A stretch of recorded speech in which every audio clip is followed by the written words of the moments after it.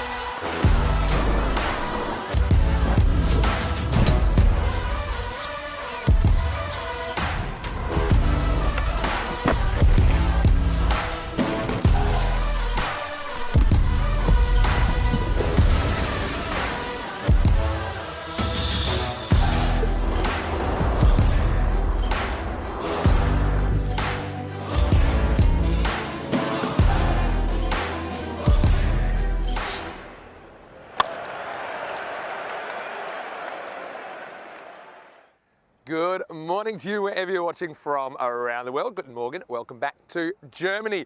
It is the start of a new week, although we haven't really taken a moment to breathe, have we, over the last few weeks. We have been in Germany, the European Cricket Series continuing into a second week in Krefeld. It's the time that we are going to start day number 8, so 5 more matches and a pretty interesting contest to start the morning as well. Vinny Sandu here, Mr. Maximo for the European Cricket Network, and Rico Full is back with me after getting some well-needed R&R over the weekend, I'm sure. So let's start the day with match number 36, and this is the match between the Cologne Challengers. They're taking on VfB Gelsenkirchen.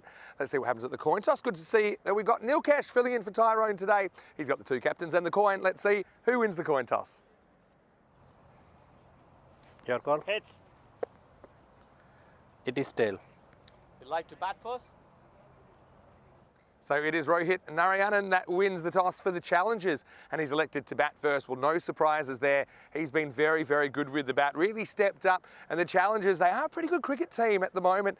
They're in a decent position with 3 wins out of 5 matches. So they'll want to win this one and keep that winning record. Again, I think you need to win more than you lose if you're going to make it through to the 4. And we're only 4 days away from finding out who those 4 teams will be. Of course, the man-cad man, he's back, Nikhil Patil, so non-strikers better be paying attention in the second half of this game because he's executed the pre-delivery run out on no less than 3 occasions in this tournament so far. But it was a week ago that Nikhil actually took a very rare 6-for, and that was in addition to one of those run outs, so effectively a 7-for a week ago. So he likes Monday mornings. Watch out for him, like I said, in the second innings. Let's talk about VfB Gelsenkirchen, though. They have a 2-1-1 record, so 2.5 wins out of 4 matches so far, and we're going to see plenty more of them over the next couple of days. The question is, can they mount a winning run and get up into the 4? I think Ace Pruss has been a revelation. His 79 not out yesterday was class. Also think he's a pretty good leg spin bowler. Hasn't really had the results, though, from his bowling that he would have liked so far. Also, I just think that VfB Gelsenkirchen, they have a good variety of bowlers. I think Mohammed Awais, he's a proven wicket taker as well, so watch out for him as well. We'll get to see him first up because it is going to be the Challengers that are batting first, so we'll get to see Gelsenkirchen in the field. Let's talk about the conditions today. It's going to be even warmer today. I think we're going to get up to around 28 degrees. Currently, it's already 21, so I'm really enjoying the sunshine. Great conditions and a great time to bring back Rico Full into the commentary box. Rico, let's get ready for the start of the day. Match 36, it is the Challengers. They've won the toss. They're going to have a bat. Thank you very much to Mr. Maximo. Good morning, everybody. It's good to be back, and it's good to be back for the start of day 8. I think we're going to have a crack. It's going to be a big one, isn't it, for a team on debut, Rwanda Sports, who haven't picked up a win so far. They've got 3 matches today, as have the team. We're going to see first up the Kern Challengers. And as Vinny said, they're in a good position. Let's see what they can, where they can finish up with, if they can get those victories under their belt today. Let's have a look back at what we saw yesterday, day 7. Well, it didn't start very well for the Action Rising Stars. They just managed to get 84. They were bowled out with a ball to go. And the Kern CC made, well, easy work of it, really. They won with 25 balls to go. Player of the match in that one, Manat Wanwar, who's been batting well and using his spin pretty effectively. So good start for Kern CC. And, but they knew they were going to get a bigger test a bit later on against the Spartans. Match number 32. We saw VFB Gelsenkirchen in action, and well, wasn't there some action as well? Their top trump, the ace, was in good form. Ace Prus, 79 not out of just 26 deliveries, and what a finish he had to his innings when he took a bowler for 34 in the last over. Action Rising Stars, 117 for 5. Just going to get going. A good victory by 29 runs. And then again, Kern CC were in action. This time they just weren't able to get going with the bat. Sansar Sankar, their captain, 34 of 19. But it wasn't enough. They got 100. And the Bayer Spartans, we know this team, they've got some good batters in their side. And their captain, Mohammed Asif, is in good form. He scored 49 not out of 21. But once again, the player of the match was Shazib Khan. He's been batting superbly well. 48 not out of 22 deliveries, giving Spartans the victory that they needed. And, well, next up, match number 34 was going to be, once again, another great match. We have seen so many 5-wicket hauls at the moment, the hat-tricks, and we were seeing another as well. VFB Gelsenkirchen, 70 all out, and that was Sazeb, 5 for 13. Oh, what a great bit of bowling from him. Picked up the hat-trick as well, and Golden Star Bond got those runs pretty easily, thanks to, again, Naeem Khan.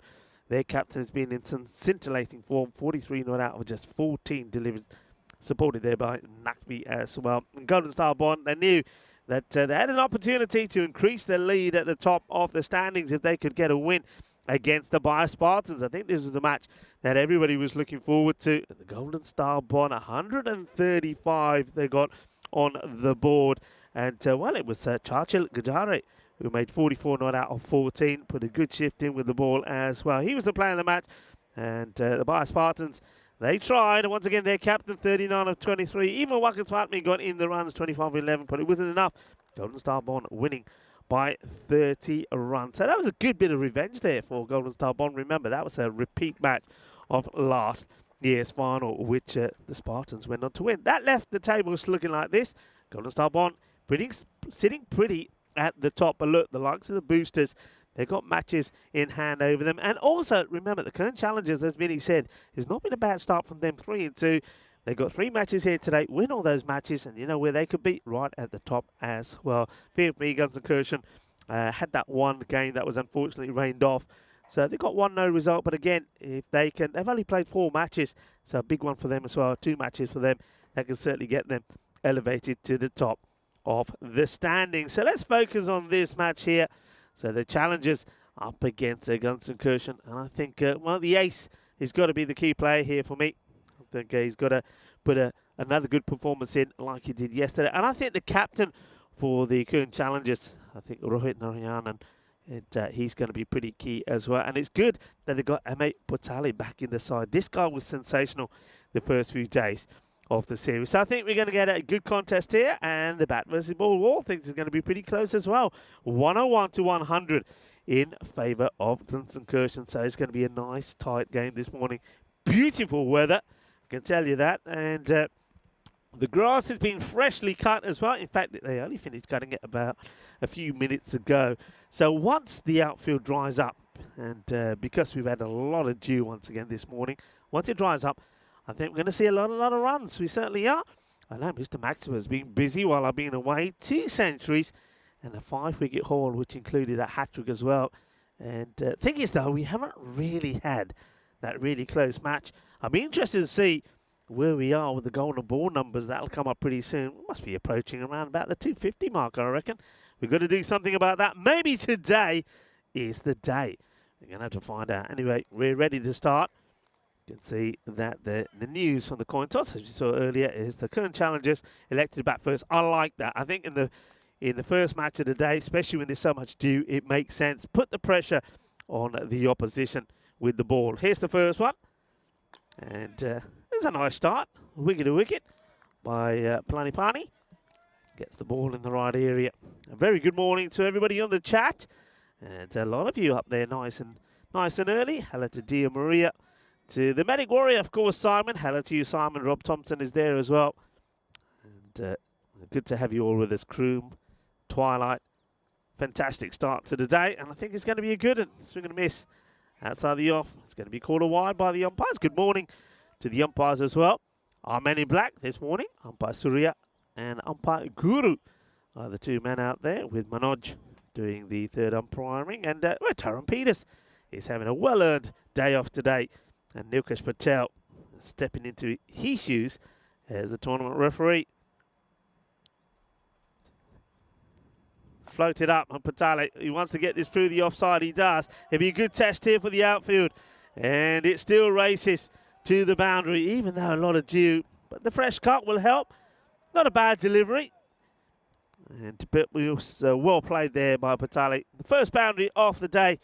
Of course, is the start of day number 8. And Ame Patale is off 4 runs. So the current challengers. They'll be looking once again, I think, for around about 120 to 130 if they can get there. We've seen those sort of scores posted. And we've seen some high chases as well. So they want to make sure they can get there. So power play becomes key. Another dot ball there from the bowler, Rubesh. Rubesh running up and getting the ball. Well, he's sticking to keeping it in that sort of corridor of outside the off stump. Hello to Ivan B as well in the chat. Nice to have you with us, Ivan. Solid defensive shot play there. It's a good comeback from Rubesh. Glorious day, and first thing in the morning here, of course, I think we mentioned this before, where we're situated. It's a case of squinting to have a look out there, because, well, the ground is glistening as the sun caresses this beautiful ground. That's a nice stop by the fielder. A bit of hesitation from the batters. It's a direct hit. I suspect he's got there. They'll go upstairs and have a look. If he's grounded his bat, I get the feeling that Ame Patale is home. But there was that uncertainty. Just look at this. They play the shot. They look at each other and sort of yes, no, yes. And then in the end, I think Patale is committed to go. Now, does he get the bat down here in time? I think he does. Only just, though. That's what I wanted to see. If he didn't put the bat down here, he would have been gone. So he could have actually started sliding it in from a little bit earlier, but he took his time. But it was down enough. Very close, but I think he makes it. Probably just have a look at this again. This is where third umpire Manoj and Nilkesh Patel will be having a look. So is the bat down? I think it's just down. I mean, there's not enough evidence there, I think, to say that he's definitely out. So that's my opinion. Anyway, it all depends what the third umpire feels. Yeah, he makes it, but by the skin of his teeth. Just see there the way he runs. It's a chance, and he's going to be gone. It's going to be a first baller for the captain, Rohit Narayan. Well, that is a huge wicket. Huge one there for Gilson Kirshen. Just watch this. He gets it all wrong. Is well pitched up, but he doesn't get this play to on the leg side. It sort of slices the bottom of the bat, goes straight up. Is caught and bowled, and it's a great start from Rubesh Panipani. He gets the wicket of the captain. It also happens at the end of the over. So 6 for 1 at the end of the first, and that's a big wicket to pick up because, well, Rohit Narayan has been in good form. Hey, folks, have a look at this. Days to go now to the Euros of Cricket. 21. In 21 days, we'll be in Khartoum, and Khartoumania will be rocking the world once more. I can't wait. I can't believe how quickly it's coming as well, of course. That is the Euros of Cricket. 31 nations will take part. Reigning champions, Netherlands. Well, we'll have a good look at the Netherlands this coming weekend, actually, when they'll be involved in the ECS here. Netherlands up against Belgium and Germany. That is going to be sensational. Looking forward to that. So, captain goes without scoring. The big wicket gets a golden duck. Next over, Amir Patale plays his beautifully. Fielder is out on the boundary. Does well. Keeps his eye on it. It's difficult. in this early morning game. This Madana Gopal is the new bowler. Good start, I have to say, from the bowlers. They're bowling in a good area. They're making the batters play. There's been nothing loose so far. First delivery for Aravind. So Noel Aravind just has a little whoosh at it outside the off again. I think now the innings here of particularly Ame become quite important. Got to try and bat most of the innings through. Oh, opportunity. And once again, going to highlight the fact that it's not easy in this first match. I mean, that's why I think you do win the toss and you want to field, but that's a catching opportunity that goes down. And down goes the chance to take Aravind. They could have removed him without scoring as well.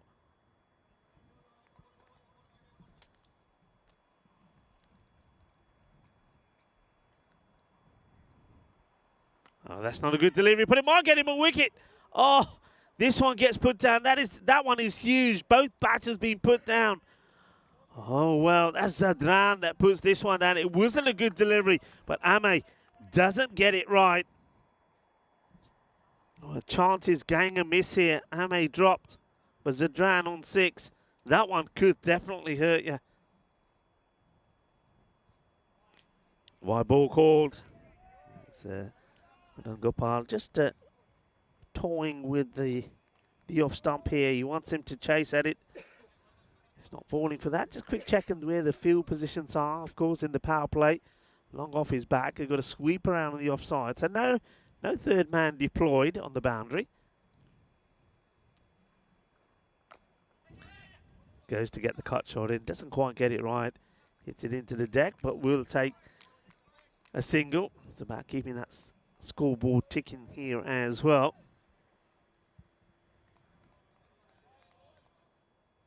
Well, harsh on the chat. Being a little bit harsh, he's saying poor batting. Yeah, it's early on. I think it's trying to adjust to the conditions. One thing I will say also about the early mornings here, and I think this favours also the fielding side, is I do believe that this artificial, like many that I know, if it has a little bit of moisture on it, then the ball comes through a little bit quicker as well. So that's an advantage for the bowling side. I know there's plenty of disadvantages I mentioned. The ball's going to get wet. It'll get heavy. It'll be harder to control, harder to catch. But I think if you are able to keep the ball dry, you'll get more response on the wicket this time of day as well. So it's not easy for the batters either.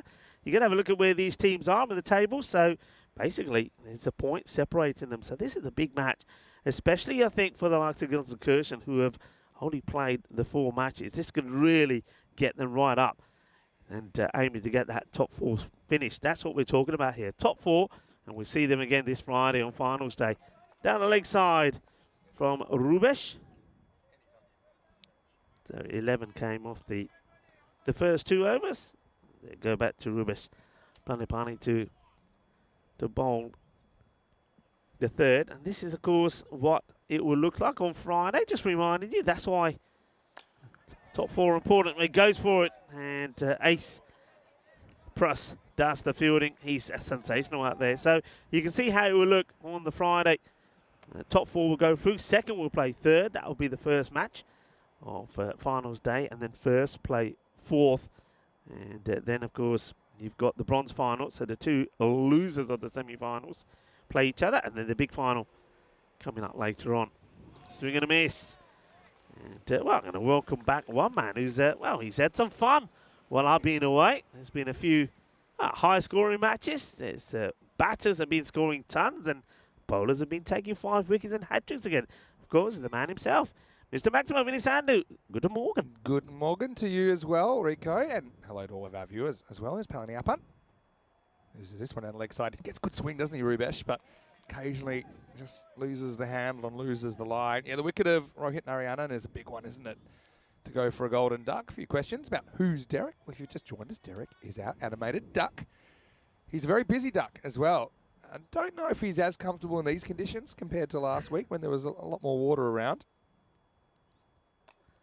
This goes up and over the top, and this is going to be another boundary now. The field's just had a haircut, hasn't it, Rico, this morning? So it's kind of countering the fact that there is some early morning dew. The ball's still running pretty quickly across it. Yeah, I mean, this part, anything down to fine leg or third, the ball has raced away. I don't think anything's held up or got stuck there. So that's always going to be runs. And as I touched on earlier, they haven't got the third deployed. They prefer to have the 2-man out. Looks like a change here now. So sort of maybe following the ball a little bit as Plani the punt comes in again to Ame Potal. And he's not, I think, becomes pretty important. They're taking on the fielder here. I think in the morning here, Vinny, as well, when you're playing shots like that, you've got to go because, as we keep touching on, it's difficult for the fielders. Yeah, it is. And there's a question from Harsh. I mean, if it favours the bowling side in the morning, then why bat first? But I think it kind of hampers all of the players. Yeah. Yeah, okay. It does hamper the bowling side somewhat and the batting side. Yeah. So yeah, it's harder to catch, but also harder to hit the ball further when the ball gets a little bit wet. Whereas this is angled in and just be single. So, look, I think we've seen this year in slightly wet condition, it seems to favour the batters. It's a bit counterintuitive, but I think it's harder to catch. These grizzly balls that we've got compared to the old kookaburras, they don't tend to get waterlogged, so I don't think they get as heavy. Yeah. And so I think you can still hit the ball quite far as Patale faces up. He goes back and he cuts into the gap, and he's going to get another boundary. So it's a bit of a wrestling match right now. A bit of an underwhelming power play, but still, Clone Challengers have plenty of batting to come. It's 24 for 1 after 3. Yeah, it's a nice looking shot. And I think they needed that boundary there just to keep them going and keep them where they want to be. I think in the power play, you'd want to be 35 plus, so they're a little bit behind here. Yeah, Harsh, just to touch on that, I don't think it favours the fielders. In fact, if you want my honest opinion, I'm saying it doesn't, because I don't want to be, I know myself, on a personal point of view, I hate the bowling when the ball is wet. I hate it. To this day, I don't like it. If you're fielding and the ball's wet, it makes it harder to catch. When you're attacking the ball in the field, it's harder. The only thing I touched on the fact that the only advantage for me that the bowling side have is that when the artificial's a little bit wet, the ball just comes through a little bit quicker. But with this sun out the way it is, I mean, that's probably already, the pitch is already dried up. Yeah, you're right, and there's plenty of sunshine here. We're going to see Ace Prust now bowling, and same thing with a wetter ball. It can't be easy for the leg spinner as we head into the middle overs. Yeah, I want to say a quick hello to everyone in the chat. Once again, hello to Simon, hello to Twilight, and hello to Parvez, who's been following European cricket since 2019. Hello to Binge Watcher. Good to see you back as well. Sada saying the field is looking so lush. It sure is, isn't it? Germany always has plenty of green stuff underfoot. Here's Ace. That's a really good ball. What a good delivery this is. And you were touching on the fact that it's got to be difficult for somebody who's bowling a bit of leg spin to get the ball in the right ear. But look at that. Look at the length, the line, and the movement. He hasn't really had the results with the ball so far, Ace, in this tournament. But you can just see he's a genuine leg spinning threat. And this time he won't quite get this to carry to the long off. So it'll just be a single, and that's Vishu Anand. He's another good leg spinning option. So yeah, the thing that impresses me with Ace Prust is he doesn't bowl too many bad balls. Some of his good balls are getting hit for 6, to be fair, but they're what I call challenge balls. And you can see that first one really ripped sideways, didn't it?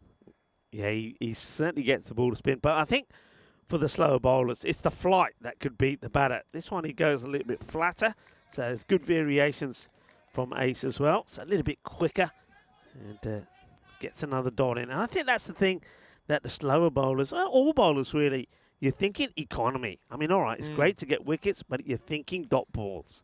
Yeah, dot balls bring wickets, don't they? Again, it's excellent bowling. It's kind of defensively pushed away, and we have the attempted stomp attempt, and then Sahasranaman almost slips over. And then it's just long single. Anyway, I think everyone wants to know, Rico, what did you do with your weekend? Did you have a good couple of days off? I had 2 wonderful days. You mentioned about the ducks. Well, I decided that I was going to check out the two parks that are nearby, the wildlife park, which was fantastic. And also yesterday I went to the zoo park. This is in the air, and it goes all the way. In the zona. I think there is a chance here from the fielder. It's not easy. And, of course, we won't get to see it because of the trees. It's into the sealed section. But into the censored section part of the ground. But I had a great day. I won't say it burst through the fielder's hands there, but it was it was close to his hands, put it that way. And yeah, the result 6 runs, just a fraction short from Price. It's nice to see you getting back to nature. I know you like to get out and about I love it. in the outdoors, don't you? It's good. I mean, the weather was good. It's a good day for walking. So I took a walk, about an hour walk to the first place on Saturday.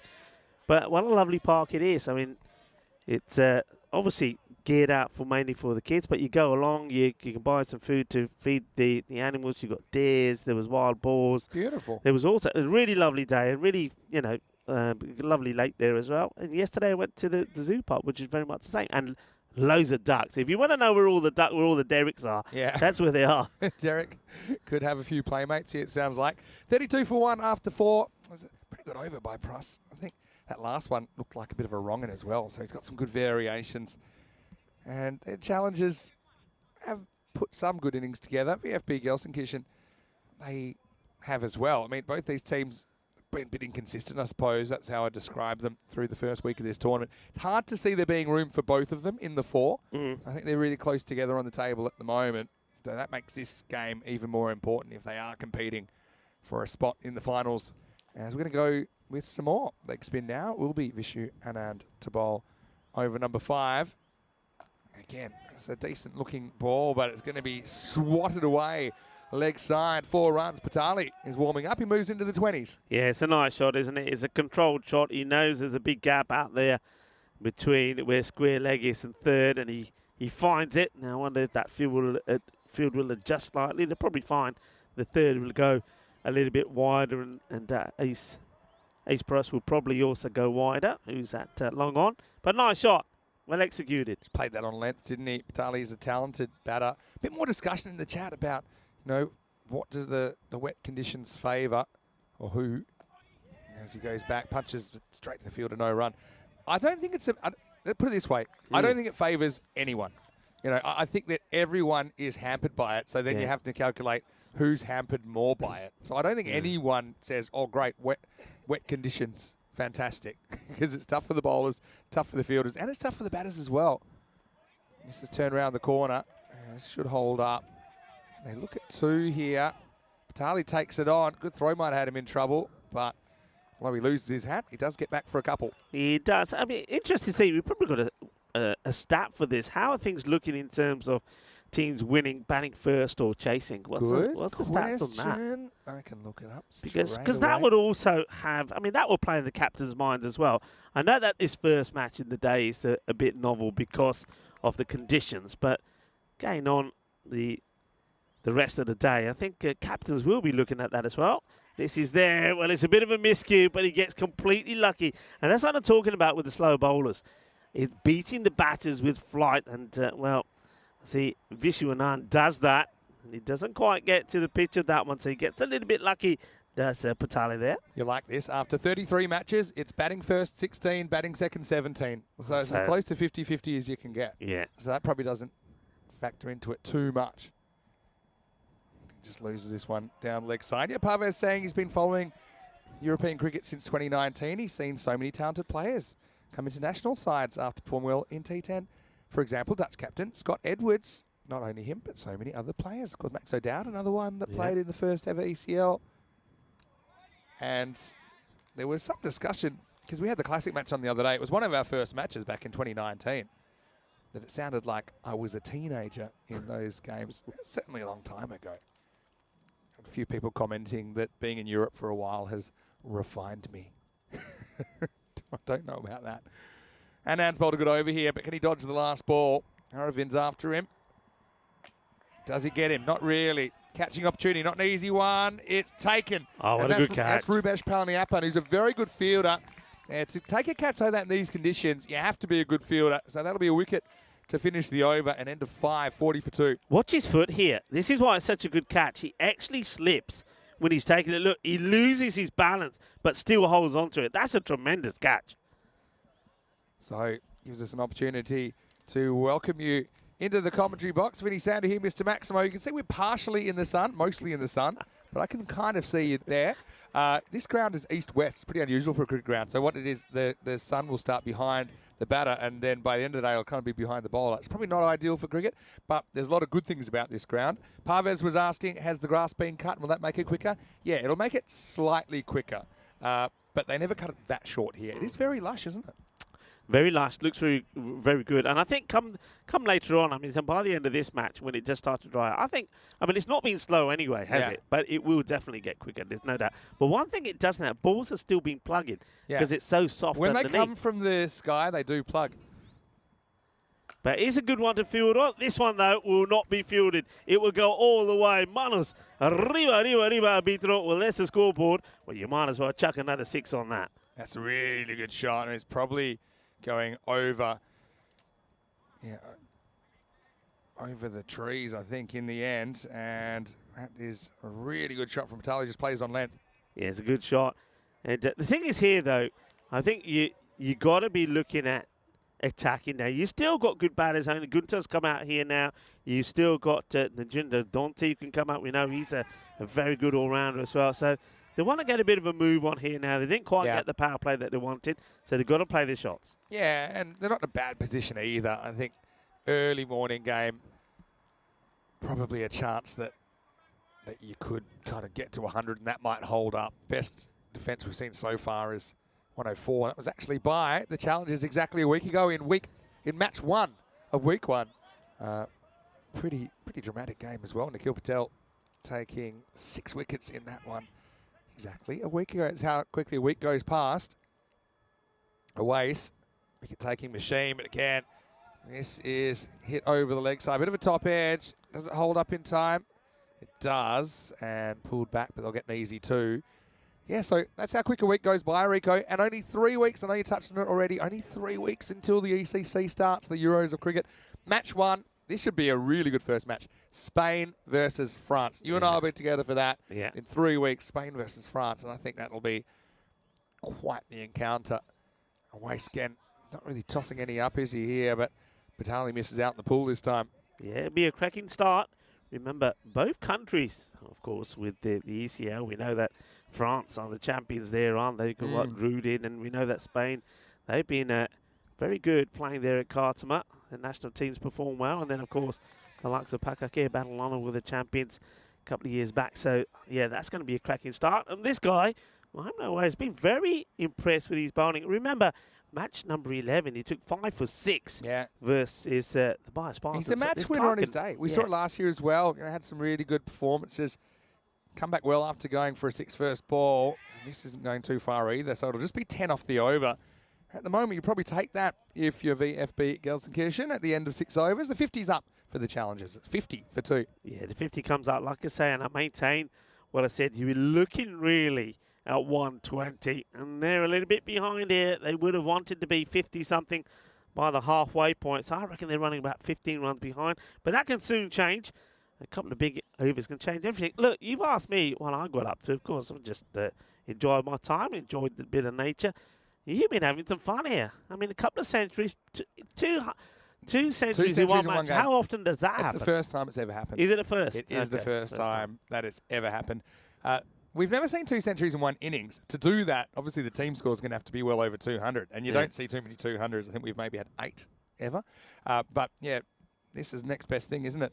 As Pruss is back, he gets dragged leg side first ball to a bit of a gap, so they think of 2. They think against it in the end. Again, it's pretty well bowled by Ace, who we're likely to see opening the batting in the second half of this game. He batted really well yesterday, 79 not out, with 34 taken off the last over. Yeah, but, I just love seeing things we haven't seen before, and that is something we've never seen before with 2 centuries in the one match. Not just that, it's only the second time we've ever seen a team win a match without taking a wicket. Again, this is going to be called a wide. I really like that he actually spins the ball. It's a bit retro. Yeah. That one probably just spun a bit too much, went over the line, but I think it adds a variable which is tough to counter, because then you're wondering if it's going to spin, how much it's going to spin. So it's Gunther facing up. And he gets beaten by that spin. Good bowling. Yeah, it's good bowling. And the thing is here, I would reckon that a lot of these batters, I mean, they've played spin before, but not where it's turned so much. So you can see they're not moving their feet at all. So he's challenging them basically to say, right, if you want it, you've got to come out and meet it. And he wants to play it at the back foot. And look at the variation there. There's good bounce in this pitch as well. But have a look. Occasionally he will kind of bowl one out of the back of the hand, or at least over the top. So just, this is one that doesn't spin right to left. Look at this bowling. It's like an over spinner, so it just kind of hurries on. Yeah. So it's just good thinking as well by Pras. Now again, that bounce does everyone, in fact, Patali and the keeper. It's Punith Murugesh behind the stumps today for VFB Gelsenkirchen. He's a good talent, though, isn't he? 19 years old, isn't he? 19 years old. So he's certainly going to become a fine young player. And already, after his knock yesterday and seeing him bowl here, you can see that, well, we're gonna hear a lot of this guy. Look at that bounce. The bounce again. It's not easy to cut that because it's just climbing on you. Yeah, I mean, he should have ambitions to play international cricket. No doubt about it, especially with his German citizenship. As this is up and it's in the air and it's catching opportunity and it's taken. So Anand helps out his spin twin with a catch down there at long on. Again, I think it's that bounce. It takes it higher than the right-hander thinks, and it's more or less a top edge. Gunter found it hard going there against Pras. He's going to go for 1 off 4. That's also at the end of the over. Pras finishes with very tidy figures of 1 for 11, 7 overs down. It is 54 for 3. Yes, we have been talking a bit about the ECC this morning, haven't we? And the fact that it starts in 3 weeks' time. Well, I've got some news from the weekend. Well, Dave B, our very own from the YouTube chat, he'll be there for the last week and a bit. So I think he's coming from the 7th to the 21st. So actually he'll be there the last 2 weeks. So he'll be there for Group E and Group F and the Championship week. So isn't that great that Dave B will be there? It's going to be fantastic. And, well, Dave will be there, and I reckon he's going to lose his voice because there's only so many Sweet Carolines you can call, and this one isn't one of them. It's going to plug just before the fielder that comes in. So, Dave, yeah, it's going to be great to see you there. And, of course, anyone else that we know in the chat can make it there as well. Yeah, I'm not sure if he's popped in just yet, Dave B, but he might even be there for the Group D final. He gets in on the Saturday afternoon. Such an exciting format, though, with finals every 3 days in the group stage. It really keeps the tournament moving at a breakneck pace. Anand's back. And yeah, one thing the VFB have done really well, they've utilised their spinners. So they kind of got 3 genuine spinners, don't they, in Pras and Anand and Awais. And they complemented with a couple of decent paces, including the captain Palaniappan. Right on cue. Well, is that gone? He's scooped himself under that. Well, that's a really good catch. I was going to say it wasn't the best ball from Anand, a little bit short. And Hassamrat is going to have to go without scoring. That's an excellent piece of fielding. And so it will be the 4th wicket to fall, 55 for 4. Yeah, well, I saw a few of these over the weekend. Well,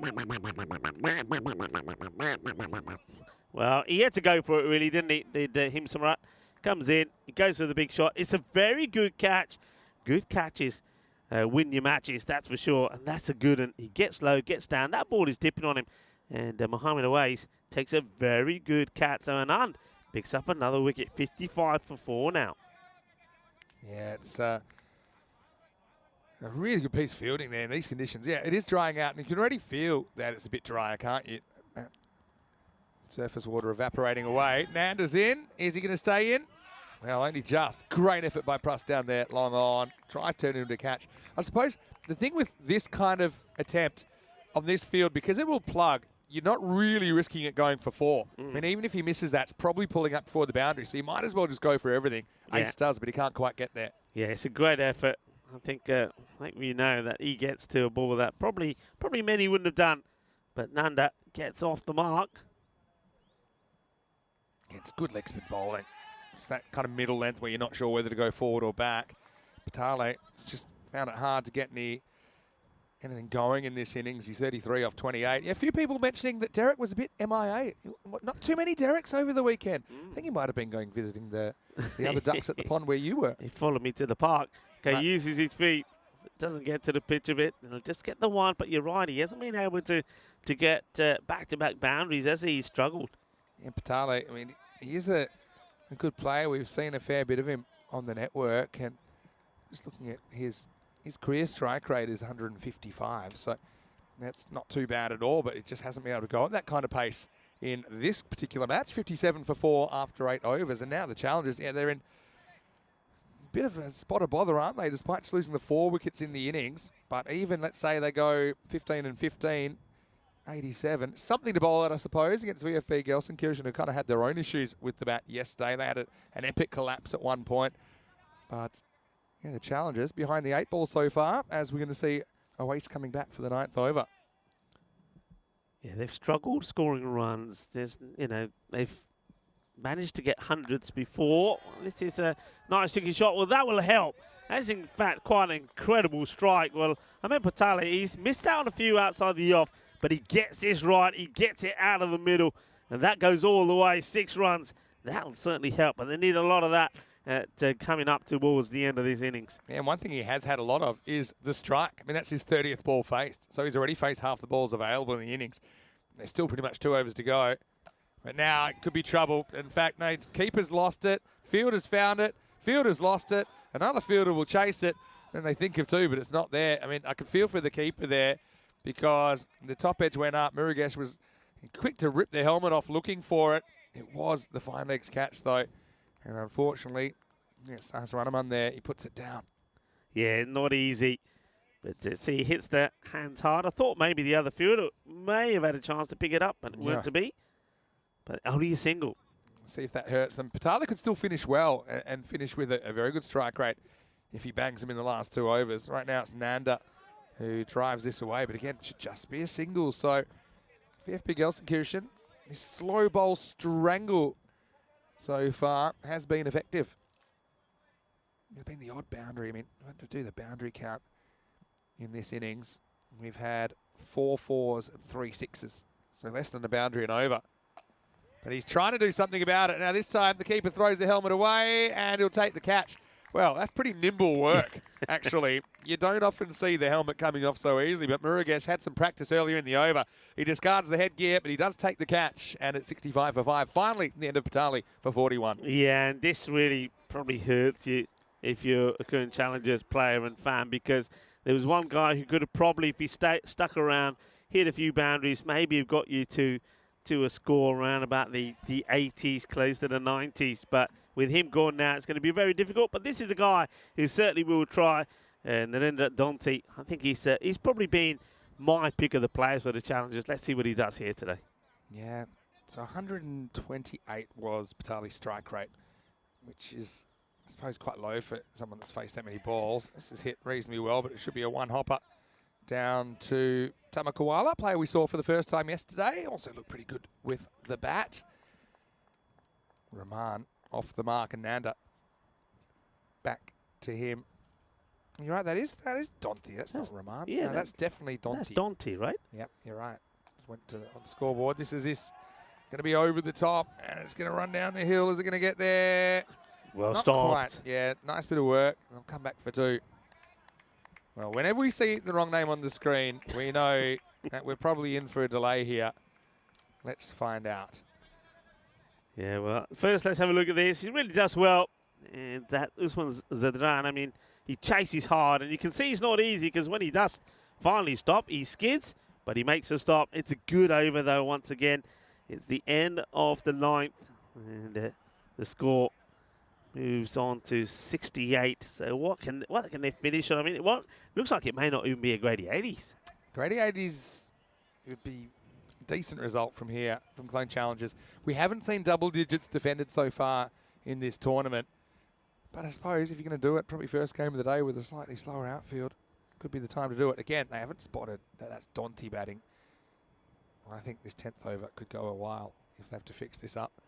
Anyway, he's facing up right now, and he gets smashed away. Well, that's going to go all the way. Maximo! Oh, Nagendra Donti. He is a guy who we know can clear the ropes, and probably the only shame for Challengers fans, he won't face that many balls in this innings. Yeah, it always surprises me, when you know some players, you know what they're capable of, and you don't see them coming out early enough. This guy can crunch the ball, and he shows that there. Right, they're into the 70s, 5 balls to go.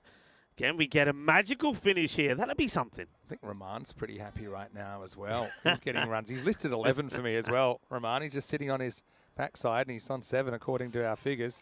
Although the next one is a big swing and a miss. Donti misses out. Yeah, he got a little bit overexcited, didn't he? But good comeback from the bowler.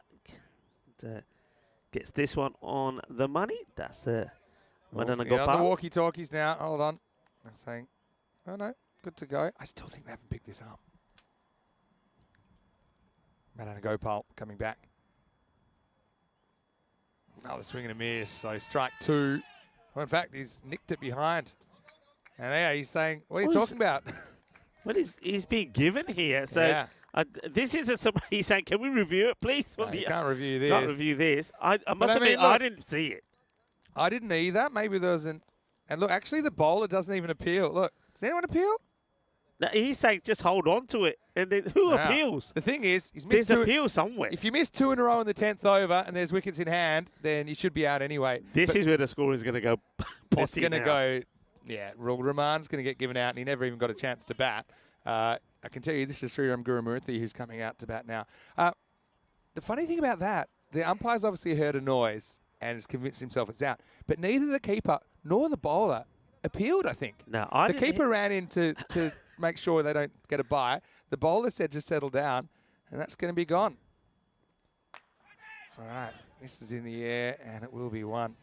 And yeah, it's still, Rahman, he's been given. I'm very surprised that they haven't sorted that out. But I'm sure they will in the break. Yeah, they get it Never sorted. fear. I was very surprised that Dante was given out. Maybe he thought, hey, you're not meant to be here, get back. But yeah, that was a surprise. There was an appeal from somebody. There was somebody who appealed, and the umpire gave it out. I suppose it only takes appeal. Well, this one is the attempted slower ball. I think it's okay on the height. I think it is dipping. It's worth having a look at it again. But it's 4 runs, so they're getting to that 80 score. Yeah, I think it just dipped at the last moment. Was that slower ball? And I think that's probably fine. And well struck. Gets his first boundary. Does Sanjay Nanda. Takes him 4 balls to get there, but he hasn't had a lot of the strike, to be honest. I think it's just that slow start and losing the captain, Rohit Narayan. Very first ball doesn't help. Well, they're swinging. This will be an easy one. And Gurumurthy is going to be run out of the last ball of the innings, so they don't quite get to the 80. It'll be 79 for 7. And watch this again. They had to go for it, I suppose, but good from the keeper. I think Puneeth Murugesh has been very good behind the stumps. He's done his job well. And another team that have done their job very well, you got to say VFB, Gunston Kirshen. And they were put in the field, but they did really well. I just like the fact, I think Vinny touched on this earlier, I like the fact that they used the slower bowlers. Yeah. I mean, it's difficult to bowl quick on this. They used the slower bowlers, they bowled a good line, and the batters just weren't able to get the ball away. They weren't able to cope with pace off. But that was a big wicket there. That was huge. So that was a cordon bowled of Rohit Narayan, the captain. And Rubish touched really well. But, you know, the bowling here, look, this is Ace that came on to bowl. All right, yeah, he did get hit for 1 big maximum, but he just bowled really well. And when you have a look at the bowling figures, all the bowlers can take pride in what they did. And then, well, fielding, that was a great catch from Rubish. I mean, he loses his footing, and he was sliding around, but still kept his balance and took the catch. And that was a straightforward one, wasn't it? Nice and easy there from Vishu Anand, helping Ace pick up a wicket. And how about that? Really nice catch there as well. And as we already touched on, catching in these early conditions not easy. That was a good stop there from Ace. When he comes in, dives forward, only kept it to 1. That was a big hit. And we thought that maybe that things could get started there, but it weren't to be. That was the end of Ahmed Patali, as that once again you see the wicketkeeper, even though he did take his helmet off very quickly, still had to contend with the glare of the sun early this morning. Then Dante came out. Yeah, it was Dante. He clubbed 1 big 6, and then he missed out on a few. And then this one, well, was a surprise to everybody because there was no appeal from either the bowler or the wicketkeeper. And it was almost like the umpire, when I watched that again, I know what happened here. The umpire gives it out, then puts the finger back down again, and then the wicketkeeper says, hang on a minute, you put your finger up. How's that? And the umpire put the finger up again. I suppose he could have not. And anyway, that's the end of the innings. It's going to be a low-score one from Curran Challengers, the team. I say they've struggled. They've normally got around about the 100, the 90s, 100, more often than not 90. Don't forget, in that Curran derby, they did score 153 in a really high-scoring, entertaining game. That was match number 16. but they weren't able to do it this time round. Let's have a look at the scorecard. Well, it may not appear because they may be sorting a few things out, but I can tell you that Ame Patale, 41 of 32, was the main contributor there, and but nobody else really able to give him too much support. You saw batters come in, the likes of Aravind, and also there like Sanjay Nanda and I suppose Dante hit a few away. But it wasn't to be. The bowlers though, very impressed with what I saw from the bowling. We saw 2 wickets there from Vishu Anand, 2 for 9. And well, the most expensive was Mohammad Awais, who went for 1, who took 1 wicket, went for 21, but all the others were good. I mean, Rubesh Planipani, 1 for 19. Madan Gopal, 1 for 16 off his 2 overs. And Ace as well, picking up 1 wicket, only conceding 11 runs. One of them, remember, was that big 6. So well bowled, well fielded, and you put yourself in a good position. Myself and Mr. Maximo Vinny Sandhu will return in around about 10 minutes time for the conclusion of the first match on day 8, match number 36. Join us in 10 minutes time.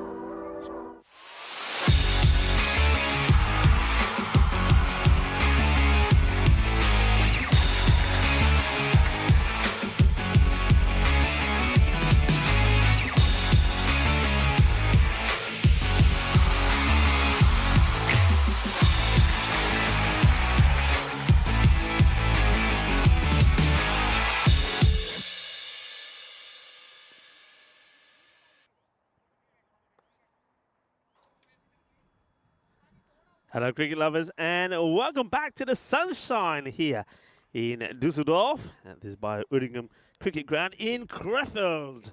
You're watching the European Cricket Series here in Germany, and well, we're going to see if we can see the current challengers defend a low score. So target 80 for VfB Gelsenkirchen, and they would be expected to get there, but we know that they have struggled, and well, talking about their struggles, don't forget this is the team that scored 146 for 4 yesterday, thanks to Ace Press, who batted well, and well, they're going to start off well here as Madana Gopal gets 4 off the very first. Not quite where he wanted this to go, it has to be said, but he swings hard, gets a big thick edge on this, and it flies away into that vacant third man area. But at the same team, we saw them struggle to get to 70 yesterday. They were bowled out for 70. That was when Shahzeb took 5 for 13, including that hat-trick. So they've had their woes with the bat as well. And I suppose a lot depends on this opening partnership and also on how well the ace goes, who's at the non-striker's end at the moment. So, called wide. It's a good call. It does move away. It goes past the line. Let's have a look at this again. I think that's a fair call.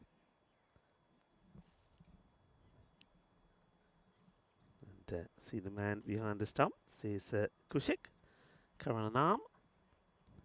Interesting, we didn't actually see him come out to bat. So he has been higher up the order. He hasn't really made any real contribution with the with the bat. I'm laughing here because he loves whipping the bails off.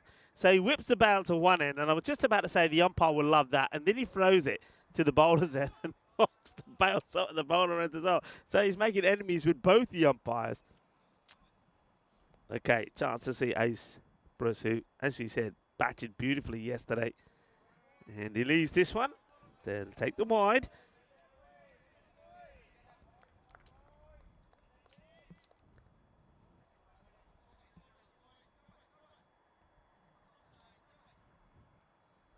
So Najenda Donti with the ball.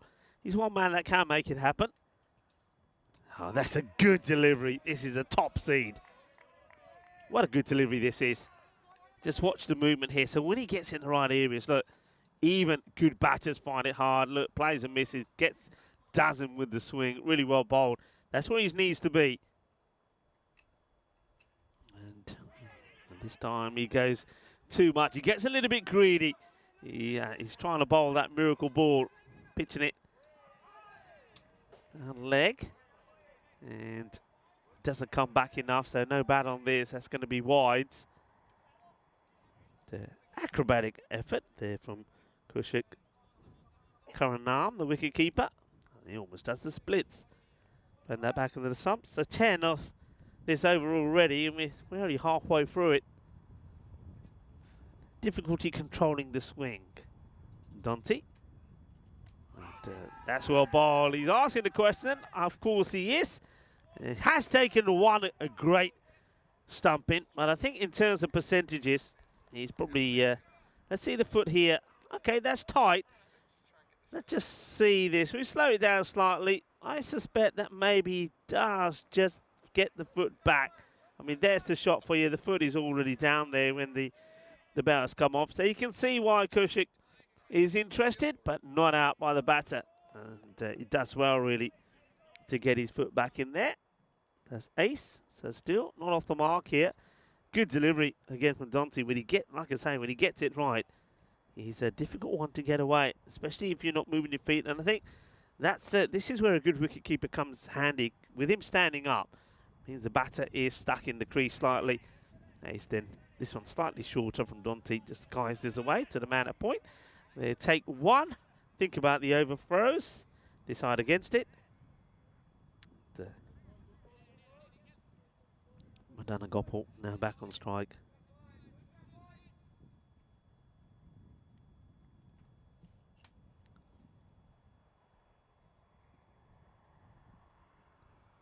And he goes for it, and with the field inside, one man comes across. It'd be a great catch if he could get there, but he couldn't.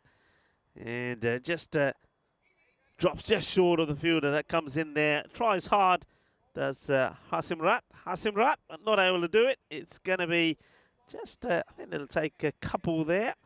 So the end of the over, and the score 13 without loss, as we welcome back into a very sunny cube this morning to Mr. Maximo Vinny Sandu. Good morning once again to you, Rico, and all of our viewers. Well, I had a bit of a plan, Rico. I know you probably were enjoying your weekend, so you probably weren't too tuned in, but I had a plan to reset the counter over the weekend. I wanted to come back and for you to see it in single digits and say, what happened? But wasn't able to. So 238 at the moment. 238 matches since the Golden Ball, and I think it worked out it's been something like 530 matches, and we've only had one Golden Ball in the middle. As we see the start of a new over. Watch out, non-strikers. Watch out, non-strikers. Yeah, Patil is in, and he's coming on quite early, isn't he? The man that has affectionately now been termed the Man-Cad Man, and that's it. And there's even songs that go with it. Krefeld saying it tabooed at #2 on the UK charts. I like it. Oh, there we go. Wow. There we go. There we go. He's tried it here. And, yeah, I think people are starting to pay attention. Oh, now it's a little inside edge from Pruss. And will that roll away? It does get there. Gets 4 runs. So, yeah, look, here's the thing. We won't talk about the shot because there's not too much to talk about there. But people are thinking that man-catting, we call it man-catting because it's an informal term. It just means run out pre-delivery. Yep. But it's easy not to get man-catted. Oh, very. And you just need to watch. And you saw it there. Now, finally, it's taken a week of ECS cricket, of it being televised, because that's the counter. It's actually really easy not to get man-catted. So then, if it's easy not to get man-catted, then is it unfair to try it? Because you look like a bit of a goose when it doesn't work out. That's the first time it's been unsuccessful. Meanwhile, Pruss is going to launch this one high, right back to the line, and 6. Maximo! By 1 metre, it gets over. Hasenrat can't do anything about it. And this has turned into a very good start for VfB Gelsenkirchen. Yeah, he's not quite to the pitch at this, is he? So he's not getting all the power in it, but he gets enough. And you can see there, just enough. So 6 runs, nice shot. He's off and running. Now driven nicely into the gap, and that'll run away for 4 more. Good batting by Pruss, continuing his good form from yesterday. He moves to 15. Yeah, come on, everybody, all together on the network. 6 and 4, hungry for more. That's a lovely shot. Yeah, too much width this time from Patil. You know the thing that surprises me more than anything else about Patil?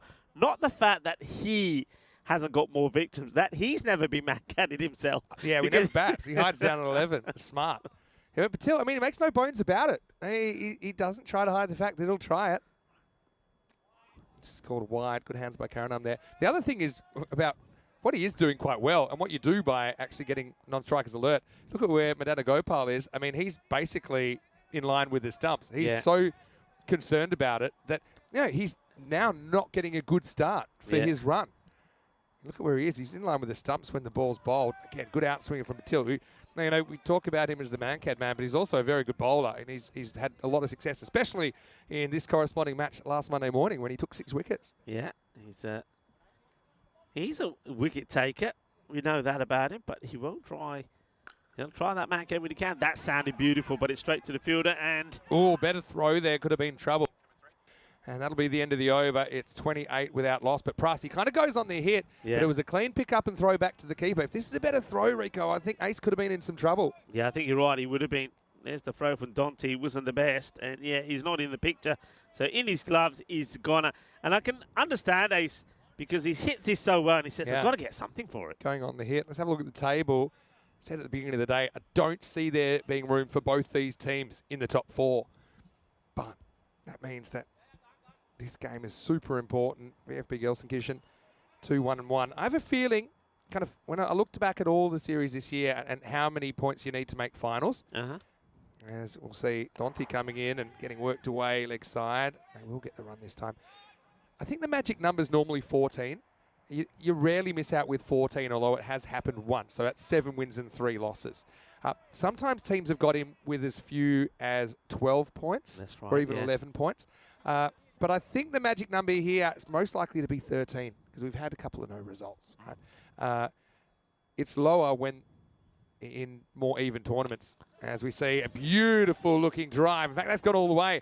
Maximo, well, that is class from Pruss. Look how he opens up that front side and drives it through mid-wicket. It's a genuine drive. Yeah. That's a straight bat shot, but it is going to go all the way, 6 runs. Yeah, he teases the bowler there. Dante goes for it, but he puts it away. Boom. Shakalagya. What a lovely shot. Dante. This time he does miss out, going down the leg side. So you need less points to get in tournaments where the teams down the bottom have won more games. So in tournaments that are more even. So you're more likely to then have a team, say 6 wins and 4 losses, have more teams around that record. In this tournament, though, you've got some like Runner Sports 0-5 down the bottom. Nice little outswinger, driven nicely. It should pull up just inside. It does, with the assistance of the boot of the captain, Rohit Narayanan. And a wild throw. They do get back for 2. Yeah, that's a nice looking shot, wasn't it? That's this area sometimes. I mean, that one is hit so well. I think if everything's nice and dry, that's 4 runs. It was a really good shot. Gets himself in a lovely position. In the end, you just need to try and win every match you can and see how it works out towards the end. So you can't really have a strategy because you're always trying to win. 2 to come in the power play. This is down leg side. Nothing on it from the batter. So this will be called a wide. Plus they'll sneak an extra one there. Now, don't forget the match this time last week, match number 1, it was Arkan Rising Stars against the Challengers. Challengers posted 104, but they just were able to take a lot of wickets, weren't they? They got them 9 down with still 30 to get, and ultimately it was Patil that sparked a dramatic collapse. But they haven't been able to get the breakthrough so far. Dante comes around the wicket now. Oh, again, it's a good outswinger. They'll get a bye this time.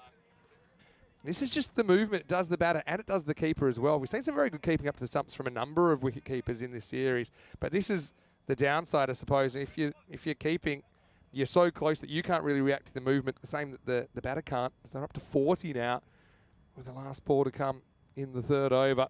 Desperately needing this breakthrough. Pruss, 23 and counting. He backs away and misses. End of the power play. 40 without loss. Yeah, going really well. Now, when you'll have a look at the like-for-like scores of 40 without loss compared to 24 for 1. And that's where, for me, the Coon Challengers lost their way. You've got to go big in the power play. You really have to. And once again, it's another team that didn't.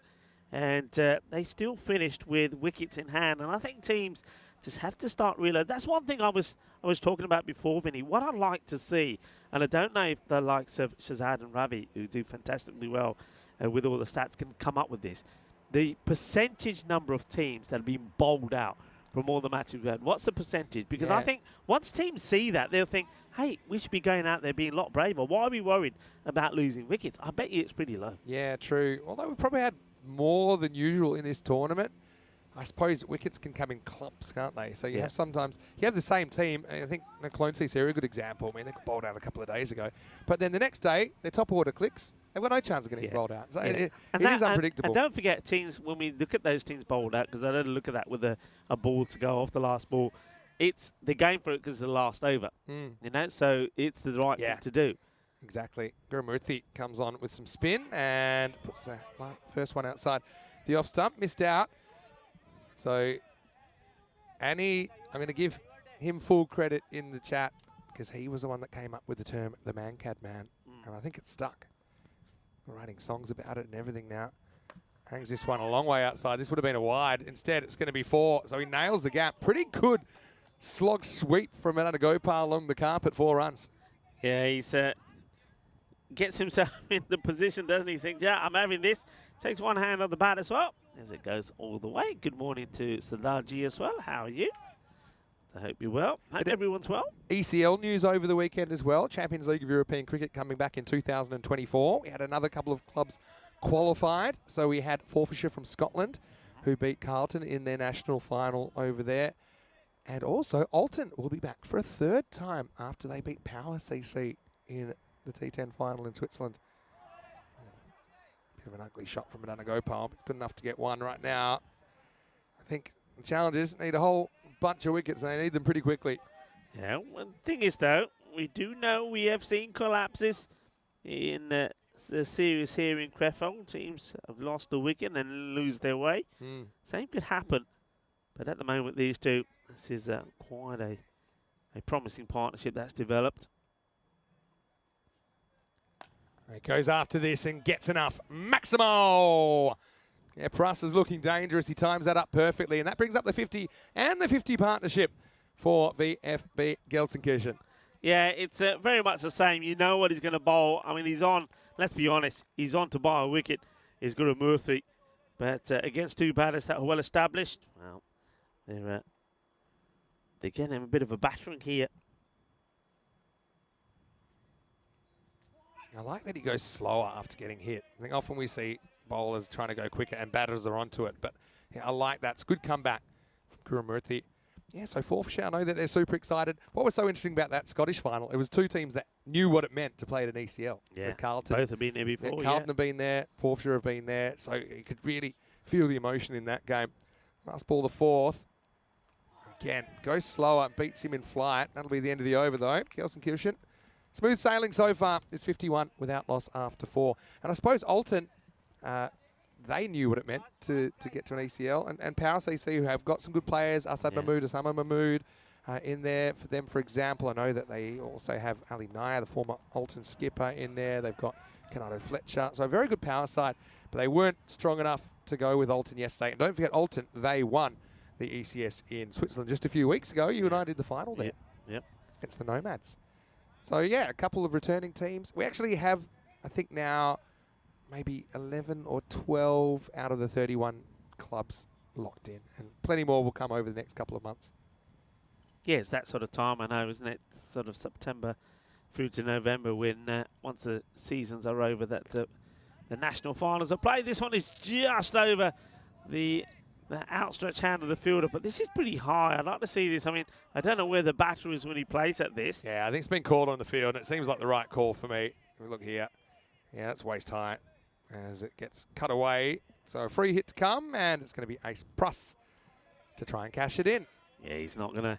You can see what he's going to do. I reckon I'm calling it. He's going to walk outside the off, and he's going to be hitting this over mid-wicket. That's going to be his plan. My only question is, how early will he go here? I like to see him trying to hit straight, though. He's good hitter down the ground. But there you go. And he hits it straight up in the air. And so it'll be a dot ball. Yep. Pretty good comeback from the bowler, Guntur. Yeah, it's one of those. You can see that Madonna Gopal is saying, hey, you should have hit that over there. But I think it's a free hit. You've got to give yourself a bit of room. He just doesn't execute it right. Now, it's a more orthodox shot through cover. Yeah, if you're facing a free hit.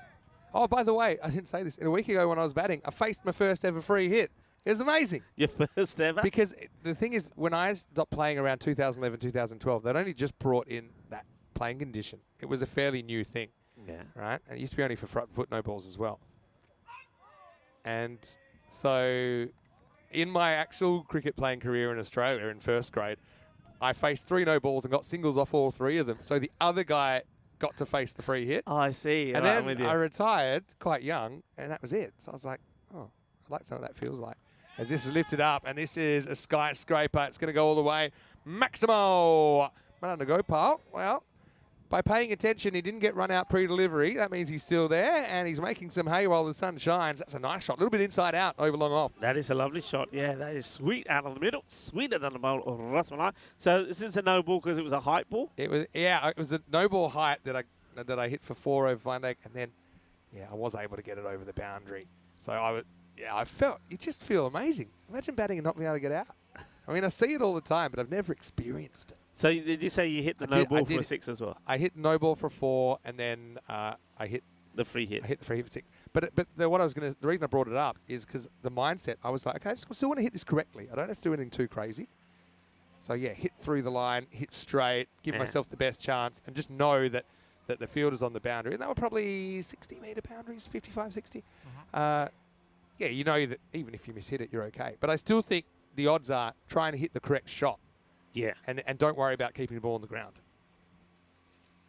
That's pretty well bowled by Gunther. He only goes for 10 in that over end of the 5th. Gelsenkirchen making pretty quick work of this at the moment, aren't they? They're 61 without loss after 5. Let's have a look at some of the events coming up. Of course, the ECI coming up this weekend is going to be probably the ECI of the season with Germany, the Netherlands 11 and Belgium. And that is a star-studded ECI.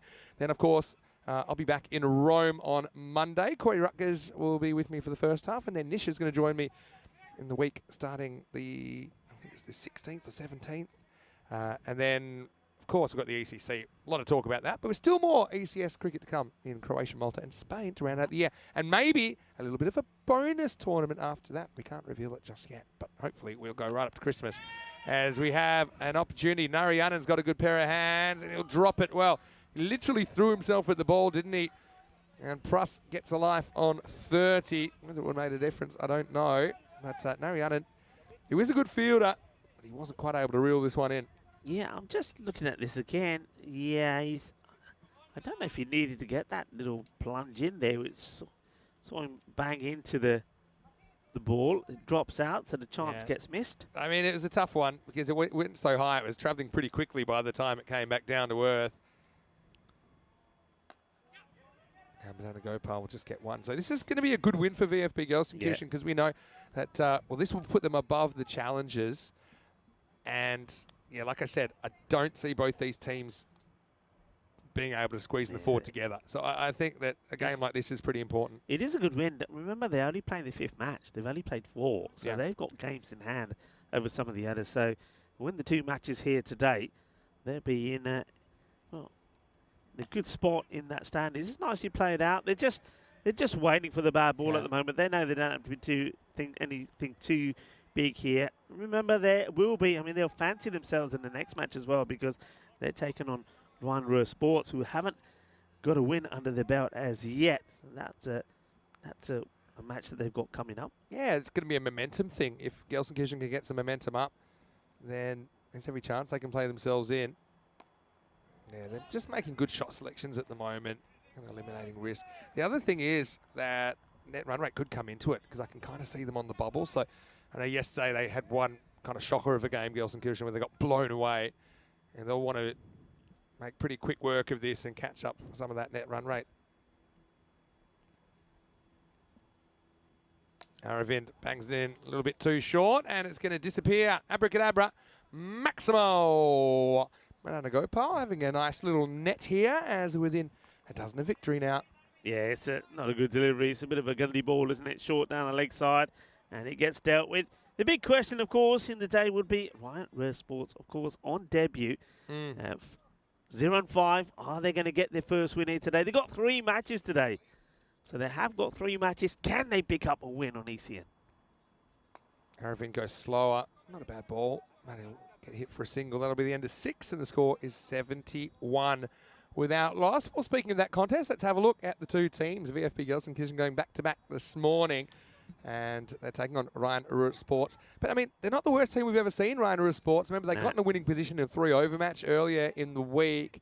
For a team that's 0-5, I think at some point they're going to get some points, and VFB Gelsenkirchen won't want it to be match 37 because all of these contests are pretty important. News from the toss is that Rhein Sports, they won the toss. They've elected to bowl, so they will be chasing in that game, and it's coming up in around about, let me calculate this, about 40 minutes' time. Yeah, they'd be happy, RRS, to have Samir Ahmed back in the side. He's a talented batter. Yeah.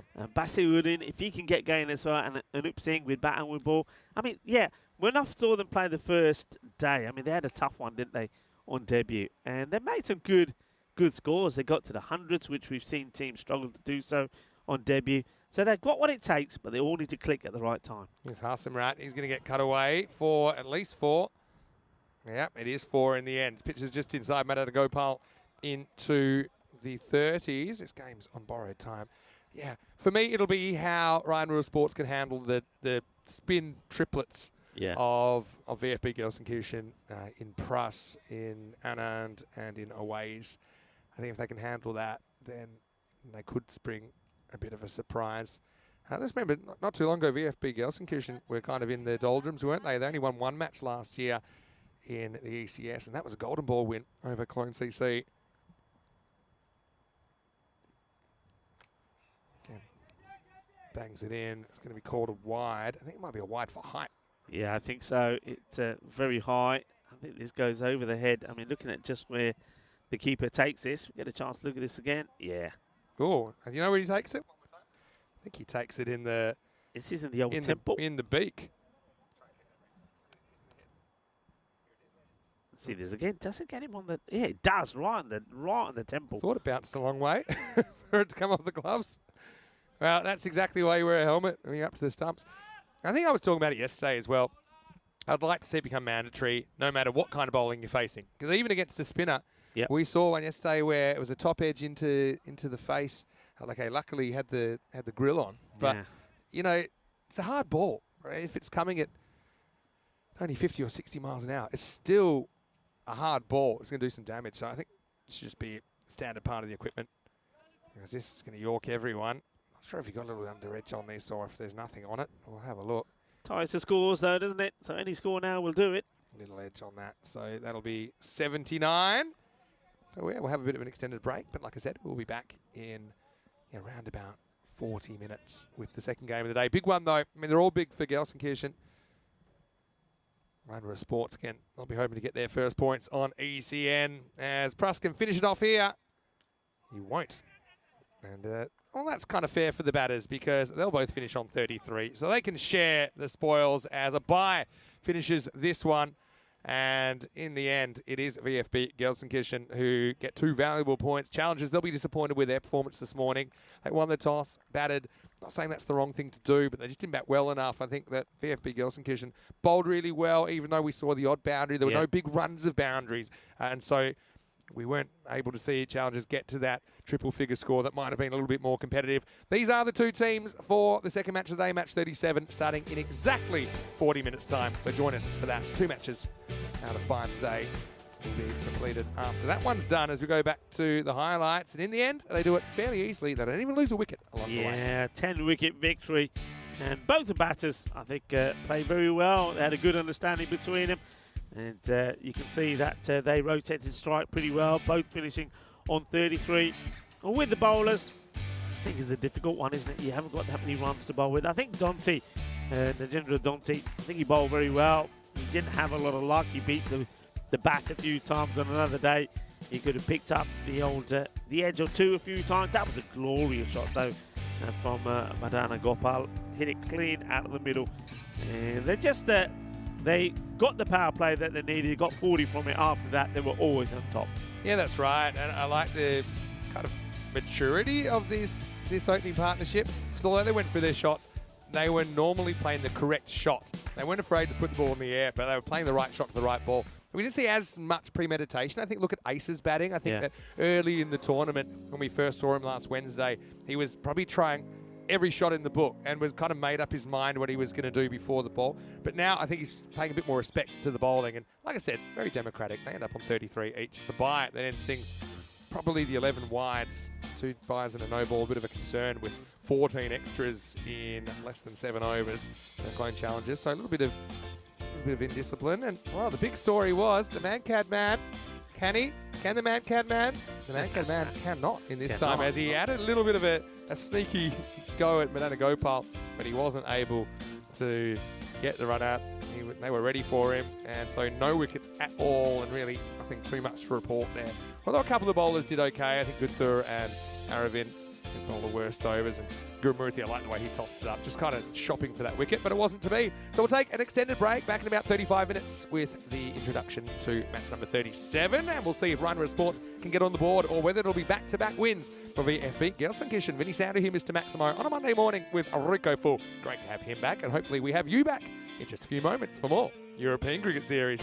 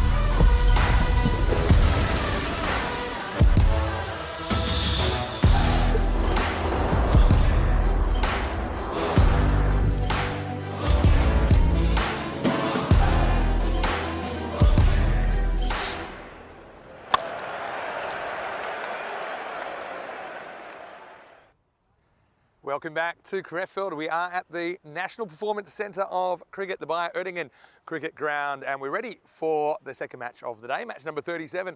We'll see VfB Gelsenkirchen, they're back and they're going to take on Rhein-Ruhr Sports. Let's see what happens at the coin toss. Nilkesh Patel has the two captains.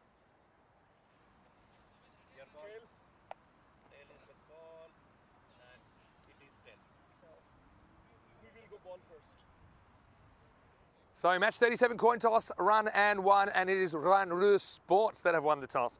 They've elected to bowl first. So look, they're a team that are in their first ever European cricket series. They've had a bit of a tough time of it through the first half. They are 0-5, so still searching for their first win in the competition. But they have had their moments, let's be honest.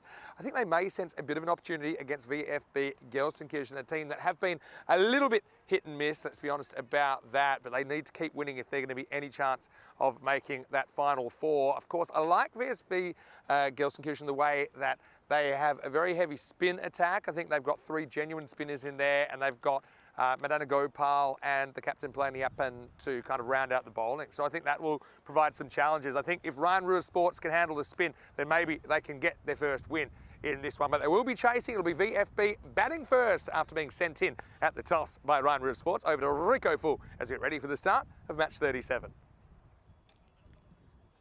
Hello everybody and welcome back to the start of this one. As you heard there from Mr. Maximo, the start of match number 37 on match day 8.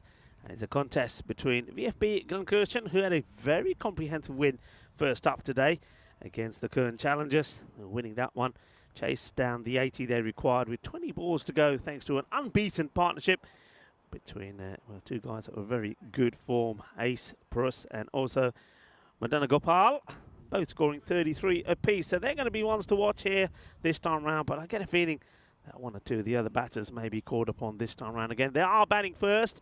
You heard that from the news from the middle. The coin toss. Nice to see Nilkesh Patel out there with the two captains. But it's a big day for Rhein-Ruhr Sports. They've got 3 matches in the day. And that graphic there tells you a story.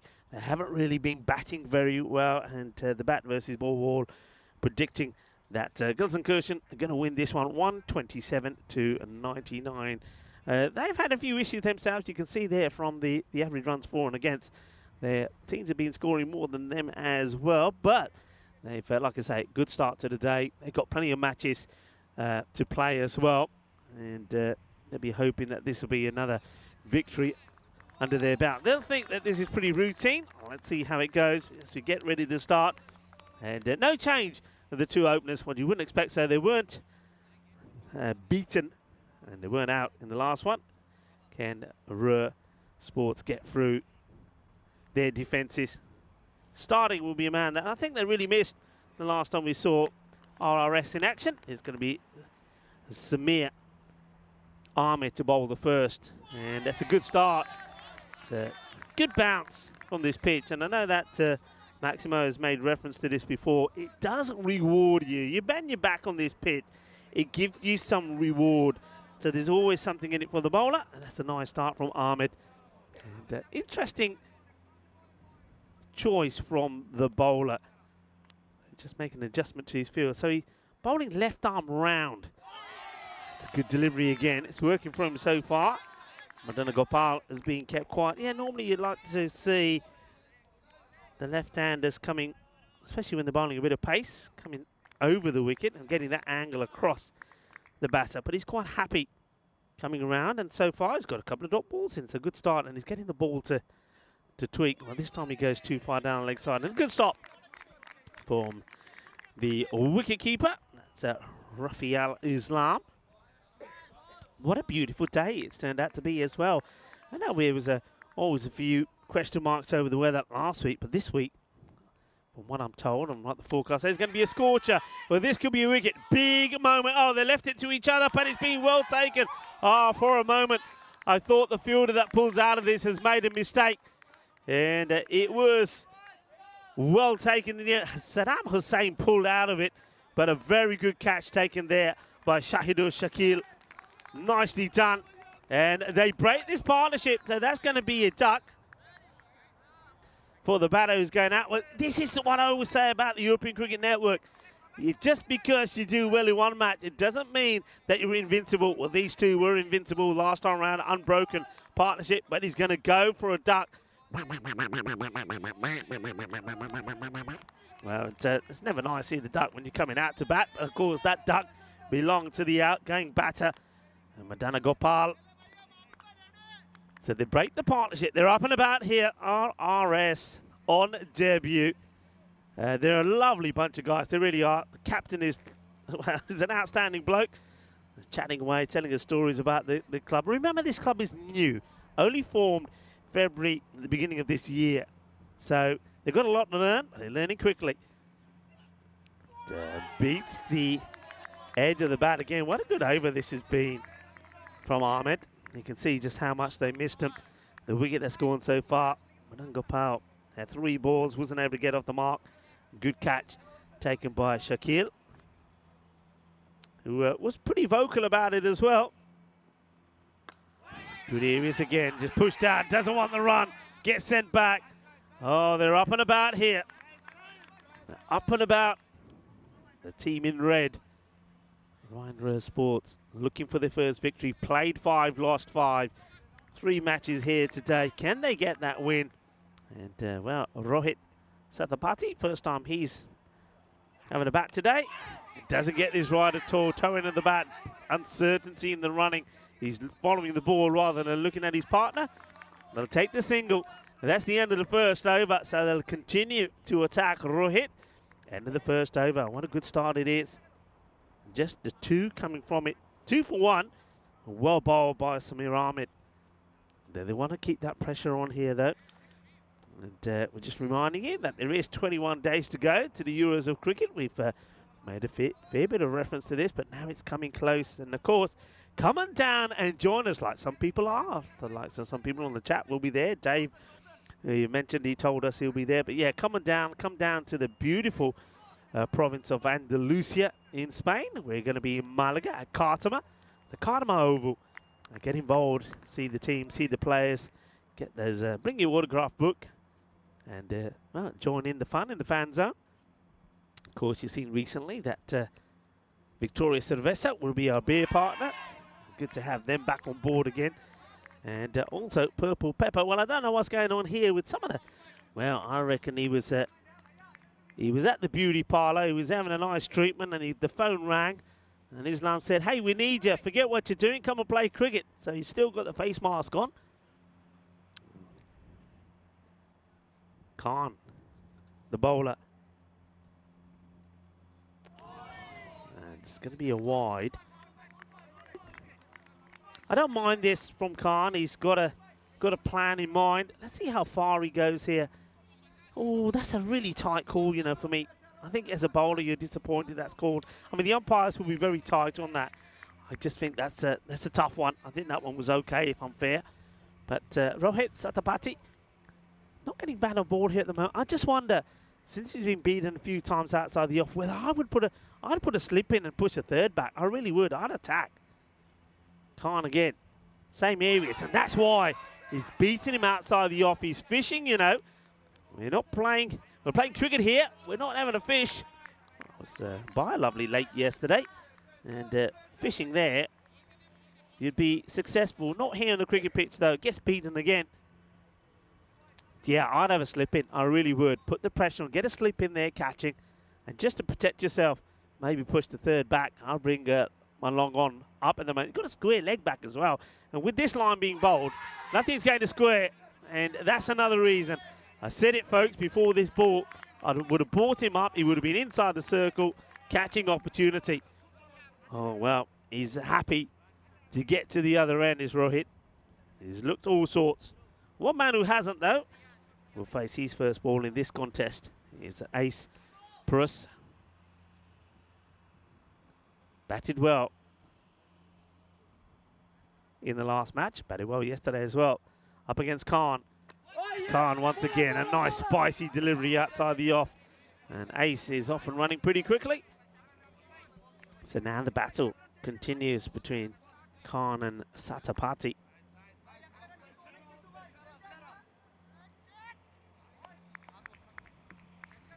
Hello to everybody on the chat as well. Lovely to have you with us.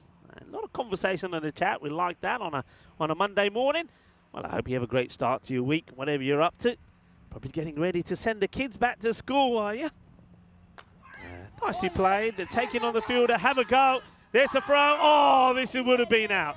This would have been out. It's a tremendous effort from Samir Ahmed. Gets the throw in. Oh, this misses by a whisker. I can tell you that now. Misses by a whisker. And that would have been a huge wicket of ace.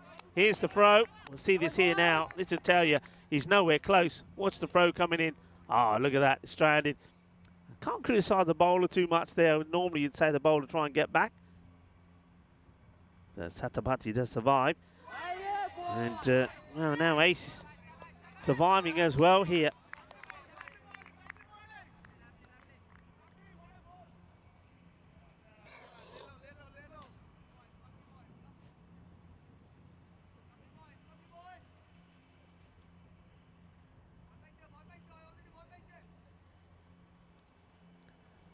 Well, some interesting sound effects there. Apologies for that, especially if you're tucking into a bit of breakfast. And this one has been clubbed. And, well, Ace, he tucks into this one. And, well, that'll see the scoreboard looking a little bit healthier at the end of that over. Still a good over there from Khan, but just a little bit short. And Ace is onto that like a flash. He gets his first boundary. The first boundary for Gilson Kirshen in this one. 11 on the board. 1 wicket down. Good positive start, though, this from the new boys, the team on debut. Of course, we've had 2 teams on debut, but PSV Archon, they have managed to get at least a win under their belt. Another team that made a promising debut, and you can have a look at that at this graphic very briefly. There they are. Well, I told you it'd be brief, didn't I? Anyway, this is nicely played outside the off. I'll take a single. Namaste, salam alaikum, sasri akal, eyeball one to our global family and everybody watching via fan code in the sub-Indian continent. Big day in America today, Labor Day. I believe that's a holiday as well, so a lot of Americans will be having this Monday off. So you're still, it's a long weekend for you. National Wildlife Day as well. I certainly enjoyed a bit of wildlife while I was off.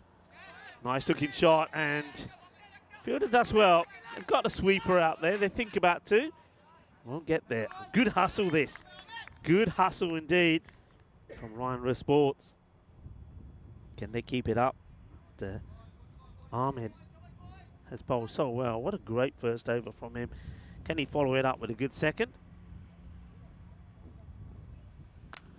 And, this is hit firmly, and it will go all the way. Manos, arriba, arriba, arriba, arbitro, porque eso es 6 carreras. And, well, he crunches this well, doesn't he? Just, it's all about the length. A little bit short, and on this pitch, you can go back with confidence, and the batter does. He clobbers that away.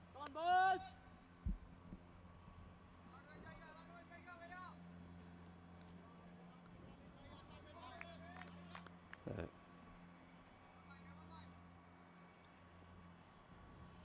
Ahmed, one more time. Tucks him up a little bit, but good running, good understanding between the 2. Oh, wow, this is going to be 5. Or is it? Oh, he stops it. Fielder comes across and does ever so well. I just thought this is going to be 5 going on the board, but well done to that man. I tell you what, wherever they bought this sunblock from, it must have been on special offer, because well, who is that who's wearing that there as well? That is Sagar Basnet. And certainly liking the sunblock. I tell you what, me and Vinny, and mentioned Vinny, he'll be coming into the queue just as I speak, as this one will go for 4. Well, we could do with some of that sunblock, because we are right in the sunshine, right in the firing line at the moment. Welcome back to Mr. Maximo, Vinny Sandu. Yeah, a few Marcel Marceau wannabes out there. They are absolutely slathered in this stuff. No chance of sunburn there, but yeah, Ryan Ruhr Sports, they've been cold so far in this tournament, 0-5. Have had a decent start, haven't they, with that early wicket of Madana Gopal. This is poked away towards the fielder, but it'll just be a single. So that was a good catch first up, as we saw Shaquille basically call off his teammate that first catch. And so I suppose communication is key right now. It's the end of the power play. It's actually 26 for 1 after 3, as we have a look at the at the standings. See Rhino Sports kind of out of the picture, but still they'll want to improve. Of course, it's their first European Cricket Series. They're certainly very capable of winning matches. Yeah, they are, and they're up for it as well. They're a good bunch of lads. They're enjoying the cricket. They're a new team, so they want to play. I was speaking to the captain, and Safiqul Islam was saying they've had a good start to the domestic league as well, T20, the all-day game. And they're saying that this is really something they really look forward. They're really happy to take part. They're glad to have been invited. And okay, they haven't had a victory yet, but they made a lot of friends. A lot of fans are supporting them, and always they're the underdogs. So I know they're getting a lot of support. Let's see if they can get their first victory today. It's a nice-looking shot. Work to be done by the fielder, and it's an acrobatic effort. It really is. I'm liking the intent from the young man there. That's Basir Udin. Makes a good effort to stop this. And Basir is another one of many of these players, Vinny, that until the start of this series have never played hard-ball cricket. So Basir is a talented young man. He's only played tape ball until the start of this series. Yeah, it's a pathway that we were seeing more and more, aren't we, in European cricket. Certainly gives you a real attacking outlook on the game. Here's Mahab. This is high up in the air. It's a catching opportunity. And, oh, it gets shelled.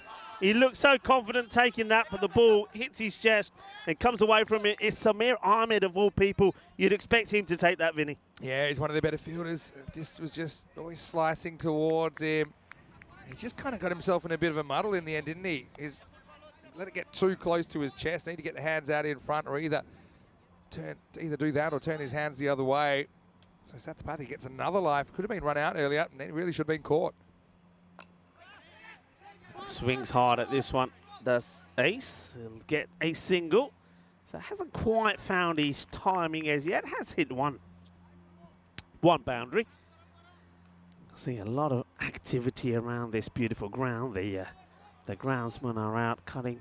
Takes a lot of time us, doesn't it, to keep it in such good shape, doesn't it? I haven't seen Maximo out there, though, the automatic robot. Yeah. Well, I haven't seen him out there this morning. Good stop, lovely take. And he does well to watch this, does Ronit, because this quite easily could have got past him. See, Maya is in the chat as well. Good morning to you, Maya. Hopefully you're well. Saying Happy New Cricket Week to everybody. Checking in from her desk. Well, she's lurking while working. That's one thing for sure. Yeah, hello, Maya. Very good morning to you. And yeah, happy Monday, happy week to you as well. It's up in the air, but it will elude the fielders. It drops into a pocket of space. They'll get the single. Yeah, Mahabubullah Khan been really effective here. Hasn't taken a wicket, but he's only gone for 16 off the 11 balls he's bowled. At the moment, Rhino Sports kind of hanging in there, aren't they? Like I said, they're playing a lot better than a team that's 0-5.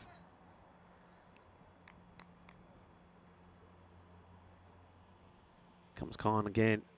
This time bowling to Ace, who he swings hard. Corner wide. I'll see this again. Umpires have been very strict on this.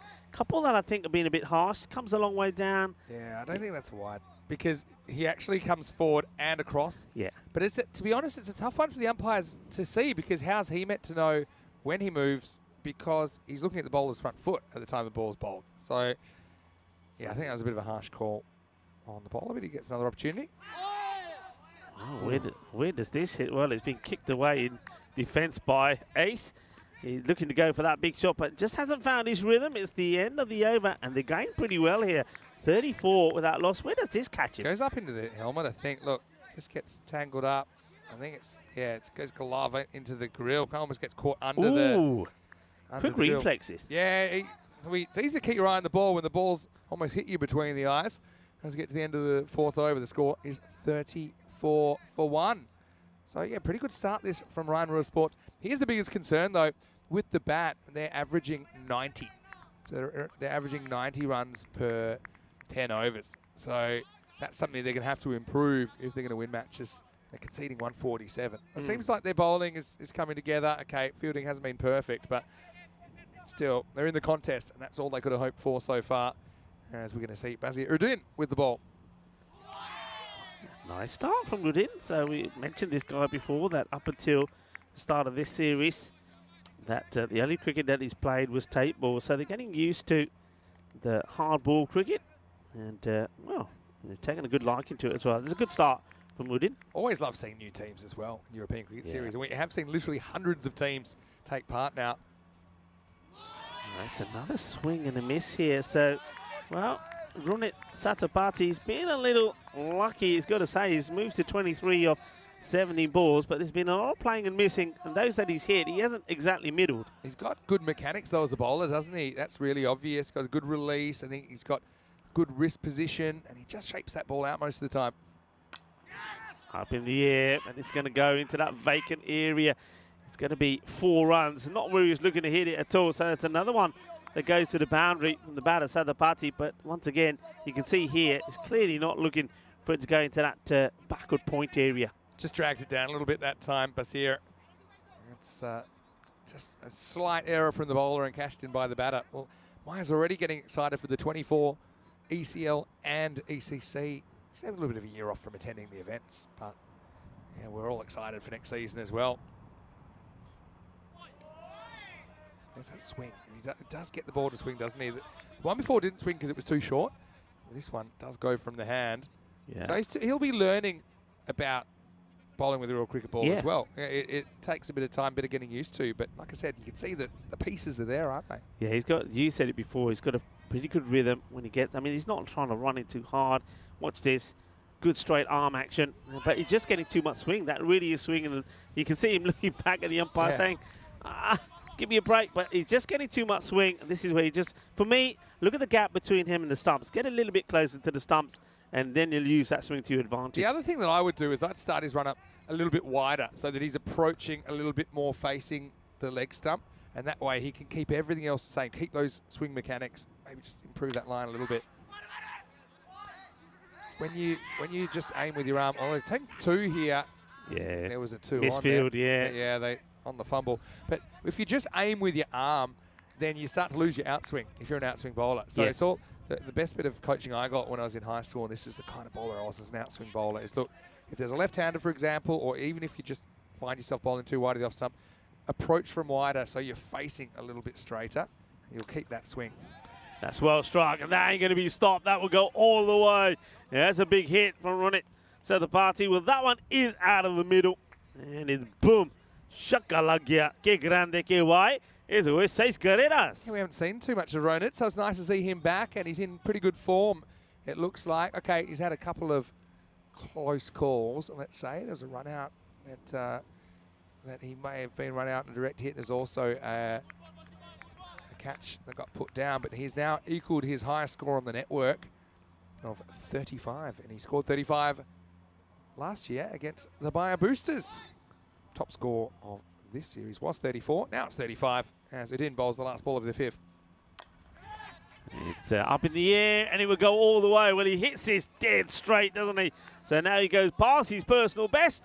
He gets into the 40s, 41 of 21 deliveries. That boundary also brings the 50 up, so it's 54 for 1 at the halfway point. Nice looking shot. It just goes, because he's struggling with his line there, Udin, he just goes a little bit short to get it right, and then that plays into the hands of the batter. I think if you look at what's been effective on this pitch, because it is quite a batting-friendly pitch, Yorkers, Yorkers, Yorkers. Shazeb did that really well yesterday. He was full, he was straight. He almost told the batter, look, I'm just going to try and bowl you 6 Yorkers. And you can say that if you bowl them. Still really hard to play. I want to say hello to everyone out there, including Maya, who said she's getting her sister-in-law into cricket and she wants to accompany her to the next matches. She said she's pure German, blonde and smart. Well, she's certainly welcome here at the ground anytime, Maya. But it's a great community, isn't it, Rico? And it's growing all the time. The bowler will start with a wide as well. So the same issues, really. This is Imon who comes on, just getting all the bowlers seem to be getting a fair bit of away movement. He's got a magnificent hair, doesn't he? Here, hello, Imon. Yeah, it's one of the things I really like about ECN is the fact that the community is forever expanding, isn't it? Well, this is in the slot, and it doesn't carry, so they'll get just a single. So Pross here, not quite finding his rhythm, is he, this time round? Sometimes you got it, sometimes you don't. Right now, he don't. But he's still there. And as we saw yesterday, he kind of had an okay innings, but then he really exploded in the 10th, taking 34 off it. So as long as he's there, he's a threat. That's well bowled, just slightly short of a lead. Doesn't quite put it in an area where Satapati can have a big wild swing at it. So take the single, but that's good from the batters. If you're not got a big shot on, take the single. Keep the scoreboard ticking. It's one of the hardest things to explain to people that maybe have only watched cricket, not played a lot of cricket, is that sometimes you're hitting the ball well and sometimes you don't. Yeah. And sometimes it's within an innings or within a day. Because theoretically, you should be the same amount of goodness every time. But you just go through these periods, and the margins are so tiny in cricket. The difference of 1 inch on your bat, for example, it rockets the boundary, or it might be an edge. But how often do we see that? I mean, we saw that in the matches yesterday, which featured Gelton Kirshen. One moment they're scoring big runs, next minute they're all out for 70 individual players as well. And yeah, just there's no real, you can't really say what's going to happen. I mean, how many times do we see about that's a good delivery, but that's an outstanding shot. Well, Vinny, talk me through this one, because I'm seeing this ball from Imran and I'm thinking that's a good ball. Next thing you know, it's gone for 6. He's proactive batting. He takes the chances, the ball that's on the off stump, and yeah, I think Ace learnt a lot from his first innings or two when he looked back. He was backing away a lot, and he can play that kind of millionaire's shot backing away and hitting over cover. But I think the odds are to get across, you still have the right to a leg side wide because you're not going to get in the way of the ball. And he's good enough with his eye to hit those balls off the stumps for 6 over the leg side. That's exactly what he does there. Yeah, but the comeback here from Imran is say, right, if that's what you want to do, fine. Well, you go fuller, or you surprise him with a slow delivery. Let's see what he tries. He goes fuller, but he's outside the off stump, and there's going to be 4 as well. And you probably have a look at the height on this as well, because it could be a no. It's pretty high. And is it dipping or not? But really, bowling at this pace, you shouldn't be bowling at this height. So let's see how high this is. Probably just okay, I think. He's half step out of his crease. But, yeah, well played. Again, good shot selection that time. And Ace is standing still a lot more than he was earlier in the tournament.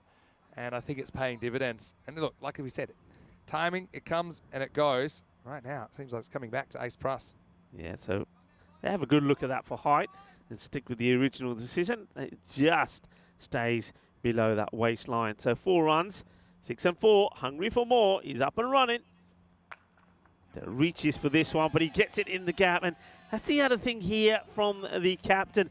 Keeps changing that field. That's Safiqul Islam. He did put a player back out there, backward point, and I think you need one here. Both the batters have hit a ball into that area, and he keeps moving the mid-wicket backwards and forwards. It's the end of the over, but we'll have to wait and see what he does. For me, keep your mid-wicket out, maybe bring the square leg into the circle, because we haven't seen too many being hit behind square. If your bowler's going to continuously bowl that off-stump corridor, then give him some protection. Yeah, I also think it's a bit bowling machine bowling length there, wasn't it, from Iman, who just kept giving him something to work with and gave him some width.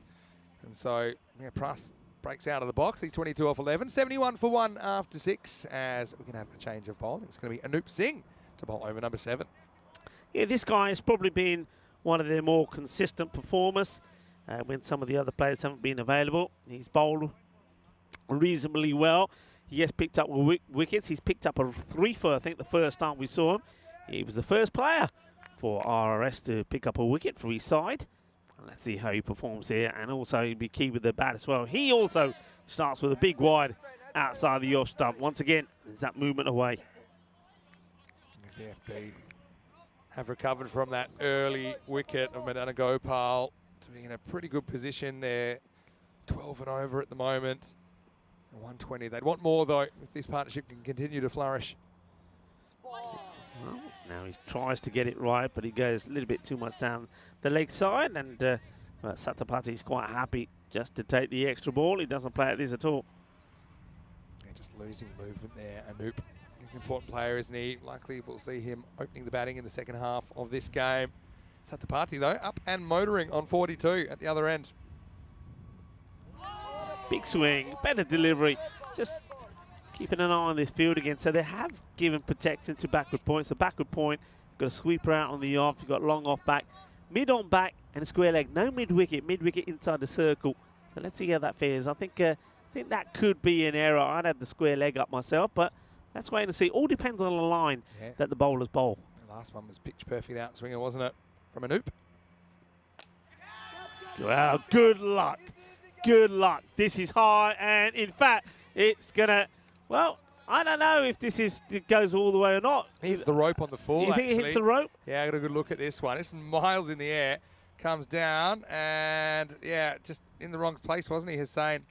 Yeah, but it hits the rope on the full. It's just out of shot there. But it was quite high. And by quite high, I mean really high. It was... Well, they're saying 4 here. They've had a look at this, and they're saying 4. But they're saying 4 runs.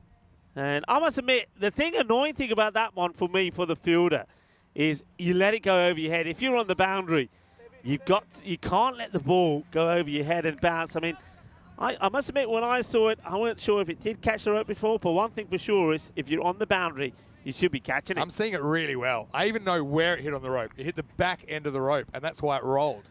So that's why it rather than plugging. So I think it has been given a 6 in the end. So I think they get that right. Yeah, well, they're up and away. There's that cutter again. It's going to be into one of the longer pockets. I think that's still going to go all the way, and it has. Maximo! And plus, remember, he was a little bit off the boil. Well, he's back on the boil, and right now it's a very, very dangerous partnership. Things looking a bit bleak for Ryan Rural Sports, who are desperate for the breakthrough. Yeah, that's a good shot. Singh sees him coming and then holds it back, and you can see that Pruss just waits, and then he executes the shot beautifully. But in that mid-wicket area, and in that mid-wicket area again.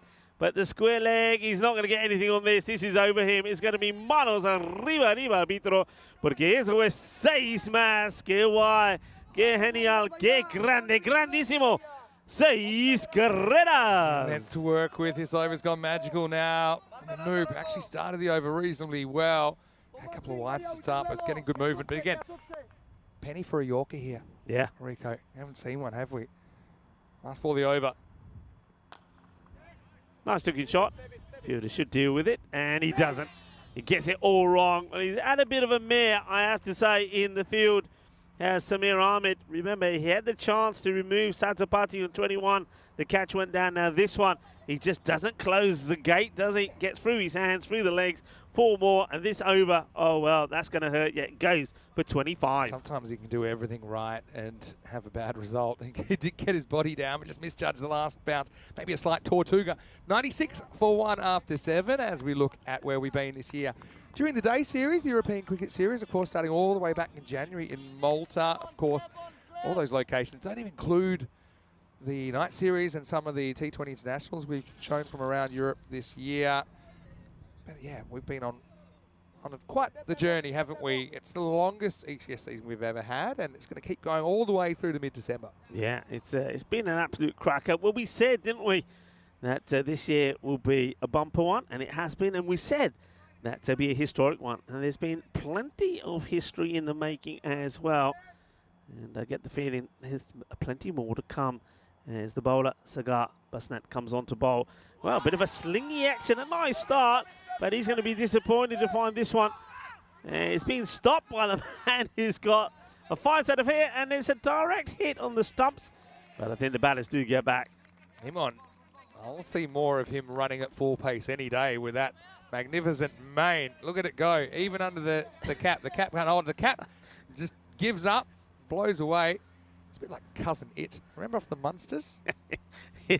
I reckon there's a lot of people that are wishing that cap to come off there and say, come on, show us you're here. There's no point hiding that. 50 comes up, by the way, for Satapati as well. Well batted. 26 balls for his half century. This could be close. How full is it? And the umpire, let's see if there's a signal from him. I think there was a bit of bat in that. Yeah. Picked up an inside edge. We'll see it on the replay. If it wasn't for that, I think he's gone. But for me, yeah, pitcher's on. Yes, for me. But then have a look. Little deflection. That's really good umpiring, especially because the bowler fell over right in front of him. Bowler didn't really know what had happened. Basnat. Okay, should be the keepers. He's taken the cap up, but he's lost it. He's lost it, yeah. I saw that straight away. He'd lost it, and now they run 2. And they run 2 despite there being no one at the stumps. If anyone picks that up, he can throw at the stumps for a possible run out. But yeah, the keeper, you could just tell he was in trouble there because he's looking straight into the sun. And then look, then the fumble comes from Iman. So unfortunately for Ryan Rural Sports, they started pretty strongly in this game, but they've kind of got off the boil, haven't they, in a big way. Hundreds up as well now for VFB Gelsenkirchen. Oh, this has been absolutely crunched. And I think it will go all the way. Yeah, it will. What a lovely shot that is. And this partnership goes past 100 as well. Beautiful shot there from Ace. Right out of the middle. Well, that is sweet out of the middle. Sweeter than a bowl of rasmalai. Lovely shot. I don't think you can hit a ball higher than that. He's just gone to the skies, and he's got the distance by 2 or 3 metres. And you can see how quickly this guy's regained his touch. He's great to watch, and he's on 46. Gets tickled away. Better response than the bowler. I think he was bowling too much in the same area. Well, their cap comes off again. Well, look at the hair on that. Ewan's got the case of the panics here as well. He's been fumbling everything. He had it half, and then he just kind of almost darts throws it back. He does. No one in particular. He does well to find it with all that hair over his eyes. He does well. Okay, well, what does he bowl here now? Yeah, I'm saying better length. He was pitching the ball up all the time. The batter, especially Ace, liked it. Will he go back to the full length delivery? No, he goes short down the leg side. It's a Gundy ball, and it will be walloped away. This will go all the way. Bolle, bolle, bolle. Ginna sona shaka lagya. Mar mana mar, they'll be saying in Bangladesh. As the Bangladesh team had a very good win yesterday in the Asia Cup. Right now, though, it's the end of the 8th over, and the score is 114 for 1. This has just gotten out of control, and this kind of happened, especially against more inexperienced teams. They'll do 1 or 2 good things, but then I suppose the tide turns against them, and they can't really find a way to turn it around. And that's been the case here. 114 after 8 overs, and Gelsenkirchen have plenty of batting still to come. They can really go for it here in the 9th. Yeah, they can, and they're going to go back to Anup Singh. I suppose the captains run out of options. When you think about it, Imran went for 17. Anup Singh, for his over number 7, went for 25. That last one's gone for 18. So these are bowlers he's got to use again. He's got no option. Yeah. So they could end up with a big score here. Ace goes for him, and it's in that vacant mid-wicket area. I can't understand this, but Ace won't mind because that brings up his 50. Well, he got 79 yesterday. He was 33 not out in the match earlier today, and now he gets a 50. Really well batted ball, but then Ace Purusnu Apani, half century Banali. And, well, this partnership goes from strength to strength. Both batters now in the 50s. Yeah, well batted. Ace, back-to-back 50s on consecutive days here in the European Cricket Series. He's a player, isn't he? And we know how destructive he can be towards the end of the innings. Don't forget he took 34 off and over yesterday in the 10th. Right now, he's dealing in the 9th. Oh, he crunches it, and this goes big. And Anup Singh sees him coming, but doesn't make the change at all. And he puts it in the slot. And Ace says, thank you very much. So he's gained after him, isn't he? So that's a 4 and a 6 of the first 2 balls. Remember, Singh went for 25 of his first over. He's now gone for 35. I reckon we could see another half century coming up here. Well, starts with Y, ends in Orca. That's what you need to be dealing now. I think that's probably okay because of the movement he takes across. No, so a rare miss from Ace. Yeah, looks back at the bowler straight away at the umpire, doesn't he? And I think, yeah, this is all about the movement across. So if he hadn't moved, it probably would have been. So better delivery, that's what he would really should have been looking to be doing. If he went at the stumps there, he probably wouldn't have been able to reach it, you know. It's well bowled. He's unlucky not to have hit him here. I think that's the thing here. You're right. That's what you say there. When you see the batter moving that much, as a bowler, you've got to be thinking, right, full Yorker length at the stumps. And if you'd done that there, he would have got him. But he only misses. Only by a fraction. Ace has just gotten across the line from confident to overconfident now, I think. Like I said, I like him. Just stand still. Don't get bored of playing the shots that have gotten you to 57.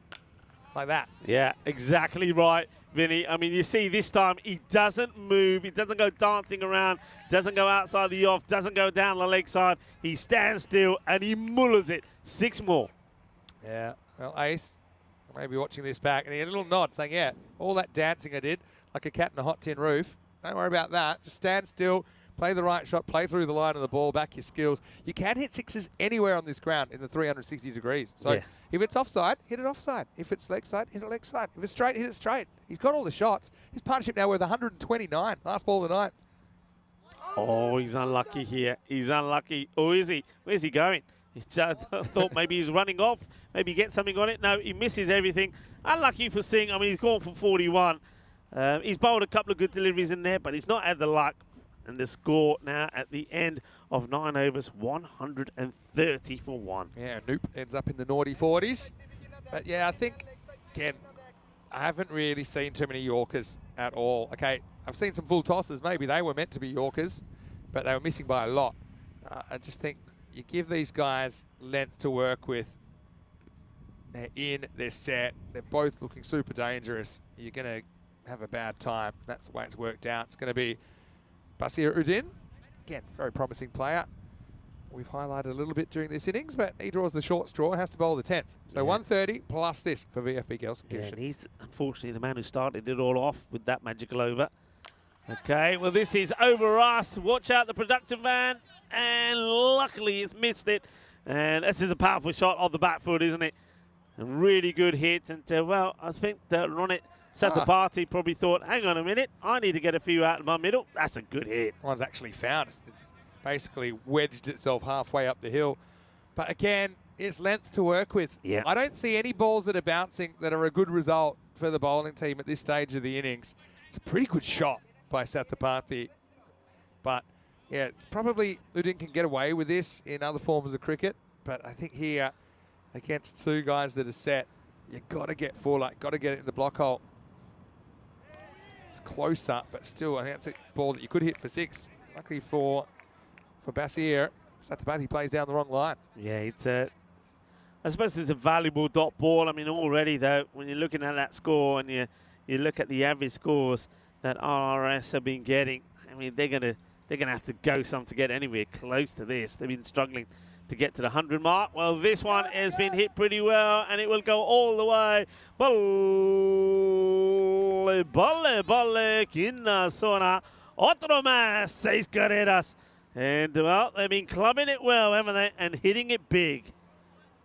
Well, they had such a promising start, didn't they, Ryan Real Sports? But they've been brought back to earth with a deafening thud by these two Gelsenkirchen batters.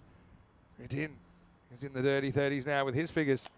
And this will be another 6, number 14 in the innings. And what a lovely hit this is, clean through the ball. The hitting has been sensational. And, well, these two having a little bit of battle of who's going to finish with the most runs. We'll run it now, goes past Ace. He's on 76 of 32 deliveries. It's an arm wrestle that the Gelsenkirchen team, they're enjoying watching.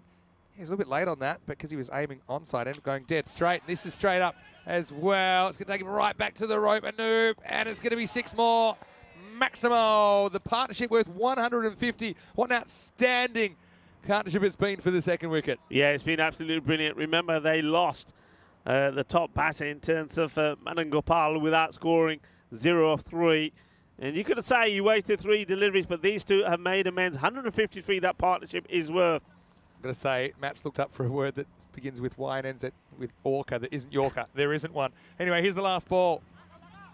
And they're going to mess this up as well, I think. And they do.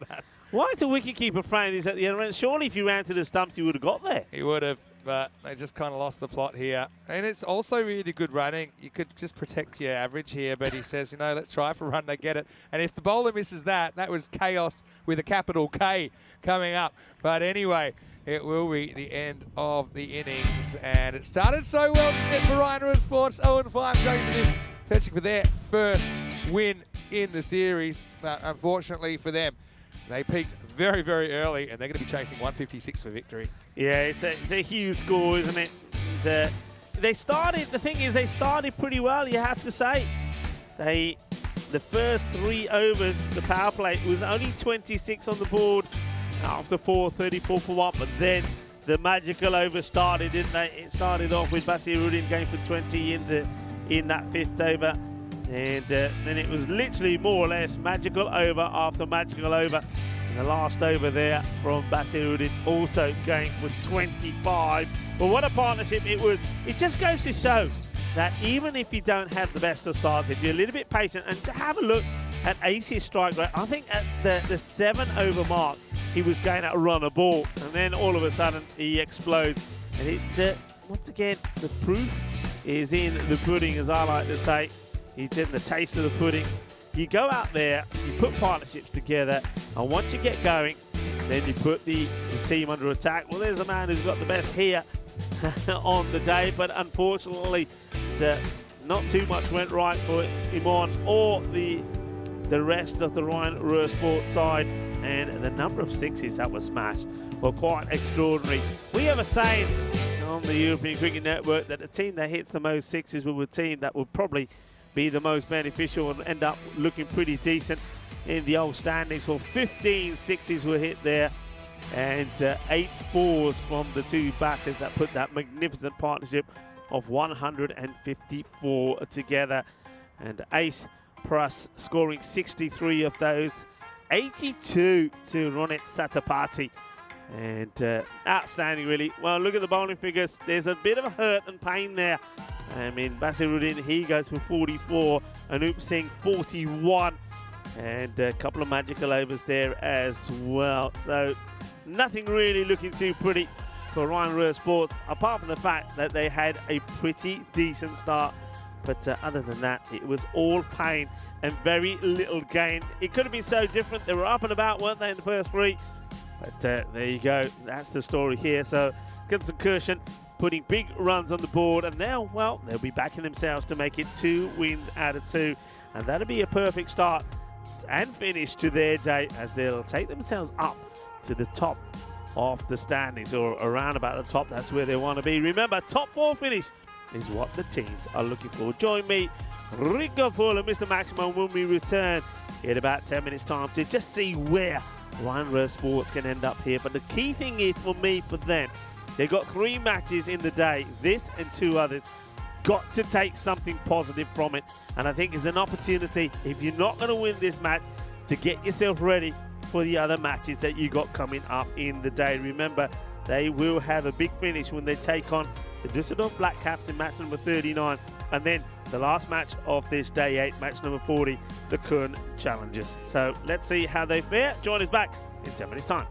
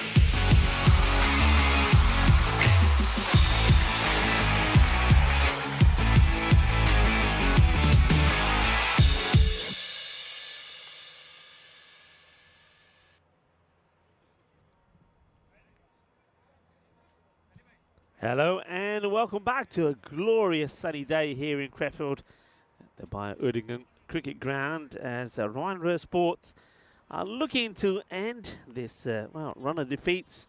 The team on debut played 5 and lost 5, and it looks like it's going to be 6 because they've got to try and get to 156, a team that have struggled really to get into the 80s at times. Now having to try to go more or less double that. They have got Ahmed back in their side. He's a good player. But really, yeah, I think if they're going to get there, you're going to need something sensational from him. And it's Ahmed will face the first. And we'll see this one go down the leg side. Well, that's a good start, having 2 on the board from nothing. But it means that now Saqib will be in strike.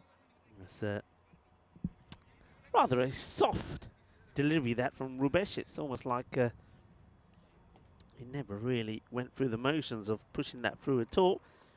Rubesh Planipanan. So it's no legal delivery as yet. 2 on the board. This one also a little bit leg side-ish. Gets played away to the man at square. Will take the single. So Samir Ahmed goes back on strike.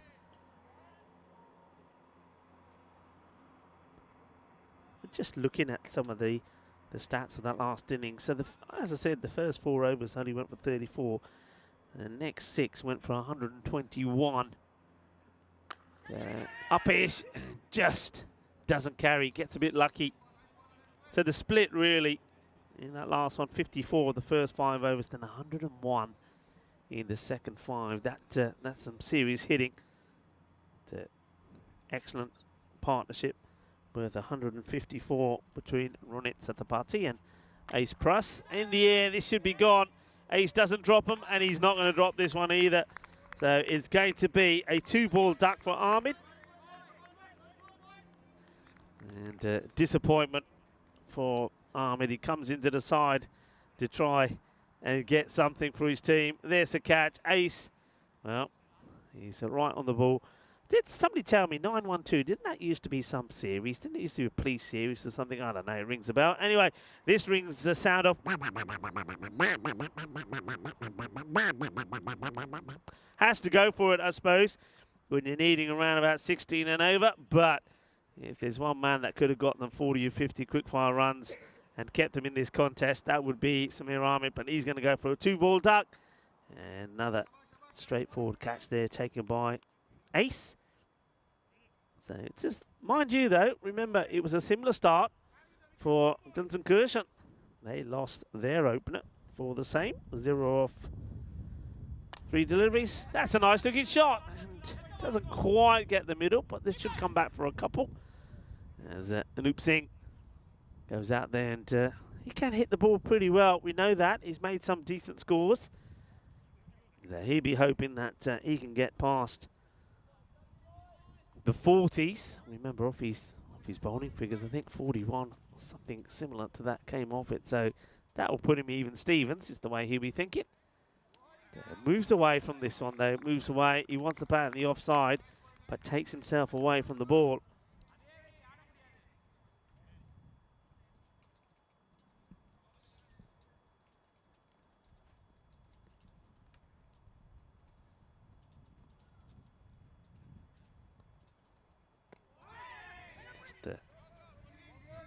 Looks to clip this onto the leg side, but straps the pad. They'll take a leg by.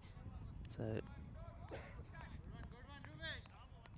end of the over as well. As we remind you, with the score on 6 for 1, it's 239 matches now since the Golden Ball. And, well, you can see that the Hall of Fame shows you some of the highest chases, and this one will be right up there.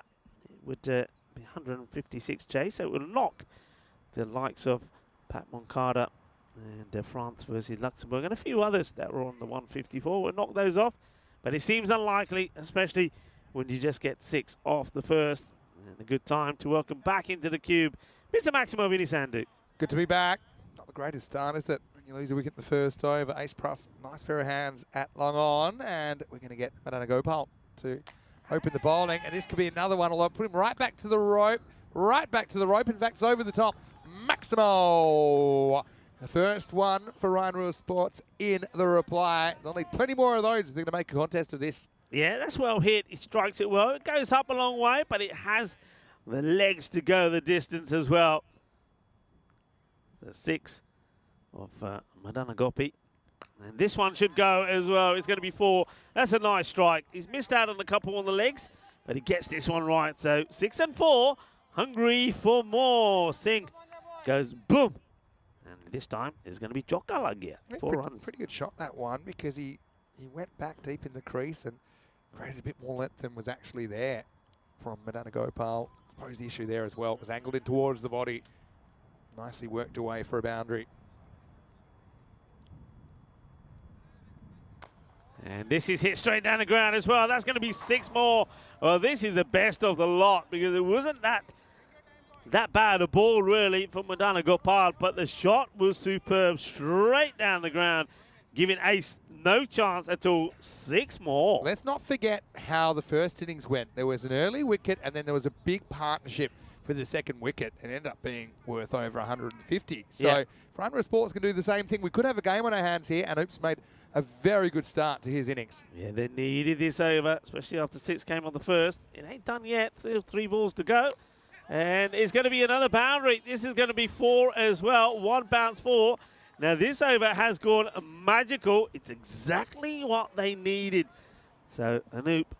And I get the feeling, I mean, I'm not going to say he 100% played for this, but with the field the way it is, he knows it's not a risky shot to play, and he gets 4. Rarely protection in that quarter of the field, and that's where bowlers are normally bowling. So it's a good shot selection, I think.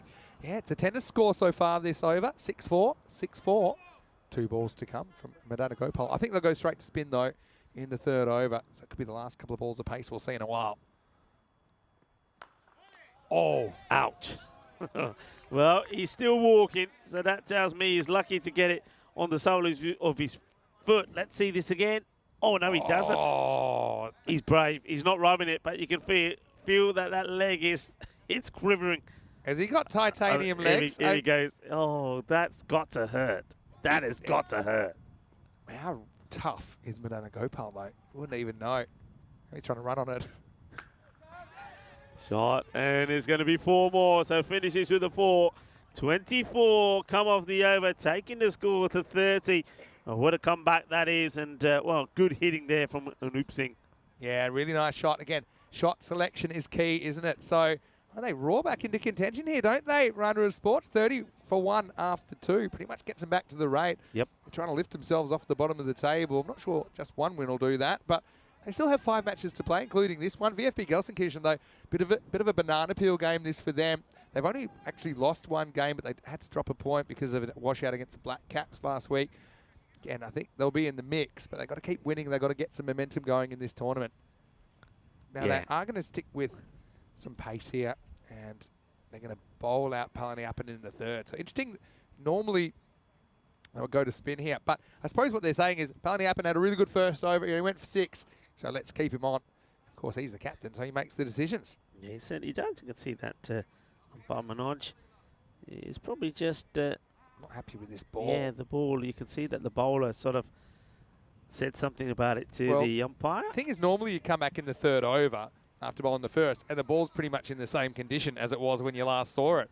Only problem is, in that previous over, we had 5 boundaries, so you know it's been whacked. Yeah. So, you know, we talk about the ball always being kind of new in a 10-over game, but a 10-over old ball after 10 overs of our cricket and a 10-over ball in, say, a test match, they are not the same kind of wear and tear, are they? Because the batters are going crazy in 10-over cricket. The ball's in the bushes, it's bouncing off walls and things like that. Hitting the scaffolding. Yeah, and all sorts of things. Okay. See if Palaniappan can swing this one, though, as we get ready for over number 3. It's going to be a big wide. Have a look at how Saqib is standing as well. So Mohammed Saqib is standing way down leg stick. So you get the feeling that he's going to looking to come across a long way to make contact. Anything that's going to be just inside that wide line. Palaniappan normally bowls in swingers, but that one did not go at all. It was what hung out there for a wide. Okay, opportunity. This one's going to be spinning viciously. And he doesn't get anything on it. And the batter's happy to take just the one. He's saying, "Pata nahi kidhar gayi, tu pach gayi, mainu kuch nahi pata laga." Well, that's what the fielder's saying. So chance goes down. Satapathy there, and you're right. He actually was looking straight into the sun. Have a look at the shadows. That'll give you a clue where the sun is at the moment. So all of those fielders in the ring on the offside, square of the wicket, they're going to have a tough time. Barely saw that one. Well, they're appealing now. The umpire's not signalled anything here. This is a wide. It's gone straight over the line. Check it out in the replay. Look. Yeah, that's a wide ball. It's a blown call there. I mean, it hurts you, doesn't it, when you're chasing 150 plus in 10 overs. No bones about it, really. Piling up, and he'll be happy with the result.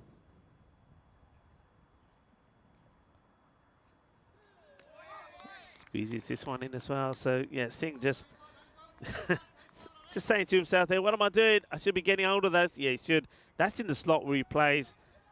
And just gets that one completely wrong. So, a couple of dot balls here. That hurts you. Yeah, first one wasn't really their fault. Kroom saying he also tried to field the ball with his chin a couple of weeks ago. He's still got the bruise to prove it. No runs. Oh, and a 60-ball game. Yeah, just a non-wide call. Cost you a delivery, cost you a run. Especially when they just got some momentum up. Run Sports will be really disappointed about how this third over's going. And Pony Uppen's recovered well after a slightly shaky start to this over.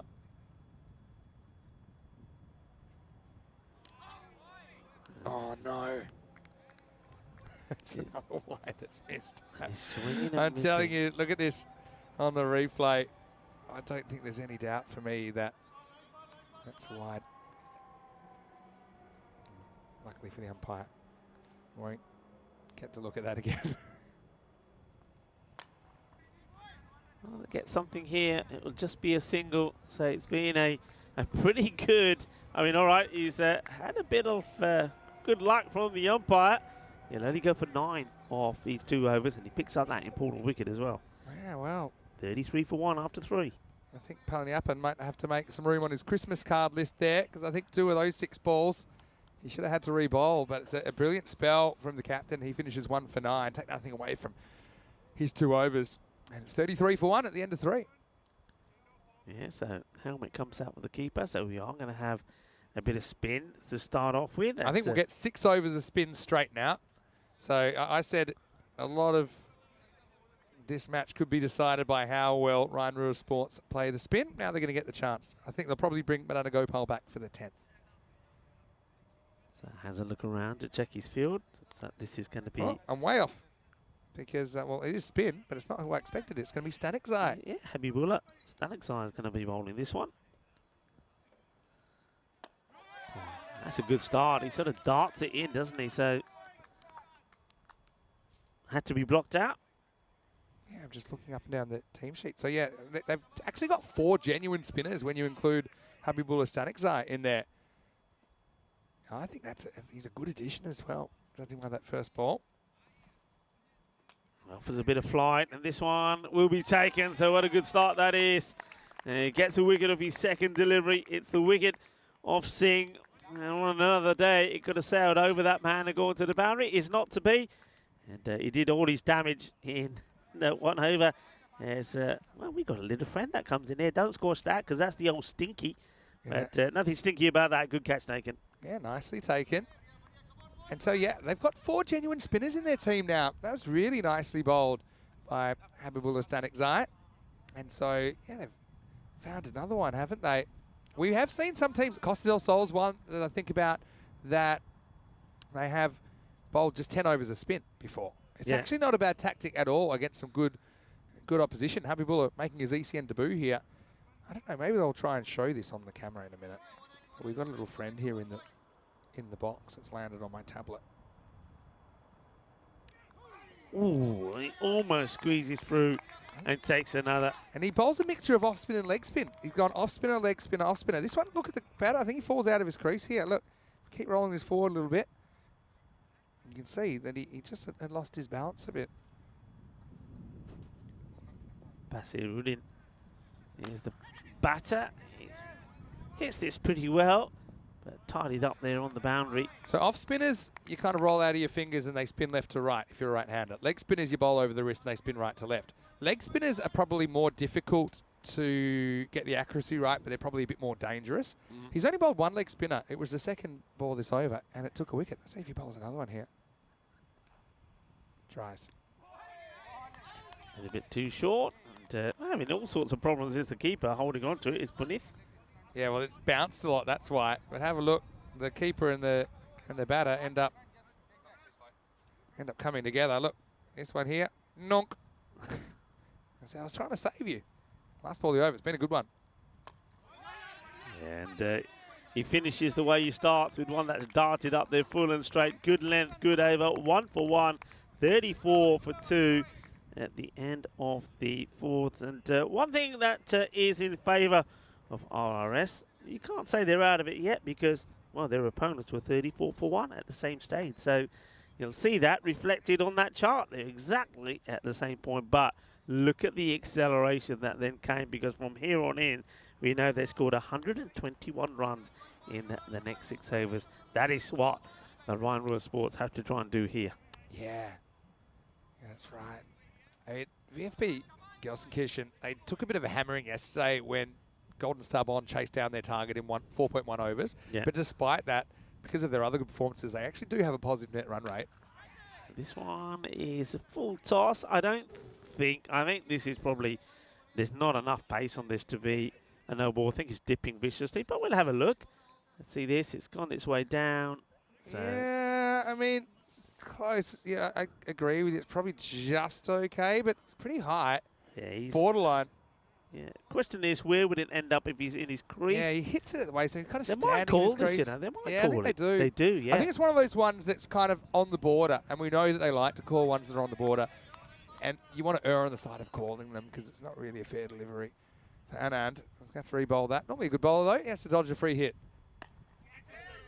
Chance, but of course free hit won't be out, but it can be run out. No. They miss it. Now they want to run again. Oh, it can still be if you get a good throw to the keeper. Here's the throw. Well, he's half asleep. Oh, goodness me. There was opportunity after opportunity. I got about 7 mistakes on that one ball. Running because it's a free hit, thinking just because it's a free hit we should run, but then one round one didn't. If he takes that out and he's got an easy run out, he's complaining to the fielder. He should probably be behind the stumps. And then they always had another one because the batter didn't bother running back to the keeper's end.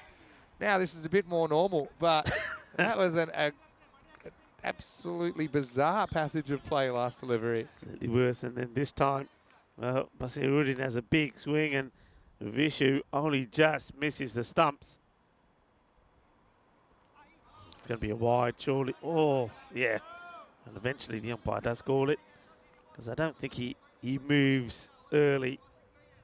Foot comes across afterwards. It's right over the line. So a good call this time from the umpire.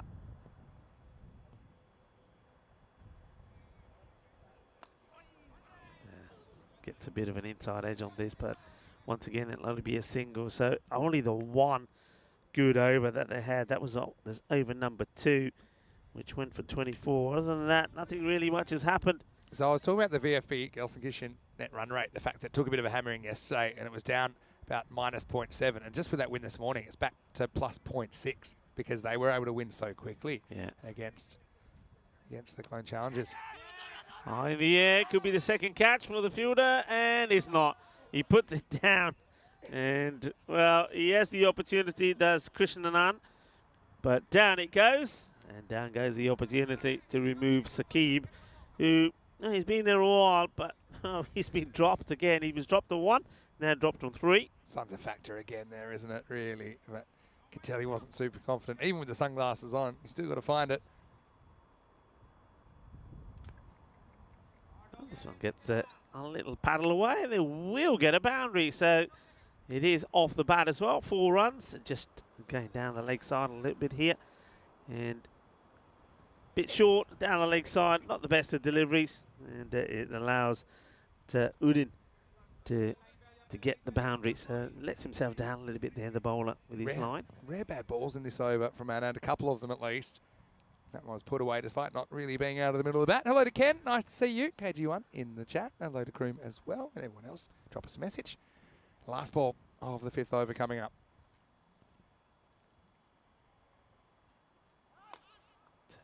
Take a single. So it looks like they'll get 11 off the over, which is, well, when you're needing magical overs here on in, that just hurts you even more. The score at the halfway point is going to be 45 for 2. So, thing is here, Vinny, I mean, the chance of them winning this match is not on as we have a look at the groups again. But what's important here for them with 2 more matches to come is to try and take some positives out there. So 2 batters, go out there, get a score, and be ready for the 2 matches still to come. Yeah, forget the scoreboard and try and win the one-on-one contest. I think that's what I'd be looking at. Plenty of contests to come. 109 matches over 4 weeks. We're only 3 weeks away from a start in Khartoum, the 3rd ever edition of the European Cricket Championship. The Euros of cricket here. We get to have a look at Habib Stanekzai again. Impressed me in his first over. 1 for 1, his first over ever on ECN. I think he bowled very well as this gets played away. And dare I say it, I think there's going to be 1 or 2 more wickets to come here because he's got a good, tidy radar. He's getting the ball in the right areas. And he's got a few tricks up his sleeves. He is. He's a bit of a mystery spinner, isn't he, Stanekzai? Where have they been hiding him? It's the length that he's bowling, and we were saying that well, that's been overthrown, but well backed up. We said that when Ryan Russ Sports were out there, they just didn't bowl a good length. They allowed batters to get right under the delivery and hit it for big sixes, but just have a look at the length there. He's really nailing that Yorker length. Yeah. Well, this one, he was able to get hold of. It's a full toss, and it gets absolutely blasted. So that's what you need. And Udin, well, he says, yeah, I'll tuck into this. It's a bit of a pudding. Thank you very much. Bang. 6 runs. Yeah, rare bad ball from Stanekzai. First one we've really seen. Get away from him. Well cashed in by Basir. It goes for it again. Ace under it. This is out. He doesn't drop him. It's another one. Bites the dust. And, well, a nice catch there from the umpire as well. Well, the umpire says, I want to get in the act as well. Well, first 2 catches in 1 here. First from Ace, who doesn't drop him. And then our umpire says, well, don't worry about Ace. I can take it as well. Here's the ump. He says, all right, here I go. Yeah, it's all mine. Nice and easy. How about that for a catch? I think we have some of the best fielding umpires in world cricket here in the European Cricket Series. That was very well taken. And, yeah, Ace, he's very professional. And it's great fielding conditions, say, isn't it? It's a nice, lush surface underneath if you do have to throw yourself around. But he's just very solid. And he's a good technical fielder, Ace Pruss. And so well done to Stanekzai, who comes in with the 2nd wicket. Yeah, I would actually think pretty hard, VFB, about making their point of difference, the fact that they have such a spin-heavy attack. I would consider bowling 8 overs of spin in 10 overs, because I just think it's something that other teams don't necessarily plan for, and especially bowling it early. Okay, they've got Palaniappa, and he's a genuine swing bowler. You've got Madana Gopal up your sleeve to bowl at any time with some seam, but I'd probably have him as a bit of a backup option rather than necessarily leading with him. Yeah, and I think especially when you bat first and you get so many runs on the board like they have here. So it certainly is an option that's worth considering. They're holding back this time on Ace. He's just doing the fielding. I reckon he's got to be the leading catcher in the series already without fail. To see a slight movement in the field. Mid-wicket pretty close in here now. So they're attacking. Well, that's a full toss. That's got to be cool for me. And the fielder does well to make the stop. The batters hesitate and don't even take 2, which is not good running at all. Good stop there from the field. Let's have a look at this. Let's have a look. Let's see what they're thinking. So they're not calling it there. I think that because it's a spinner, it's coming down just enough to give the bowler the benefit of the doubt. And I don't think it'll make too much of a difference. It'll be 55 for 3 after 6. Yeah, good bit of bowling there from Stanekzai. I liked what he had to offer. And it takes 2 for 11 off his spout. So well bowled. As he goes back and, well, just right in front of us now in the long off position.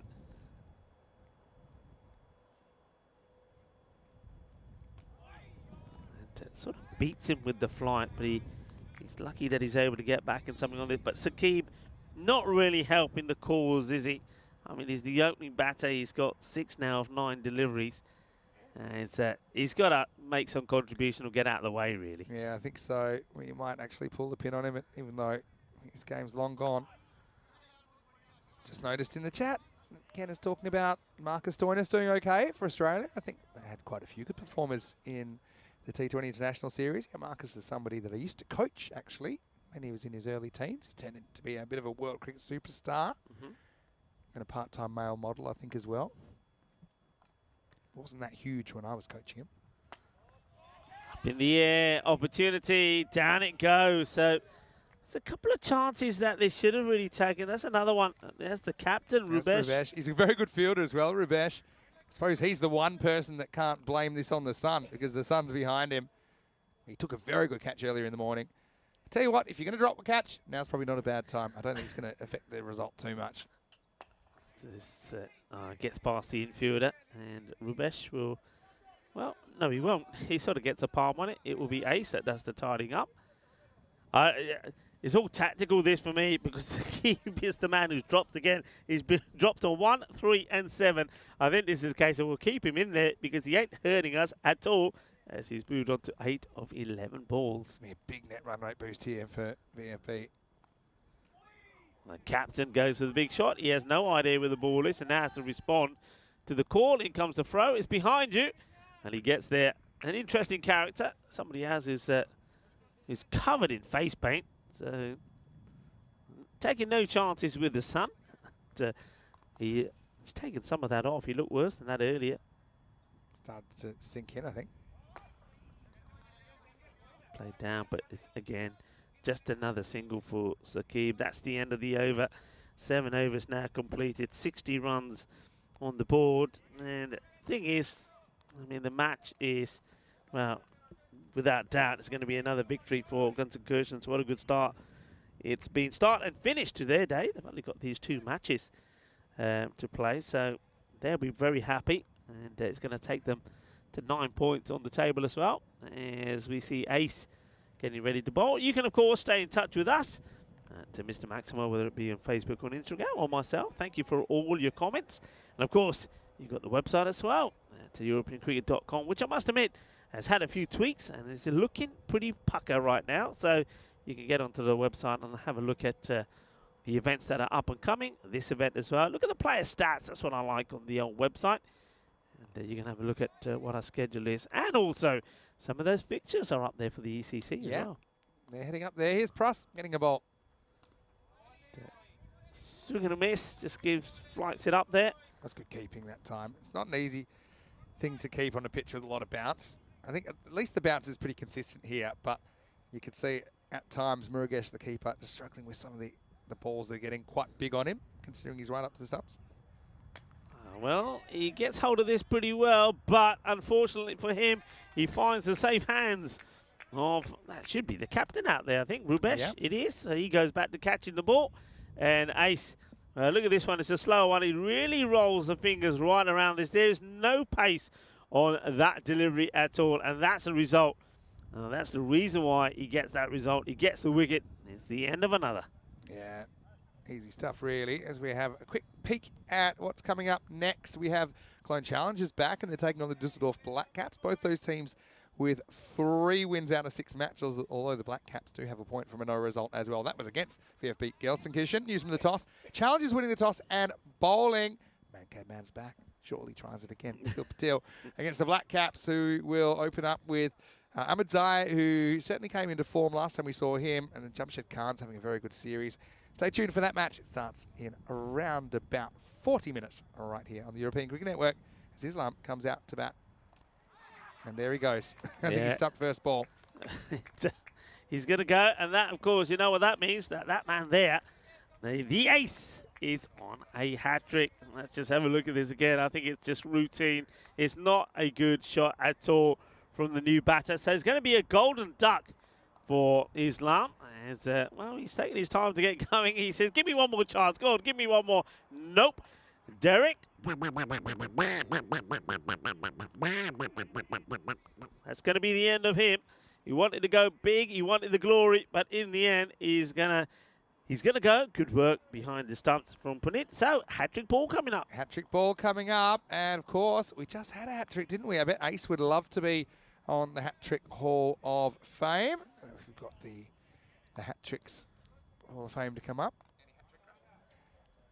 I was going to ask you yesterday, when you went to go visit the ducks. Yeah. Do you talk to the ducks? Do they I did. understand you? I made a few sounds. They seem to ignore me. The reason they ignore me because everybody's feeding them.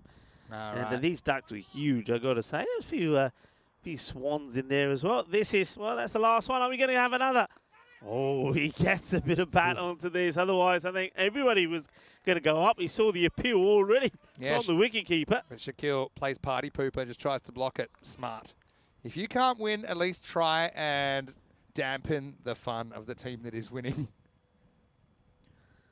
Oh, he has to go at this one. It's called a wide. That's a bit of a tight call. I'd like to see this again. I think it might have been over the line, but I think the keeper, he likes the idea of the stumping. He's the only person on the planet that likes it. See if we can have a look at it on the replay. Can't see the line there. And then I think his foot's in. back. He's waiting there for the foot to go up in the air. He's waiting. He's saying, go on. And, well, he has his opportunity, but he misses it. Yeah, his reactions weren't quick enough. It was a little hop back. Dangerous from the batter to lift a foot at all. But, yeah, not out. How about the figures? 2 for 1 or 4 for Ace? Yeah, they're better. But you were right, Vinny. I think when you got these spin options that they've got, and the thing is, they're all different in their own right. I mean, if you look at what Ace is bowling here, and he could take a third. He will take a third. 3 for 1 with the ball to go. Well bowled. And, of course, it's only his first over. And the thing is, Ace, I've kind of picked him as bowling well but not having great outcomes. And I think sometimes you can bowl well and still, you're bowling those kind of balls. You can hit that ball for 6 if you get it just right. But the odds seem to be in the bowler's favour, I think, if you can pitch a good leg spinner. And he just had a bit of a bad run results-wise with the ball. But, yeah, I think that it's all swinging around now. A 3-wicket over. There's every chance we might see him back in the 10th. I'd bowl him again because he's got 3 wickets and who knows? A sneaky chance of a 5 or even more. Yeah, well, we see another duck. This time it's Shaquille, but he's quickly gone behind the trees. Got into the bushes. Last ball of the 8th over. It's going to be a wide. Bowls it down on leg side. Nice stop there from the keeper. Probably wasn't expecting that. Was Paneeth Murgesh. So that's well. That was good. That slid down the leg side. That's a wide call you don't mind as a bowler because it gives you another chance to take a wicket. It's well bowled. It's well played as well. He wants a single or something from it, Hussain, but he won't. It's the end of the over, but a terrific over. 3 wickets, just to 2 runs. The score at the end of 8, 62 for 6. So 3 wickets on that one. I'm pretty sure that he'll have a chance to try and add to that in the 10th. Yeah. So we have a look at that, and yeah, looks pretty disastrous. The early 1 point was at the end of the 4-over mark. They were, well, like for like, but they just weren't able to get the acceleration that they needed in. Oase is going to try and clean up as well here in the 9th. I think this is the first time we've seen him. So, yeah, I think it's not that their pacers aren't going to do a good job, but I do think that's their point of difference, VFB Gelsenkirchen, to the other teams in this competition, that they could go super spin heavy. I just think I've seen spin be more effective on the whole in the European Cricket Series. Because I think batters practice a lot more against pace bowling, even when they are practicing, and just being a spinner makes them think, makes them do something a little bit different. If you can be accurate, that's the key. That's well hit. It'll get 4 runs for that. So it's a handy boundary. It's been a long time in coming. So Hussain, he does get it off the mark. And a nice stroke, nice hit.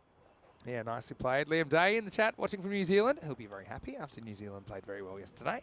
Saying, how good is Ace? What a talent for Germany. Well, yeah, he does qualify to play for Germany, even though he's ordinarily not residing here. But, I think the German selectors, they'll like what they've seen from him in this tournament.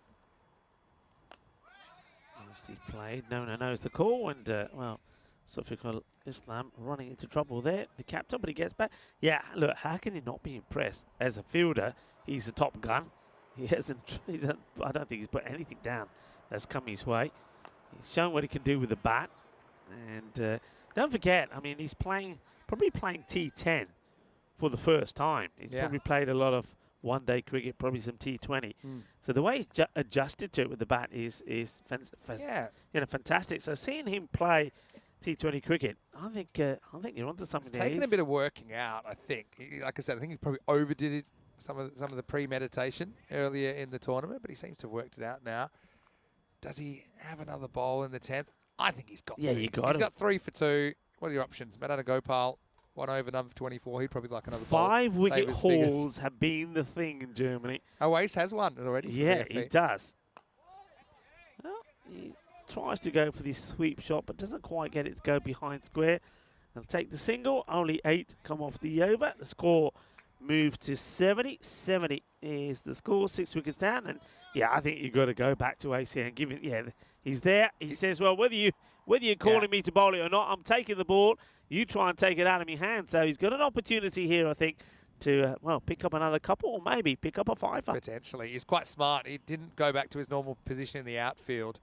He just went to mid-wicket, which was about 10, 15 metres from the bowler's end, and said, okay, first in, best dressed.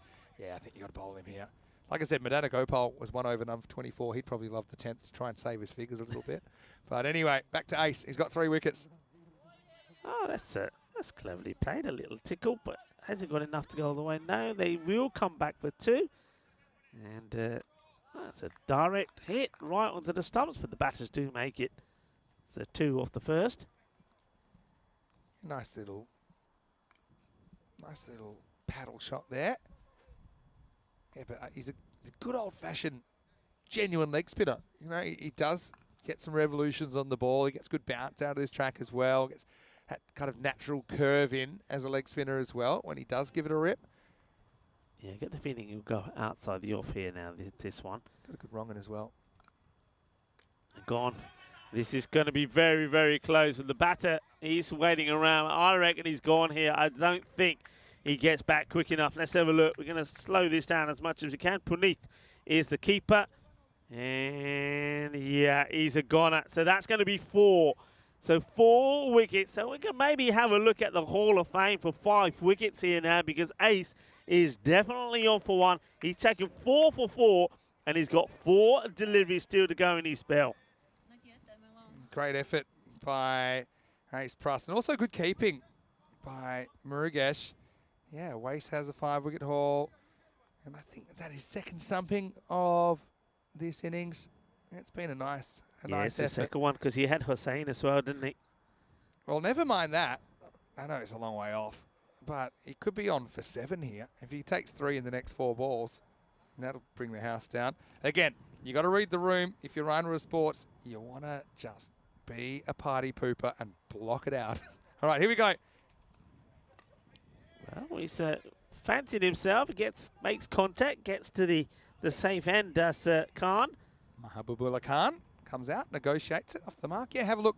You've got, it's quite amazing actually. You have 4 5-wicket hauls in 1 week. Yeah, It's so rare, you know, for us to get them. And so to give you an idea, we only had 19 in the first, I think, 25 weeks or so. Well, actually, probably now we're up to 30 weeks. So you've had 19 in 30 weeks. Yeah. It's about, say, 1 every 2 weeks, let's say. And then we have 4 in 1 week. Crazy stuff. It's crazy. Was it 5? It's all happening in Germany, because Germany there was Karan Singh. Yep. He took the hat trick and a 5 for there as well. I think there was one other 5 for That's there the as well. trend lately. In Everyone's Dresden. getting a hat trick and a 5-fer. Yeah, it is. And when you think about it, he only had 12 deliveries to pick up 5 wickets. And we had 6 as well, of course. Yeah. Nikhil Patil. So 6 wickets. 6 with an asterisk. The man-cat man. All right, so he's going to get one more chance, isn't he? Last ball off We've talked him the up. match. Same thing here. Are you going to play wet blanket and just keep it out? Or do you give him a chance? It's super fun if you can hit a 6. I'll be saying float it up. Get him coming down the track. Because I reckon, knowing the captain, he'll have a go here. Block it out. He has a go. He Oh. doesn't block it out. 5 is on. And we have another 5-er. Yeah, baby. That's what we're talking about. So look at those bowling figures. So Ace Pruss will take 5 for 7. I knew he'd have a go, Vinny. You said block it out. I thought, no way. He's going to have a go at it. He does have a go, but he doesn't get it past the fielder.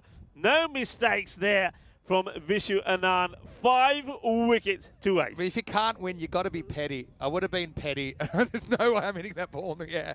Hey, but that's just me. Hey, congratulations to Pruss, though. I think he's deserved his his success with the ball. I think he's bowled well throughout this tournament without necessarily getting the results. But yeah, yet another 5-wicket haul here in Krefeld. It's our 5th one now.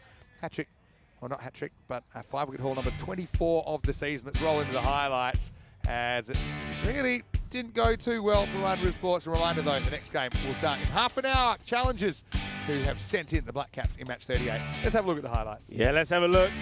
And, well, it didn't start well because the first over only went for 6. But not only did it go for 6, but they lost Samir Ahmed, who would probably be one of the most dangerous batters without scoring. It was Ace, the man, who took the catch. Well, Ace, well, what a match that he had. I don't think I can quite remember somebody who's had so much his name in the scorebook so many times, because he's taken catches. He's also taken 5 wickets in this one. There was only that one good over, wasn't it? And it was the second over when Madana Gopal went for 24. The score at that point was 30 for 1. We thought, okay, they're where they need to be. But well, that was as good as it got.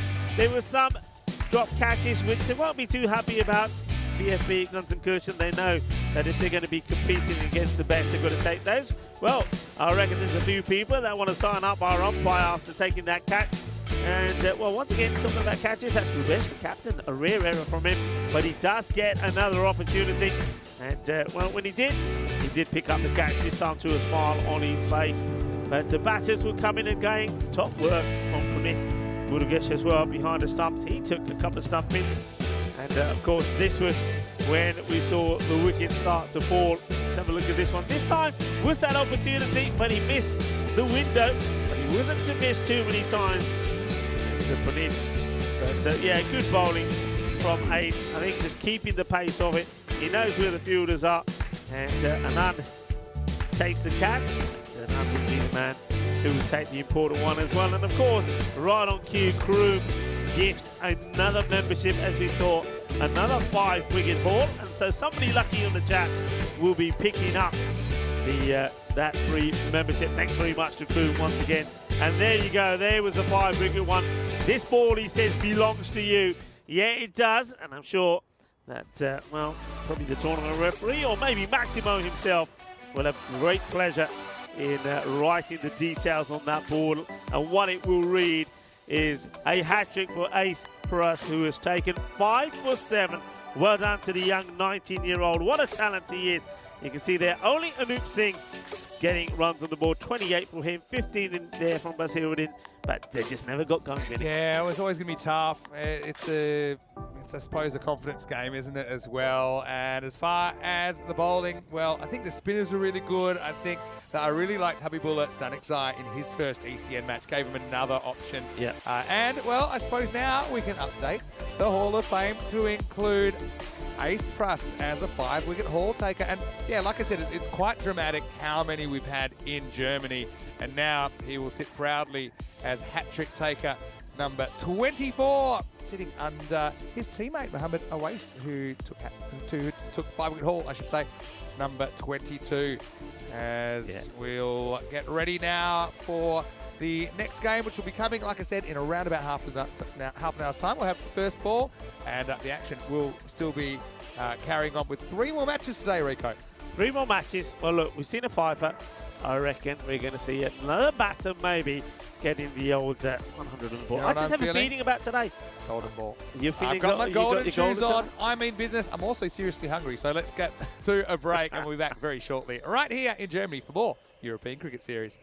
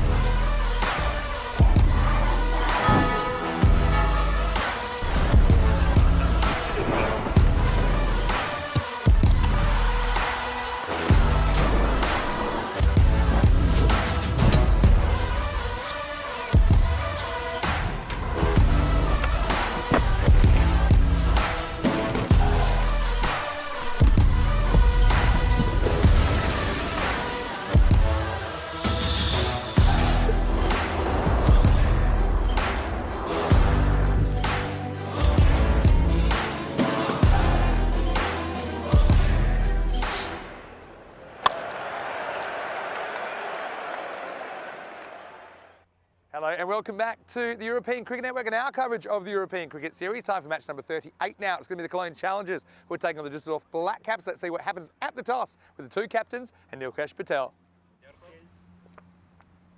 It is here. You'd like to bowl first? So it is the Challengers that win the toss. They've elected to bowl first, so they're going to have to chase. They need to find some runs from somewhere, really, if they're going to be successful. And also, they found it hard to break through in the first match of the day. Challengers now find themselves kind of towards the bottom of the table with that 50-50 record. I think they're going to have a hard time against the Black Caps team that we'll see for the first time today. We know they've got a lot of very, very good players. Kashif Shahab's one player I want to talk about from the Black Caps. I think he's very dangerous with the bat and the ball, and he's a very good pair of hands at long on. So we'll get ready for the first ball. Black Caps, they'll be hoping to climb the table. So will the Challengers. They'll be climbing over each other, I'm sure, for the 2 points here. Let's get ready for the start of this one. Match 38 on the way. Challengers winning the toss and bowling. Over to Rico Full, who'll take you further. Thank you very much to Mr. Maximo. The umpires are taking the field. That's a Guru and Manoj. And the players are following as well. You saw from the middle that the Cologne Challengers elected this time to field first. So they're putting in the Black Caps, and they'll be hoping that they're able to restrict them. They had a mixed day on Saturday. The Black Caps, they started with a comfortable victory over PSP Aachen. And it was mainly, really, thanks to those 4 for 3 from Mohamed Rahil. He's going to be key here today, winning that one with 4 balls to go. Then they went on to beat Kern CC when they put 133 on the board. Adit Mehta, 53 not out. And also, don't forget the batting abilities of Jamshad Khan. 109 to 90 is what the bat versus ball is saying in favour of the Black Caps. So we'll keep an eye on that. But going back to Saturday, they missed out on 3 on the spin, or 3 on the day, when they lost to Bonn Blue Star 113 to 117. And, well, they came up against Haroon Khan, who was in, well, tremendous form in the day, wasn't he? Where he scored a century early on as well. But they've been playing good cricket, and if they get off to a good start here, you could see them quickly putting big runs on the board. This man was in good form as well when he scored a fine half century. 62 of 30 deliveries did Abdul Majid Ahmadzai. So he's well, a very tall left-hander, and he's going to be up against the bowling of Narendra Donti. So Donti gets the ball to certainly move around. Maybe getting this one to shape into the left-hander. Coming round the wicket. Let's see if he gets that swing in place straight away. Jamshad Khan is the non-striker. Here's the first ball. And, well, he's launched into, that is big, and it's coming our way somewhere. And it ends up on the top of the production crew. It's one of those which go up. Everybody's looking in our direction. The fielder is eyeball to eyeball with me, and I thought, uh-oh, it's coming this way. And we start with a big 6. And that's a huge hit from Abdul Majid Ahmadzai. 6 runs on the first ball. Well, that's what he's there to do. Go big in the power play. What a strike that is for Donti. Gets the ball back and has got to try and do something a bit different with this one. It's a little bit too short to the fielder. No run. Gets away with it, doesn't he? Challengers made a good start to the day, remember. Got that very comfortable victory.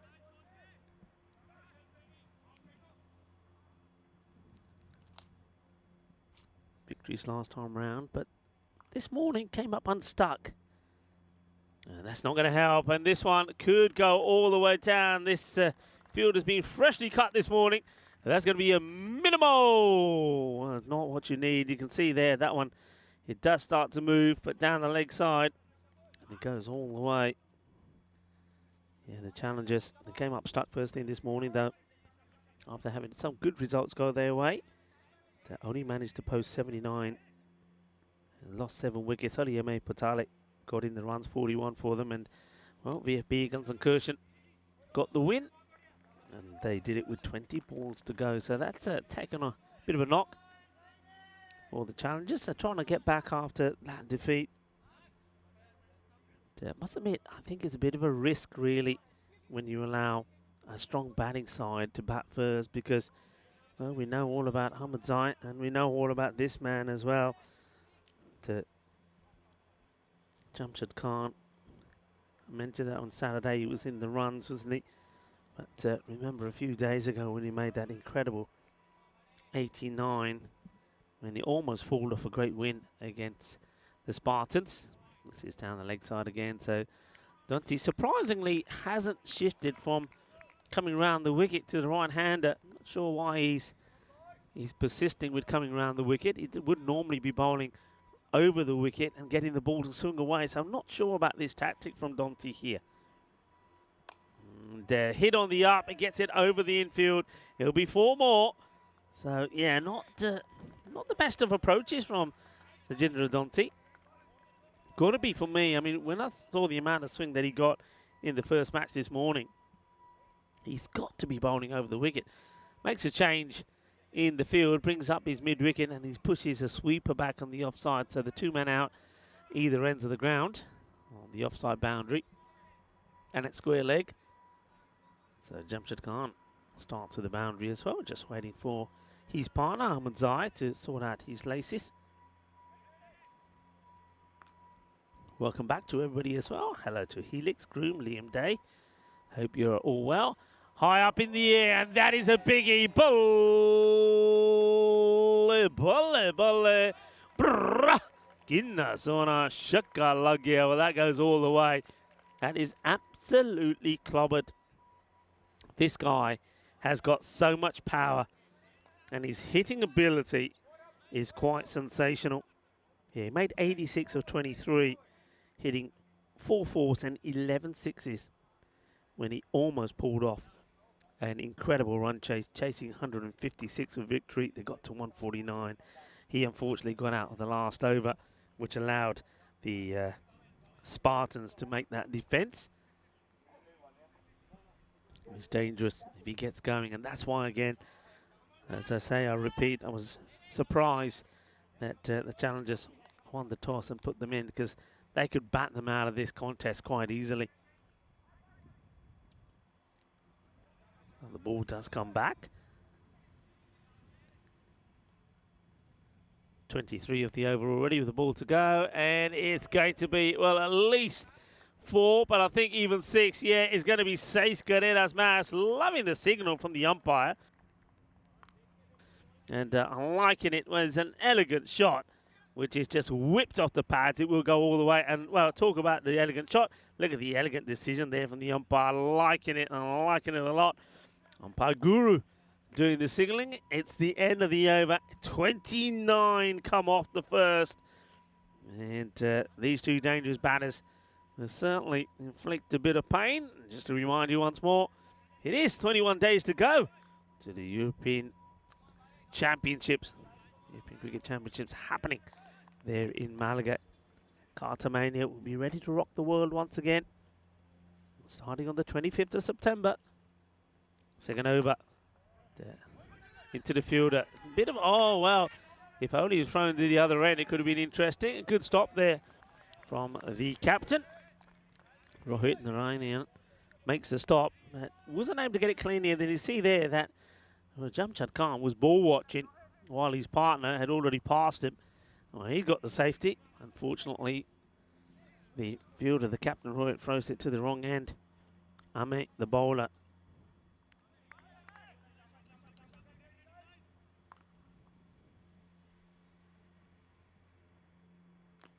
A little bit shorter. And Khan misses out on the shot.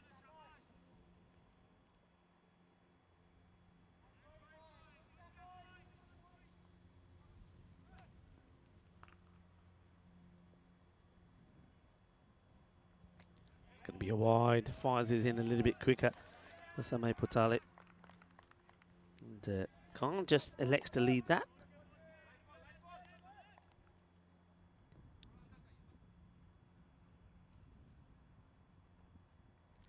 Oh, I think there's a snick on this. It's a very difficult take for Kaushik Karanam, but there's definitely a snick. I heard this. It's a bit of a touch on this. It's sort of into the gloves and down it goes. He's going to be disappointed he's not able to take that. He's done some good work behind the stumps. He's been very sharp taking the ball and whipping the bails off, but when it mattered, it goes down. That could have been a big one.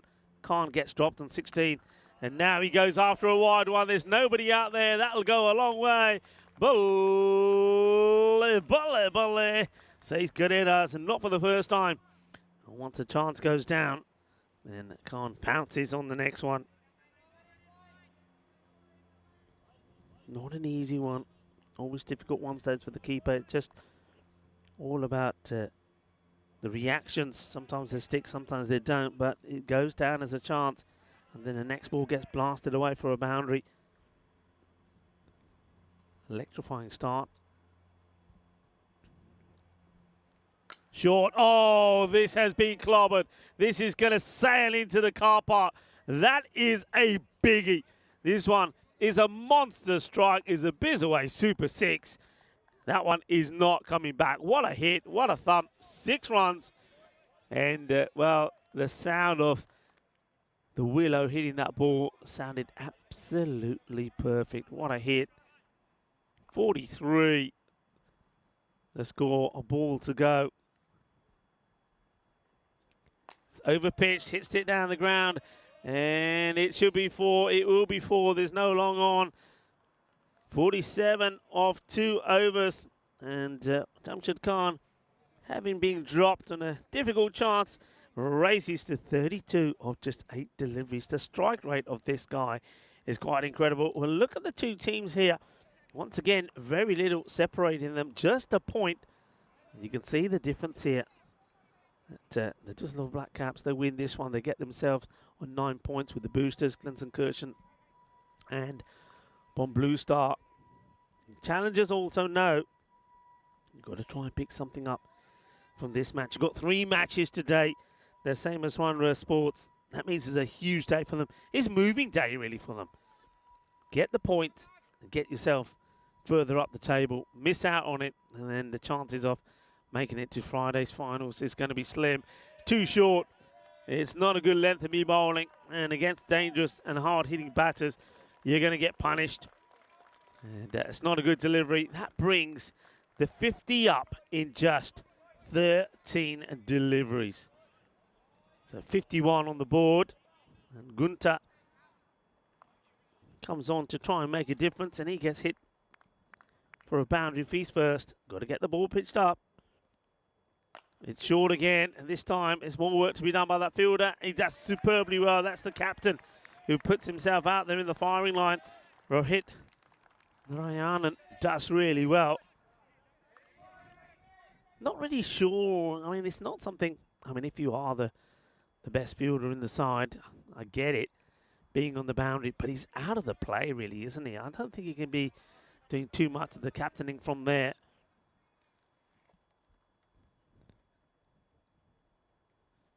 Oh, that's just bowling it into the slots. It's going to be 6. It's another one that sails away. Jamshid Khan now getting in on the act after a brilliant save from the captain, Rohit, of the challengers. Khan goes on to strike, gets one on his pads, and he absolutely wallops it away. And this is, well, once again in that greenery. They might have to give up on this one. He does, as the nettles, oh, he finds it. He gets a... The old stinging nettles get him a few times. He's going to be itching all night long, he is. 58 without loss.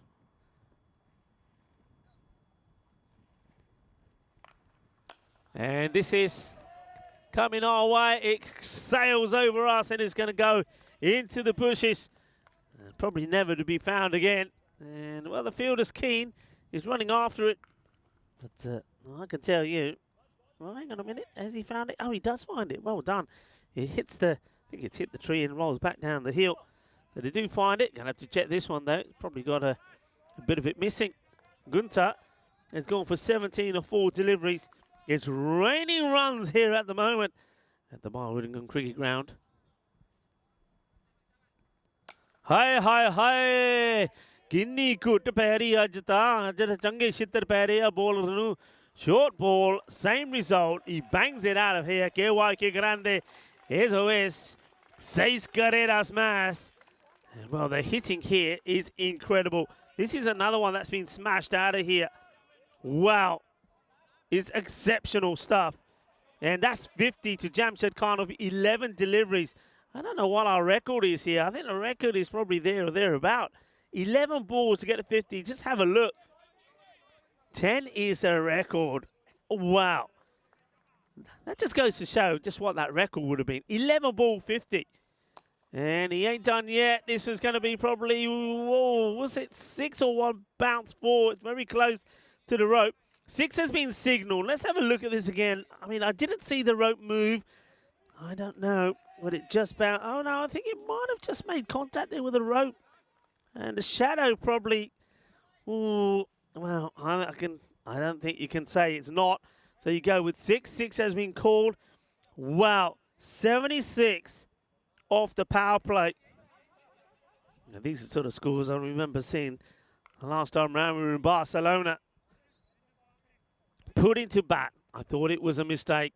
And the Düsseldorf Black Caps are saying thank you very much at the moment to the current challengers.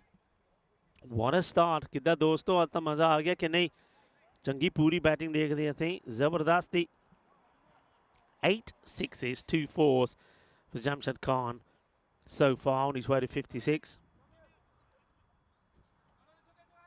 Well, what's the reply? How do you answer this? What do you do?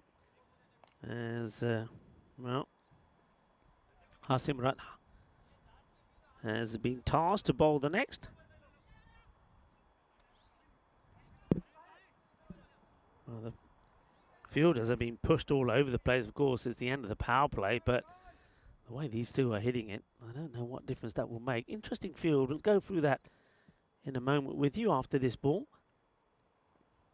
Short, and it's going to go to the boundary. 1 bounce, 4. It goes for him upstairs, but Ahmadzai, he's up to the task. Well, that's one place where they don't have a fielder. If you're going to be bowling that delivery, at least have your field set for it. At the moment, all the men seem to be in front. You've got 3 men on the offside to the left-hander. So the cover, extra cover, and long off, long on his back, and then third, a very, very straight third, I have to say. So the bowling the short stuff or bowling anything down leg is not a good idea. And that's a cracking shot, that really is. What a lovely shot this is. I think this might go all the way as well. We're just checking. The umpire waiting to see. I think we're going to have a look at this because he hits it well. It's on the up, and let's see where it lands. I think that's 6. Yeah, that's clearly 6. 6 runs. 6 carreras más. Put them up in the air like you just don't care. The runs just keep coming. Wow. And Clever is saying, can we get the fastest 100 here? I think, are you talking team or are you talking individual? If you're talking individual, that's a very early call. But, oh, that's a good comeback. All about the length, but unfortunately, it's our man Kushik who can't stop it.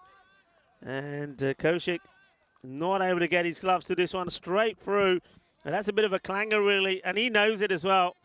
He's too good a player to be missing that. That's going to be 4 byes. 90 on the board, everybody, 90. I know what, when Mr. Maximo comes back, he'll be able to give us an update. I know for sure that Jamshed Khan, well, he's one of the quickest 50s we've seen, but it's not the quickest. Quickest is 10 balls. But what's the quickest the team have got to 100? Because these guys are on their way pretty quickly. That is huge. Well, he absolutely clubs this away. Lovely jubbly. That is out of here. What a hit this from Ahmadzai. Takes the score to 96. We're in the third over here, folks. We're in the third over, and it's 96.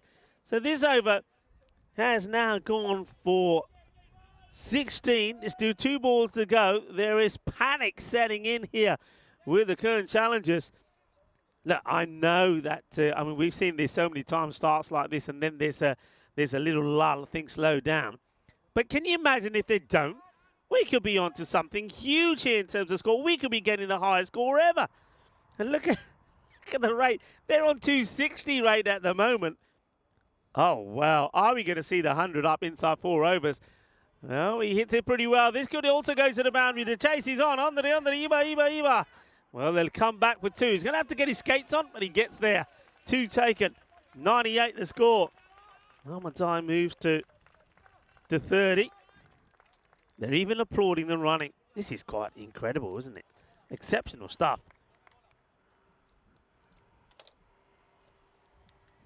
What next?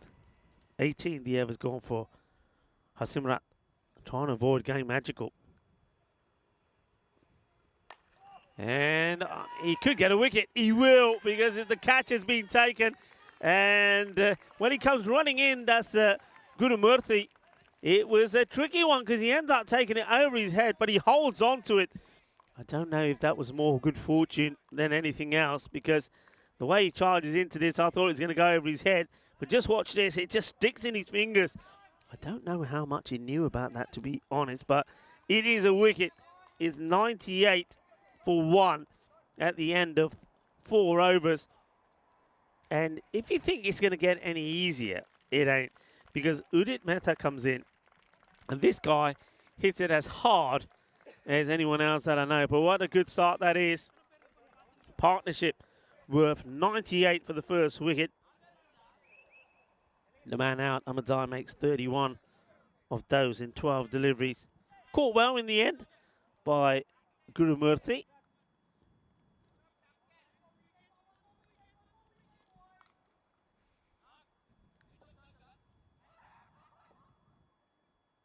So Simrat does get the breakthrough. It's the end of the over, so going to try something new. So he says, well, all right, you took the catch. Let's see what you can do with the ball.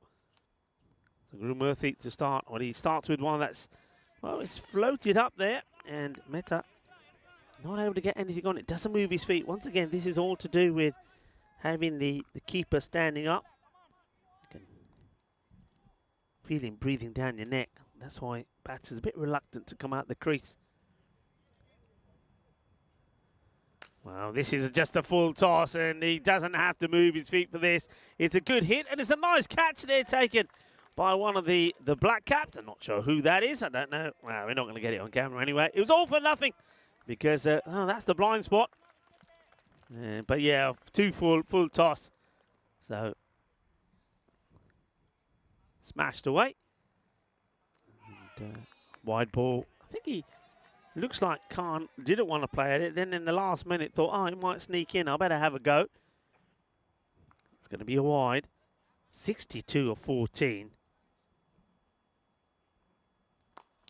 And, firmly hit. And it's not stopped. It gets through the fielder. It was firmly hit. It didn't go in the trees.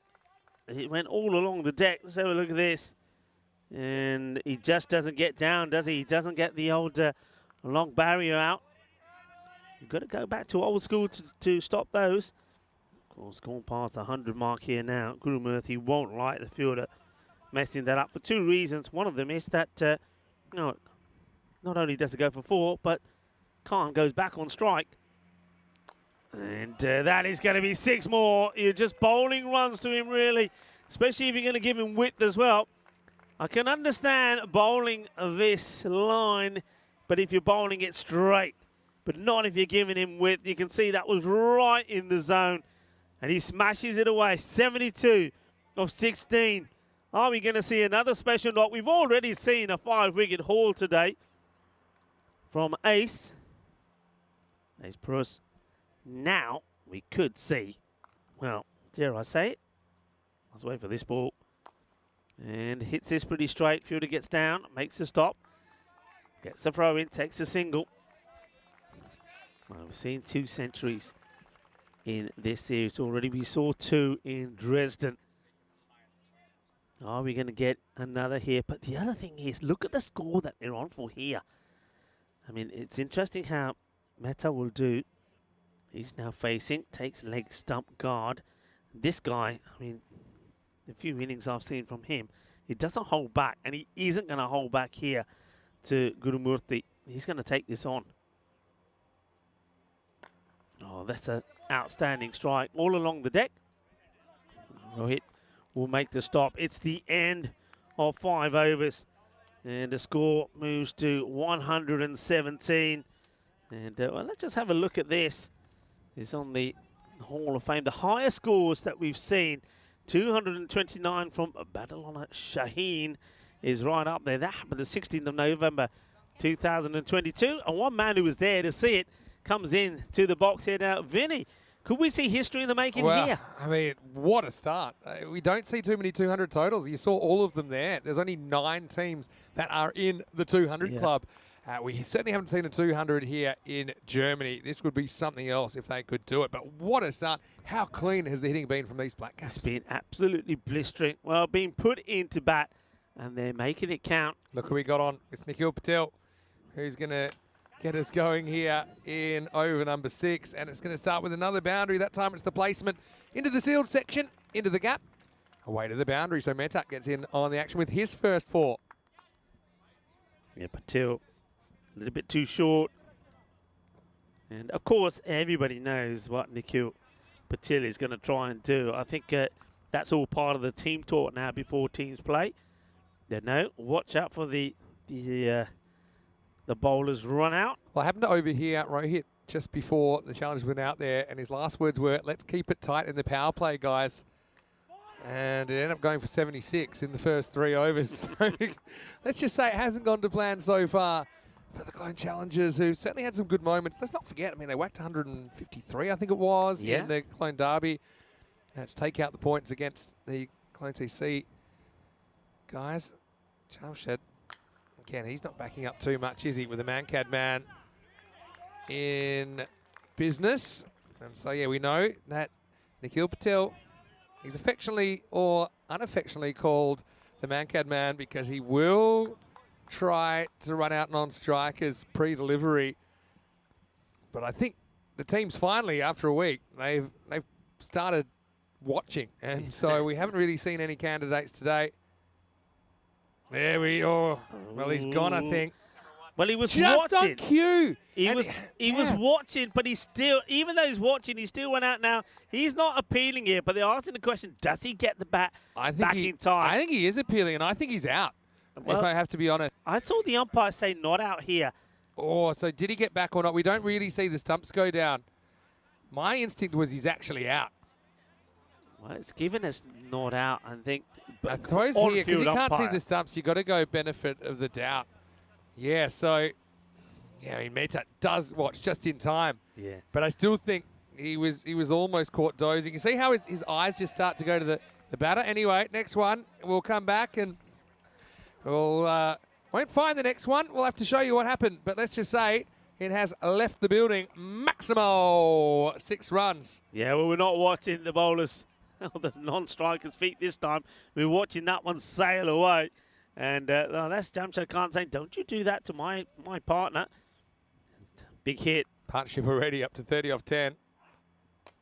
Now lifted up, and this could be more, and it is more off the hands. Maximo. It did go towards the fielder on the boundary who stood his ground. Had an opportunity there to pull out for catch, Rico, but instead it's off the fingertips and it's 6 more. Yeah, I mean, you got to take these. I mean, he's practicing and rehearsing it there, but we're not going to see too much of that in the replay, unfortunately. But he palms it over for 6. And now that's a Gundy ball, a full toss on the leg side. He is racing away now. He's moved to 89 of 20 deliveries.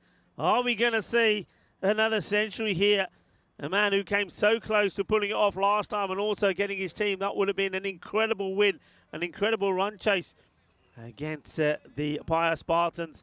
Look at the scorecard. Look at the score. 6 overs in, 140 for 1. I mean, what we are on for here potentially is the quickest 100 ever, because the quickest 100 ever is Sher Ali, 25 balls to bring up his ton, and he's got 3 balls to make 9, and he can take that record outright. That'd be something else.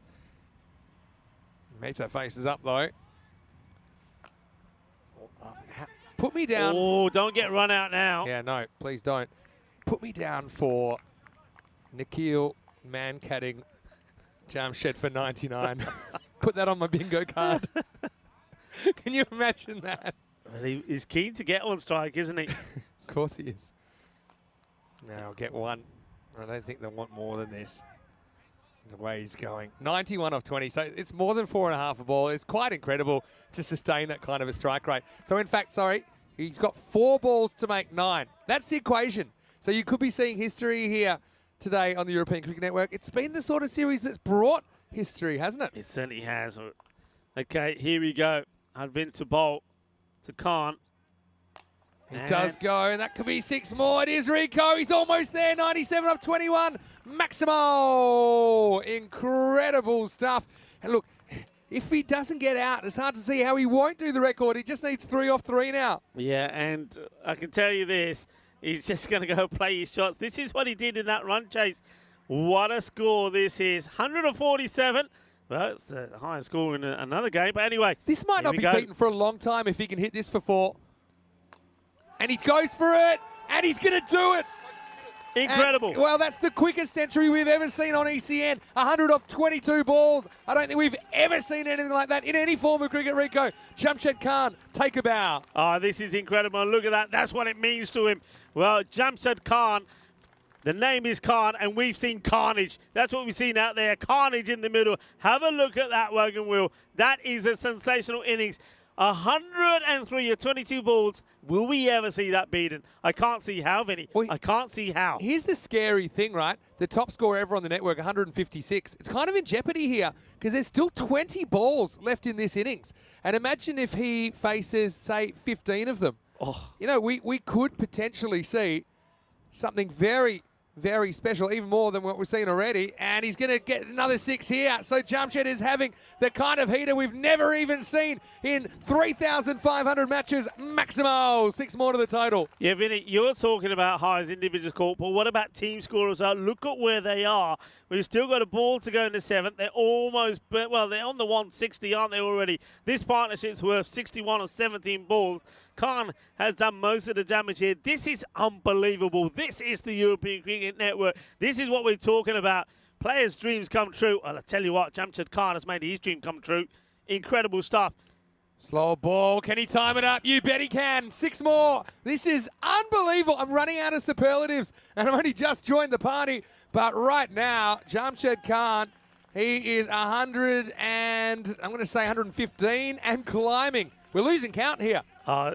What can you say? Well, I'll tell you what I can say. We can deter a little bit from the cricket and say thank you very much to Kroom, who was given a membership out earlier because we saw a 5-wicket haul, and now because we've seen a century. Well, records are meant to be broken, and that's what we've seen here today.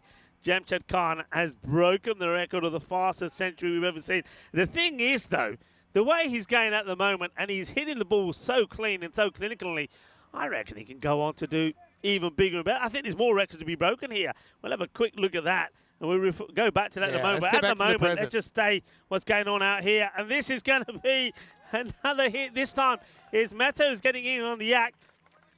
Oh, wow. Yeah, I mean, that's a good result, don't get me wrong. But, I mean, from a neutral's point of view, you kind of want to see Jamshed facing as many balls as possible in here. Yeah, he's just getting a breather. I think this is a method. Say, look, let me hit a few out the park. So 22 balls to bring up his 100. That has smashed the record. The record was 27. It was held by 3 different players. It was there for ages. Sher Ali did 125. And now 122. That is completely unprecedented.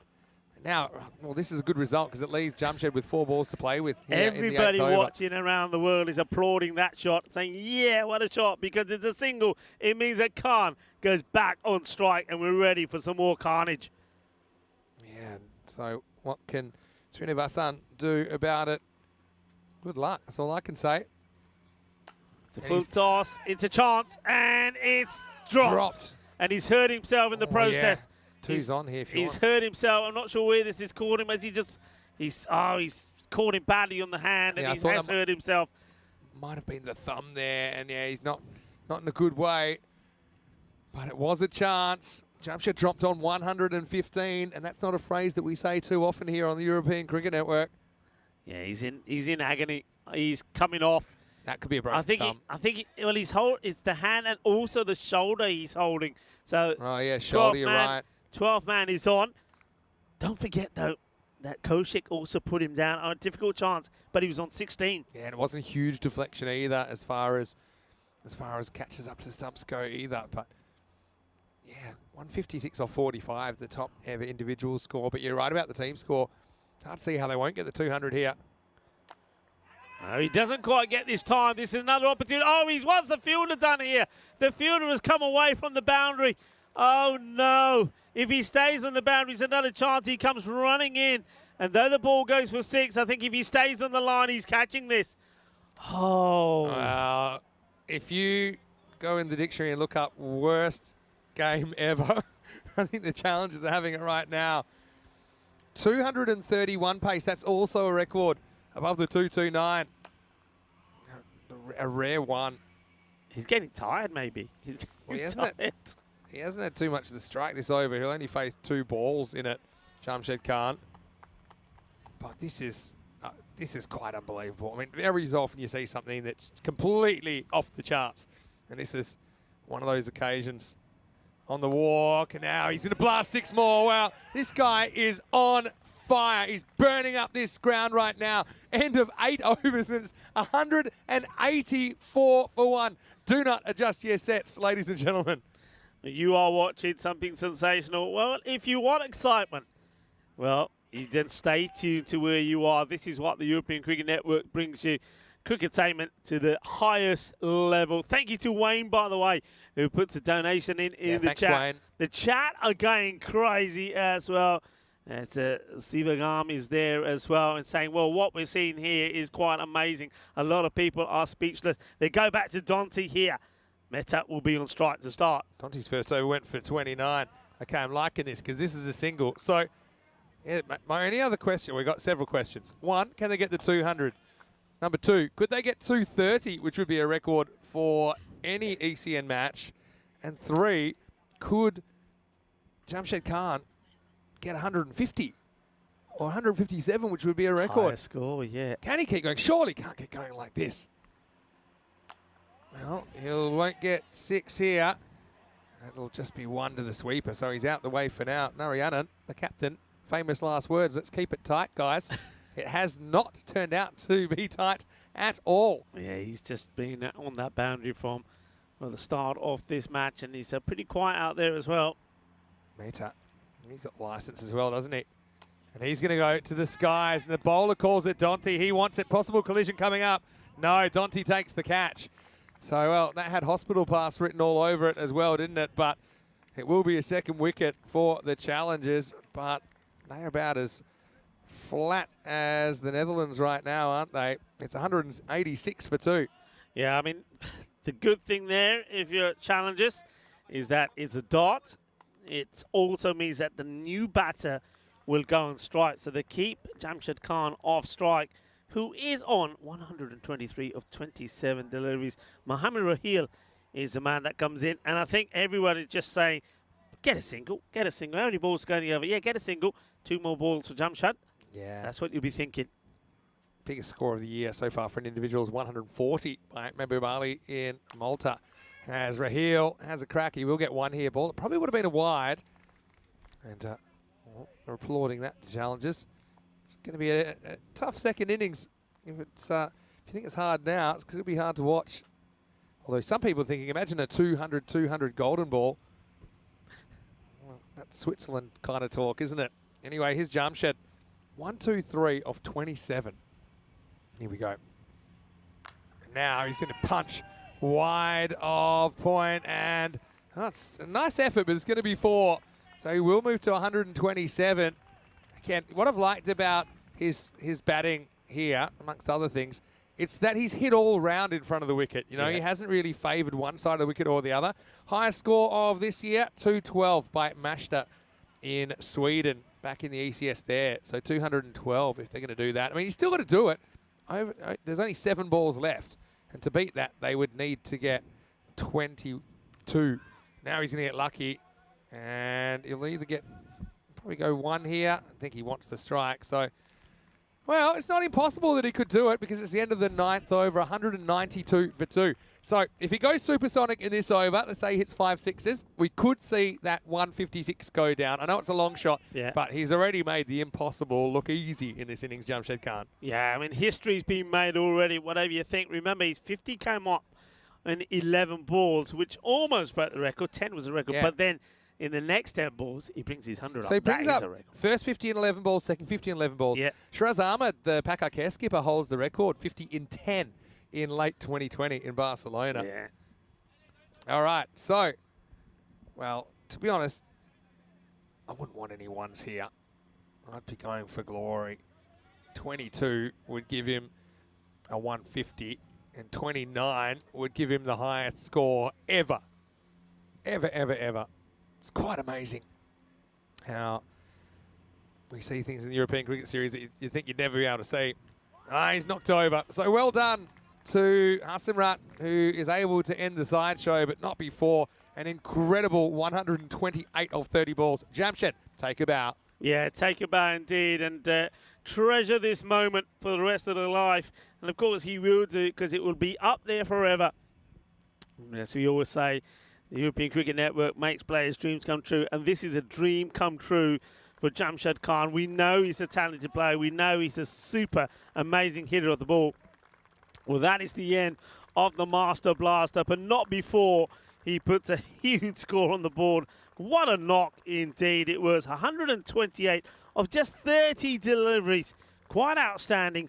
4 fours and 18 sixes. 18 sixes, really. That's almost a record as well. 20 is the record that we saw early in the year. And here's another 6. Shahab comes out and says, well, time for me to put the cherry on the icing on top of the cake, as the Black Caps continue to climb towards 200. It seems a surety now that they're going to do it. Yeah, it certainly does. The score now 198. Still 4 balls to go in the innings. Oh, what a sensational day this day 8 here in Krefeld has been. We've seen the fifer in the match earlier. And now we've seen another century, the 3rd of this series. And this one is up in the air. It's going to be 6 more. Balle.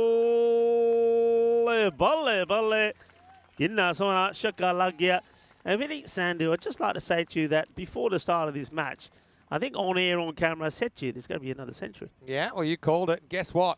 It is 200 up. The 10th member of the 200 club. It's going to be the Dusseldorf Black Caps, and they're not finished yet. 3 to come. And goes leg side again. Fielder. It's the sub out there at the moment. That'll just be a single, so 205. Well, big finish, and they can get 213. That'd be the highest score we've seen in 2023. Just shows you how incredible that battle owner Shaheen 229 was, doesn't it? Makes you wonder. And they scored most of those in the second half. I think they scored 120 in the second half, or 130 maybe. All right, 2 to come. Oh, well, there's 6. And don't even worry about it. That's in the trees. Maximo Rahil gets in on the action. So we've got a cliffhanger, Rico. 1 to tie the best score of the year, and 2 to hold the record outright. Yeah, and that's going to say that's what records are there for. They're meant to be broken. Oh, boy, have we broken some in 2023. Wazza says he'll be telling his grandkids about this innings. Yeah, it was something else, wasn't it? Yeah. Just the regularity that he was able to hit the ball in the middle of the bat. Last ball coming up. And, yeah, well, guess what? That's probably 6 the way things are going. It will go all the way. Maximo 217. And I think that will have them sitting, I'm going to say 4th all time. Yeah, the 4th highest score ever on the European Cricket Network. It was an innings for the ages, Rico. This is just quite amazing to see. And the thing about this is, I have to say, Vinny, that when the current challengers won the toss and thought we're going to put them in, I thought it'd be a mistake. It turned out to be a huge one. Have a look at that. He's up there, you know. There's the name of century. 128 of 30 balls. Well done to Jamshed Khan. That might be the worst bit, you're right, that the challengers sent them in. And now they're chasing 218. Big thank you to Kroom and NI Nick. They have donated memberships because of the 200 total. We'll sit back, relax, and enjoy. Well, I thought I saw the ball. Turns out I had another thing coming. My eyes weren't quite as good as I thought. And I couldn't believe my eyes, really, as this opening partnership out of control. They were even hitting fours when they didn't hit the ball. But, well, Abdul Majid Ahmedzai, he was the first man to go, but didn't slow down the scoring, did it? No, it didn't slow down. And while you were looking for that ball, I think we saw about 50 runs scored, Vinny. That's how quickly these guys were hitting it. But Jamshed Khan, and the thing about this is, you know, a lot of people often say, yeah, boundaries are about 50 metres. Have a look at these hits, because most of them sailed way, way over that boundary. Well, Patil tried to get the older man-cat in, true to his name and the song that's written about him, but he wasn't able to. But there was the century, and boy, did it mean something to him. It was quite sensational. And that was a chance. That's where the fielder gets hit. That, beg your pardon, was when he was celebrating the half century. But the century was something special, and he will savour that moment for a long time. That was a good catch.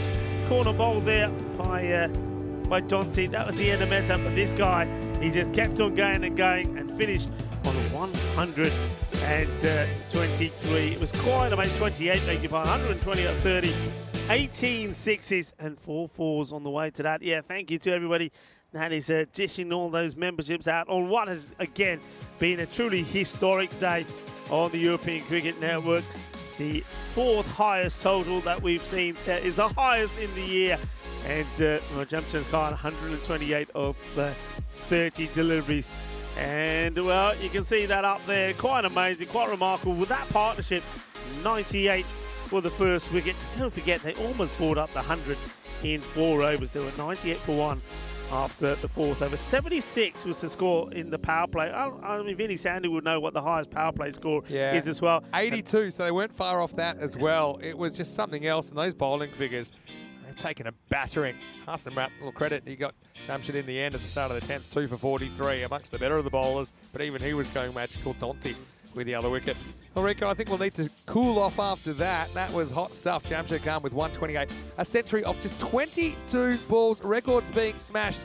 And the challengers, they'll be hoping to get some revenge in the second innings as they'll be chasing a massive 218 from victory. Can they get anything going their way? Find out after this break. Vinny Sandy here, Mr. Maximo with Rico Full. We'll see you shortly for more European Cricket Series.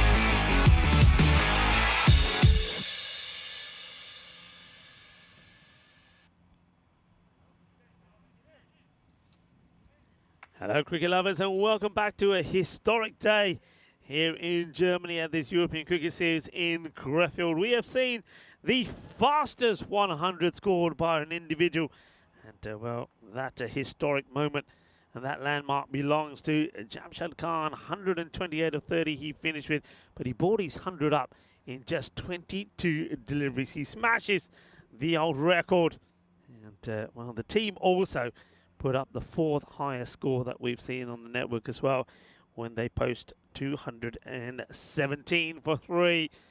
And well, that means it's hard work for the Kuhn challengers, who put them in, remember, after winning the toss. What can they get to here? Amay Patale is opening up with Hasimrat. So they've gone with Hasimrat at the top of the order to see if he can get going earlier. It's a big strike of the ball. Didn't really click in the last match though. And that's a dot ball. He sneaks this inside. Does Kuma. Puneet Kuma starts with the dot.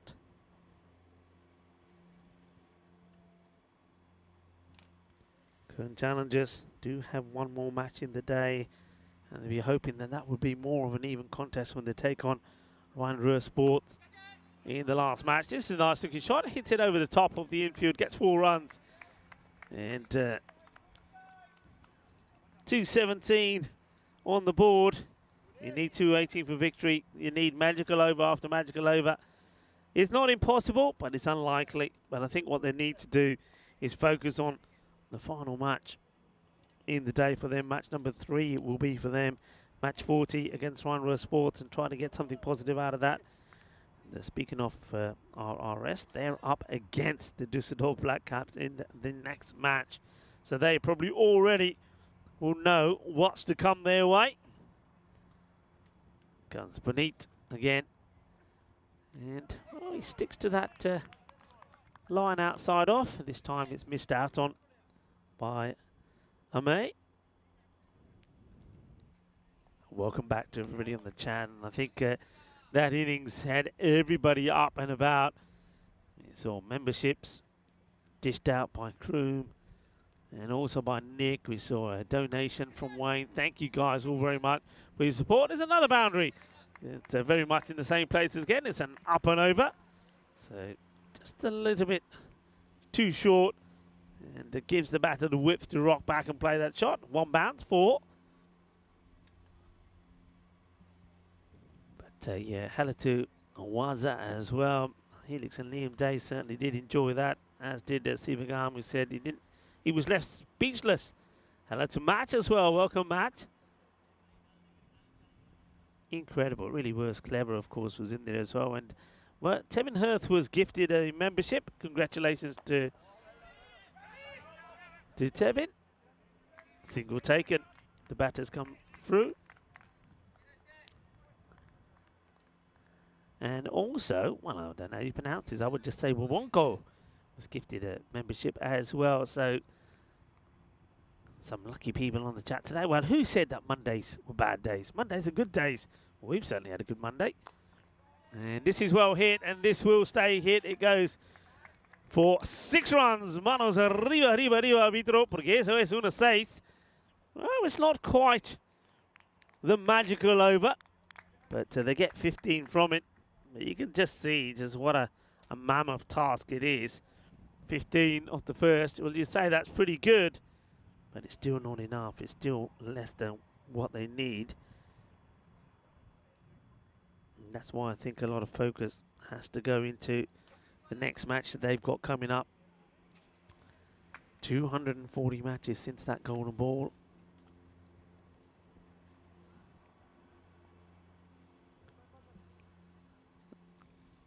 Simrat hits a 6 off his first. He'd be happy with that. Amay Patale back on strike here now, and Shazab comes on to bowl.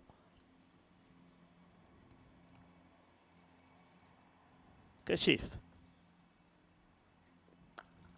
That's a really nice looking shot. Hits this cleanly. Once again out in the off. That seems to be his area. And 4 more. Goini is what the fielders are saying. Don't worry about it, don't worry. So plays that nicely. I like the way he angles the ball into the area that he wants it to go. It's uppish, but there's no fielder there. So a neat shot, another boundary.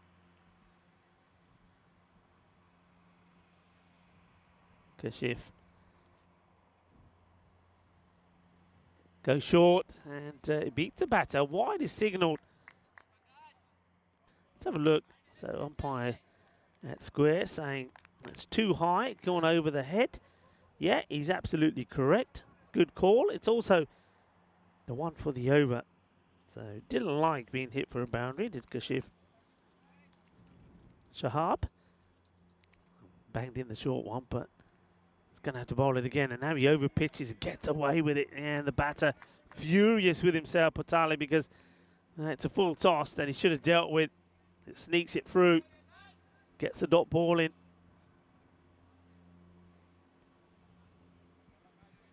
And the robot, yeah, the robot is enjoying Mondays. Ooh, it says, thanks for the gifts and donation. Yeah, everybody, thank you ever so much. It's another dot, another swing and a miss.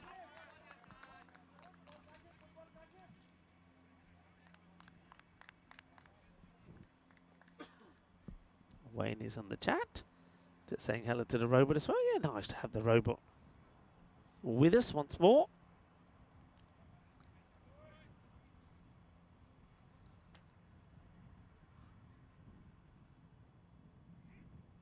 And this time it won't be missed out on. It will go all the way. Balle, balle, balle. In that zona, Shukar, Lugia. Well, they're having a go, aren't they? It's good to see. And Dami Patali, well, you know where he likes it. He didn't miss out on a full toss like this earlier. But not this time. He hammers it over the offside. Gets 6 runs. 11 off the over. Still 2 balls to go. A fine time to welcome back into our electrifying cube today. Mr. Maximo Vinisandu. Yeah, well, it has been electrified, hasn't it? How ridiculous was that first innings, really? I mean, we've seen a lot of things. You and I have both done so many matches, but yeah, we have a new member of the 200 club, and there you go. 10 teams now have hit 200 plus, and that's the top scorer of the year. Look how many are 2023, though. 1, 2, 3, 4, 5 of them this year, so half of them this year really shows you that scores are taking off around Europe. And this ball's also taking off, Rika, because that's 6 more. Yep, 6 more, and a good hit. So they're certainly having a go. So look, this is now, what, 17 off the over, ball to go. They need to go magical. As once again, we highlight that. I mean, we're having a look at this one, but don't forget, they're also in the highest run chases. Yeah. 2023 You're featured right. big in that as well. Yeah, exactly. Yeah, we could probably look at highest chases as well. It's a nice shot. It will go magical, as this one, I think, is just one bounce. Is it one bounce, or are they going to signal 60? I think they're going to check on this one. I mean, it's going to be there or thereabout, but one thing for sure, it's a magical over. He plays that shot so well. I think just bounces, perhaps, before the rope there. Yeah, did it hit the rope? I don't know. It was pretty close. Oh, yeah, probably 4. I mean, if you had to guess. I think I had my suspicion that might have hit the rope, though. Yeah, in fact, they've given it 6. Just saw a little bit of a wobble from the rope. So, look, let's give it to the challengers. They need all the help they can get. Right now, they're going 19 and over, and that's not quick enough. It's 38 without loss after 2. Yeah, let's have a look at the way these standings look and how big a match this is for these two Black Caps. Looking to move themselves into, well, joint second, I suppose, with on points. Net run rate could be pretty crucial. And there, let's have a look at this. Yeah, the Hall of Fame these run are all chases this year. We've got 1, 2, 3, 4, 5 out of those, and there's 9 innings there on the list. They've come this year. So, I mean, it wasn't too long ago we'd never seen a 160s chase. That was until Austria this year. But since then, you know, we've seen several more, including one in the 170s. So it's very, very kind of everyone with all the generosity in the chat with the memberships. I think they're just trying to say thanks for the entertainment. Ow. Ooh, where's this caught him? This could be nasty. And he's walking around okay. I think it's well, it's missed the jackpot, but only just. Well, I mean, it depends. Hasimrat, not much of him. But he almost gets cracked open like a wishbone there, doesn't he? Raheel bending it into the right-hander. Yeah, Raheel probably been pick of the bowlers so far for the Black Caps. Left arm. And, oh, how does this miss? And now they're asking. And Square is going to the third umpire, so Surya will be in action here. I think this will be close. Srinivasan is a great keeper, but felt like he was down. Let's have a look. Oh, I think he's really just close. in. See, that toe for me Yeah. is down there. So I think you got to give that not out. But still, excellent piece of work. And he identified an opportunity there, didn't he, Rahul, behind the stumps? He took 3 stumpings the other day. They're very, very good. Yeah, nicely taken. The ball doesn't miss the stumps by that much either from Rahul. It's a big swing that gets missed. But they've got to go for it. That's the only way to do it. Yeah, I mean, that's true. But it's hard for the challengers. They kind of know they're out of the picture now, don't they? So playing for pride. And that's it. Well, the one before just went over the stumps. So this one is the perfect length, hits the top of them. And Hassamrat did put away one ball to the boundary for a big 6, but that's all he'll have to show for. And perfect delivery. Yeah, we went through him once, then over, and now under the bat. So, yeah, it's just been a working over Raheel. Training run feel about this now for the Black Caps. Have really sent a message to the competition here, haven't they? The Challengers lose their first wicket. It's 38 for 1. Yeah, and, well, the gamble, and you had to gamble, I suppose, to have him up there. It didn't work. And now Rohit Narayan comes out. He didn't have the best of starts in the day. And he got I think it was a 3-ball duck to show for. Can he get going in this one? It'll be interesting what his approach will be with this massive task on hand. The way it stands at the moment, they need to be going at around about 24 per over. Yeah. Not going to happen. Asking the question, but I'm sure this is pitching outside the leg, and yeah, the wicketkeeper doesn't get involved in the appeal and lets the bowler know. Let's see where this pitch is. Not by a long way, but just, and it's going to miss the stumps as well. Movement was his own enemy there, Raheel. But that's what makes him dangerous. He's not the quickest bowler, but he does get that consistent swing. Occasionally he'll roll his fingers, take one across the right-hander. Okay, high up in the air is an opportunity. It could be a pair for the captain. Oh, it will be. It's not a good day for Rohit Narayan, and he's going to have to depart for another duck. So it's a pair for him.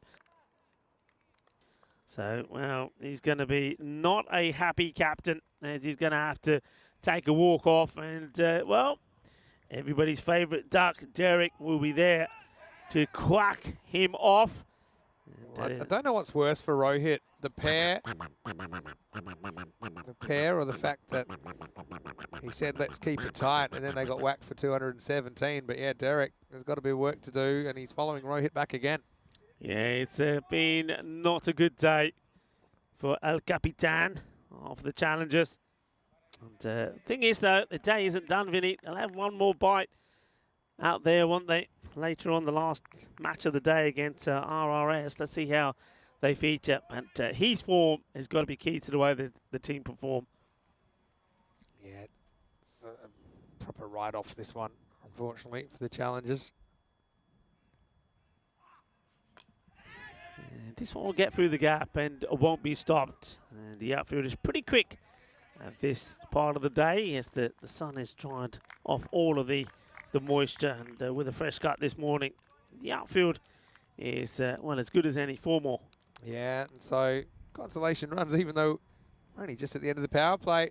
Those were the only 4 runs off the over. Have a look at that first innings, though. Count the magical overs. 1, 2, 3, 4, 5, 6 magical overs, but then 2 of 19 and 1 of 18. So you had 9 of the 10 overs be 18 or more.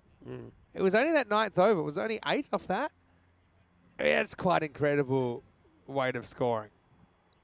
We've seen a lot of things, but I don't think we've ever seen anything quite like that innings of Jamshed.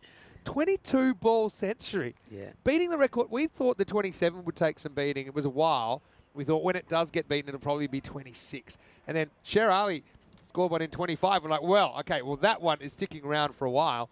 And here we are only like 2 months later, and it gets beaten by 3 balls. Yeah. 22-ball century, Rico. This one will take some beating. It really will. I mean, think about what you have to do you have to be basically going at 5 a ball to beat that. And I'll tell you the indication is that you normally, so for someone to beat it, they're going to need basically a 10-ball 50 and an 11-ball 50 back to back. Okay, so a 10-ball 50 is the record, which again, it can only be beaten by a 9-ball 50 where you pretty much hit 9 boundaries, most of them 6s. It's just, we're hitting the limit, aren't we? We're hitting the saturated solution of boundaries. Yeah, we're getting to a point where we're thinking, well, are we ever going to see anything like that again? I mean, and when you see it live and you just think, well, how many did he miss out on? Okay, there was the caught behind opportunity that went amiss as this one's being whipped away. Well, he gets the old MJ swivel on this. This is a nice shot. Just wait for this. Oh, he goes, and it goes all the way. Nice shot. Nicely played. So, Amay Patel, he certainly had a good day with the bat. I mean, they're happy to have him back in the side, but he's seems to be the Lone Ranger at the moment. He's 31 of 11. He's going well, but he's getting no support. Just crazy hitting. Same area again, the same result. And this time is going to be 4. Well, 6 and 4, as we say on the network. Hungry for more. They need some positives. And maybe a good innings from one of their batters. And a bit of a partnership here between Patel and Aravind could be that. But the match, though, looks like it's out of their side. So, Sinar just a little bit leg side orientated and a bit short. If he gets that length outside the off, it will serve him better. That's what the field is set for. So 2 balls, 2 boundaries. And, well, this is going to be another, and this will be 6 runs as well. Well, quite amazing. So we've had wide, 6, 4, 6. So, well, they keep hitting boundaries like this. It ain't done and dusted. You can see now that the captain, Gaurav Gupta, just having a little chat there with Arun.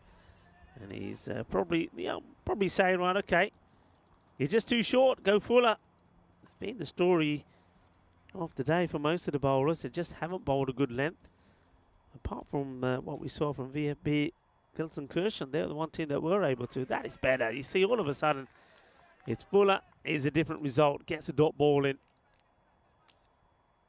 But Amay, 47 or 15. I mean, it's not bad at all, but it makes it sound slow compared to what we've seen. And it looks like he's going to get his 50 here.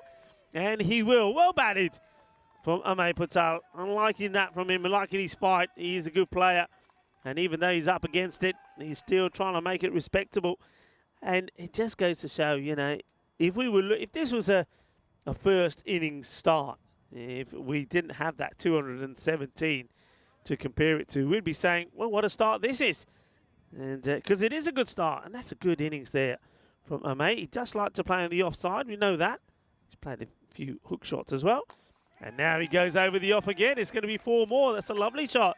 So really enjoying themselves out there. Well done. It's the end of the 4th over. 68 for 2. And Vinny, like I say, normally you would be saying, what a start. I mean, on 170 pace. But at this rate, they'll lose by like 50 runs if they keep up this pace. Oh, but look, you know, you can only really play the next ball, can't you? You're in a one-on-one contest. You've got Patali now, who, I mean, he himself, you know, he's brought up his 50 and we're only 4 overs in. So, I mean, again, it's not often you get the chance at the 3 figures. He's got a very good chance of scoring a century. Could potentially, we have only the second occasion where 2 different players have hit centuries in the same game. The only other time that's ever happened in, 3 years now, was yesterday. Yeah. It's That's crazy. What are we watching here? I mean, he's a long way off the ton, obviously, but Patali, who just struggled a little bit for touch this morning on his return to the lineup, certainly has hit him a lot better. Raheel, though, coming back, he'll be a challenge. He's got 2 wickets already in his spell. As he gets hit down the ground, Aravind will get a single. Yeah, he's Mohamed Raheel is a good bowler, isn't he? And left arm over, he gets the ball full. He's getting that ball darted in at the off peg, gets it to move back in. Difficult to play, but this would be a good challenge because Amay does like to be given a bit of whip. So let's see how he deals with the line that's been bowled to him from Raheel. It'll be a good contest, won't it? Tell you who's getting nervous. I think probably Kroom and NI Nick in the chat. Checkbook's open, guys, and they've been taking it down the last couple of days. Yeah, well bowled and shows a bit of respect for that delivery from Raheel. Here we had 5 wicket hauls, hat tricks, centuries, 200 scores. Yeah, so now the top score, basically the next 200 club member, if they get 2-1 or above, the 200 drops off the highest scores list now. And we've got 3 teams tied on 200 runs exactly. Raheel, Dali, good contest, continues. And he knocks him over, and it's Raheel that gets the goods again. He's got 3 for 5. Well, he's an outside chance for a 5-fer, but Raheel just keeps on performing with the ball, doesn't he? They're a very well-rounded cricket team, this Black Caps. Yeah, it's a good delivery, and that's why I said this earlier. And if you are bowling the left arm, you've got to come to this angle. You can see that shape early on, but with just aggression on his mind, Putale plays.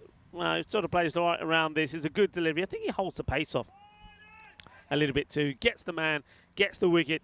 And now, well, the challengers certainly will struggle from here on in because, well, the only man to put a score on the board is gone. And it goes for 55 of 19. 5 sixes and 6 fours to get that score. So well batted to him, eh? Yeah, it was well batted. But yeah, he just concentrates on accuracy, doesn't he, Raheel? He's got those good natural swing mechanics in his action and gets the big wicket of Patali. I think I heard crewman N.I. Nick just breathing a sigh of relief, respectively, in the UK and Northern Ireland. Donthi gets a hit here in the 5th over. And he gets knocked over as well. We'll put that down as 4 for Raheel, and he's on a hat-trick. He's on a 5-fer. Well, guys, don't close those checkbooks right yet, because we could have a double strike here. It's 69 for 4. Oh, what a good delivery this is. This is all about the angle and the length. We've said we've been a little bit critical that the bowlers haven't bowled a good length. This is where to bowl it. And there's Goldie.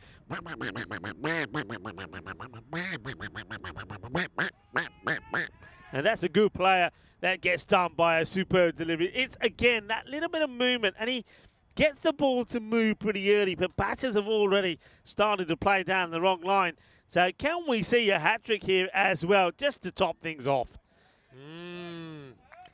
Trouble. Not only are we in danger of hat-trick number 30, that'll draw a line under the second page, but we're also in danger of a 5-wicket haul. And there's still 2 balls to go in this 5th over. Ace Pruss got one. Guess what? About an hour ago in match 37. So here we go, hat-trick ball, and it's Nanda facing up. And if Raheel can straighten this down the line, it's going to be a question that's pretty difficult to answer. Big moment here for Raheel. Can he do it? No, you got to appeal. They forgot, but it's going down the next side. He'll get one more chance, though, for the 5-fer. Yeah, he goes for the Yorker, doesn't he? But this time, it does exactly the same, but he goes down the wrong line. Just missed his spot there, didn't he, Raheel? He's annoyed at himself. There's always something to play for in Greek, saying, oh, I just did too much. I just pulled it slightly to the right. Well, come on, Raheel. If you're any good, you'll get 5. Nanda trying to make sure that doesn't happen. Last ball of the 5th. Can it be a 5th wicket? He tries to roll the fingers on one slightly, and that'll be a single. But still, 4 for 6. Pretty good figures for Raheel as he makes a mess of this innings. It's 60. Now, make that 70 for 4 after 5. Yeah. When I see Raheel walking back to his mark there, not just him, but of course, focusing on their kits, and it takes me back many years. There's a bit of Thunderbirds about their kit. Oh, yeah. I like their kit. Is. Hey, let's have a look at the upcoming events here. Of course, we've got Krefeld to finish here. Looking forward to the ECS here. And you'll be making your way to Rome with your big well, that's carbonara country. Yeah.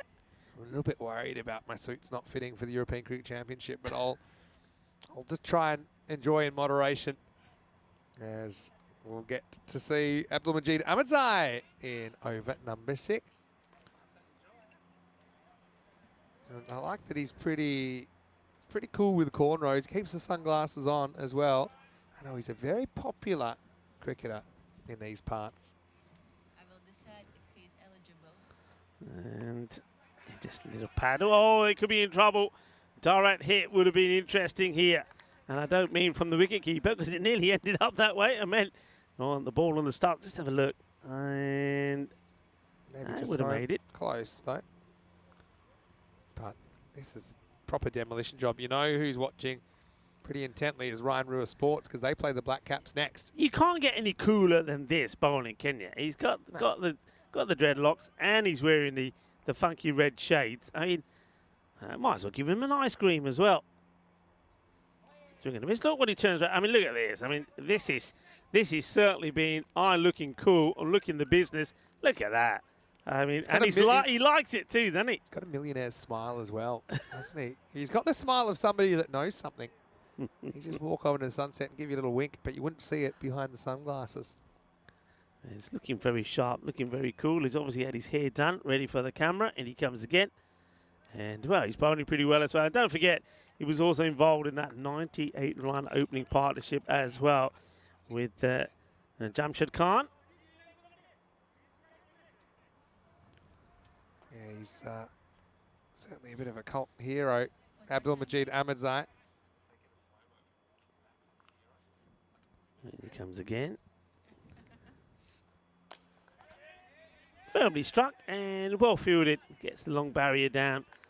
Does the Kashif Shahab and makes the stop.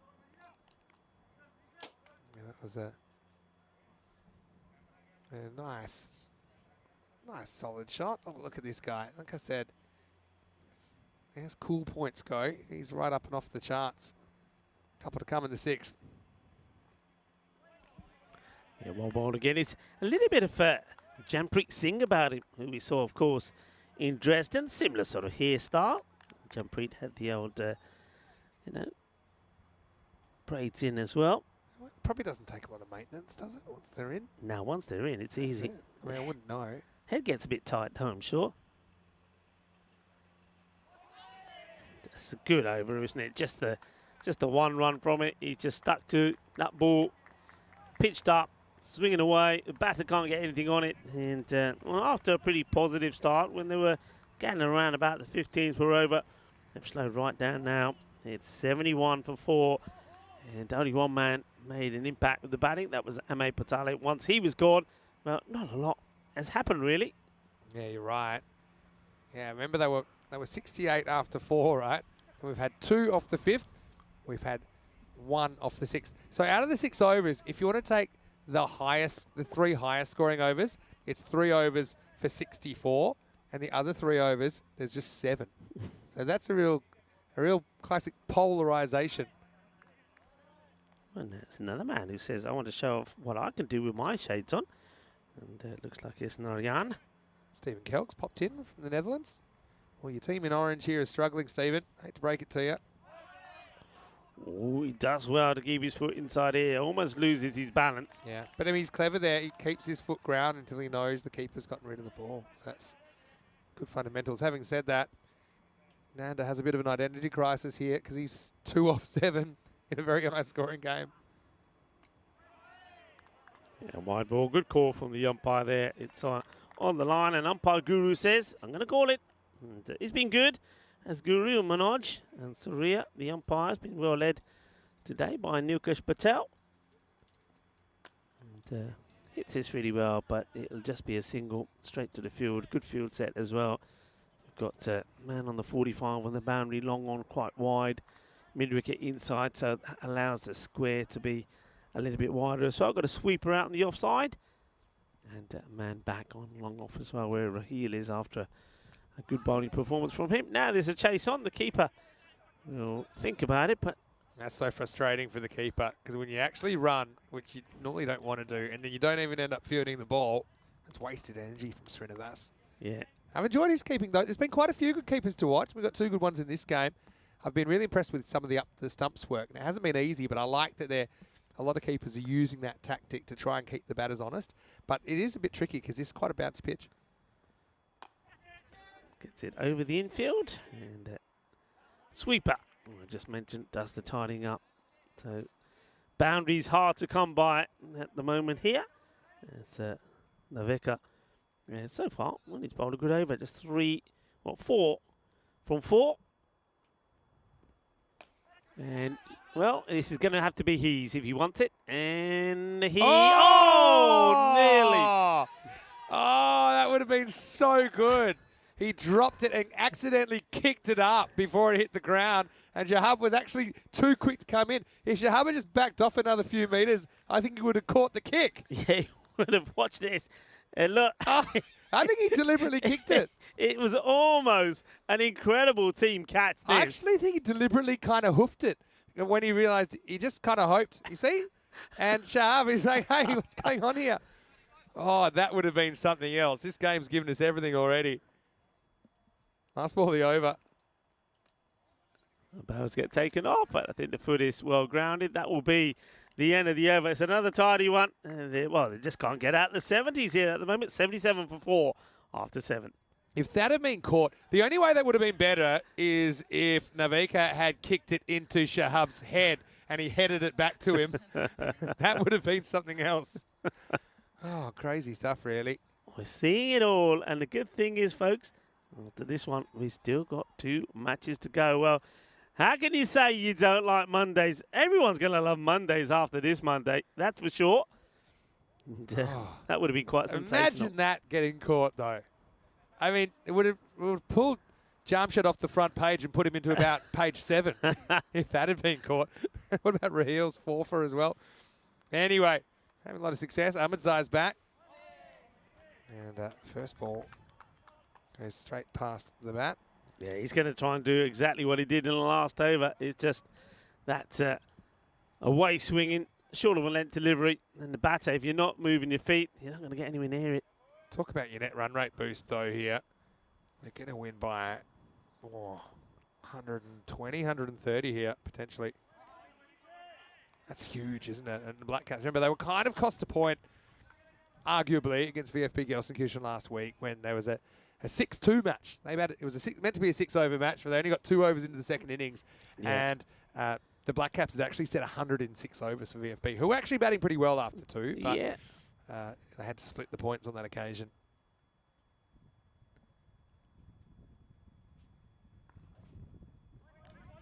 A lot of swing and missing at the moment, though, isn't there? Nanda, 4 off 12. I wonder how close he is to just tucking the bat under the arm and waiting for the next game. Of course, we will see the challenges in the last game today against Rhein-Ruhr Sports. Yeah, well, Rhein-Ruhr Sports are probably, I see them now. They're looking at the Black Caps, who they're playing next, actually. And they're thinking, okay, how do we deal with these guys? Be interesting to see what happens at the coin toss, that's for sure. And, well, that's better. He actually waits for this one. He might get a boundary as well. And, oh no, it's another injury. Who's that out there? And, it doesn't look good. I think that's Naveka. Is it Naveka? Yeah, well, let's have a look. I think, sorry, Gurov's chasing it, but he's not. I think he actually does make the stop. Did he? Yeah. He hits his shoulder pretty hard, and yeah, he's still on the field, so that's a good thing. Anyway, I think they'll look one more time. Does this ball run against the rope here or not? No, it doesn't. No, I think it's a clean stop. Yeah, he stopped it before he goes over. Watch this, he makes contact. So here's the contact, then he goes over the rope. So I think he's okay, apart from his shoulder, of course. But he's on the field. He's just. Yeah, I mean, is he touching the rope when he touches it? Probably. You've got to go benefit of the doubt towards the fielder here. He's pretty close to that rope, but I think he's all right. So I think it'll go down as not a 4. Well, they're giving it as 4. Okay, whatever. All right, this is going to be hit. This should be gone. Rahil takes the catch. Well, so Nanda does get the 4, but he doesn't last anymore as Ahmedzai gets a wicket, and it is 81 for 5. Yeah, and Ahmedzai, that's actually cleverly bowled because he hasn't bowled one sort of on the stumps. He's been moving it away. Then this time around, he says, okay, there you go. I'll let you have one. It's a slower delivery as well. Yeah. And he goes for it. And a good catch here for him. Might have been a little knuckleball. It didn't seem to rotate at all as it left the hand. And Rahil does really well as it means more camera time for Ahmedzai. 81 for 5 with the ball to go in the 8th.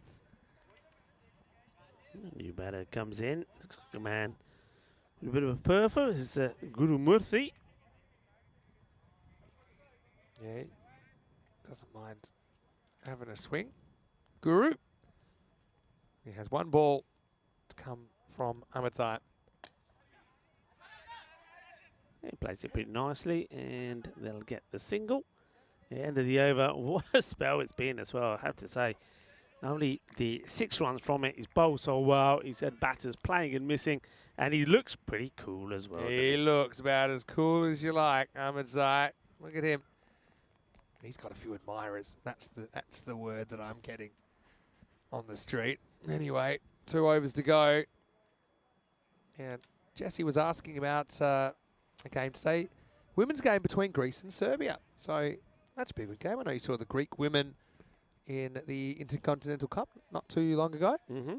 Yeah, and well, they, as well as Romania and of course the Isle of Man, were absolutely fantastic. Played some good cricket, and very entertaining. And yeah, that should be a good contest. And there's the Greece. They've got some good players in there as well.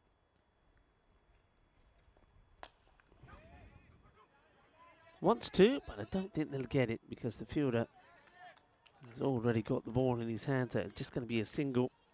It's Velamuri who's bowling here now. Yeah, well, they'd be forming an orderly queue, wouldn't they, to bowl at this stage when you're up by 135.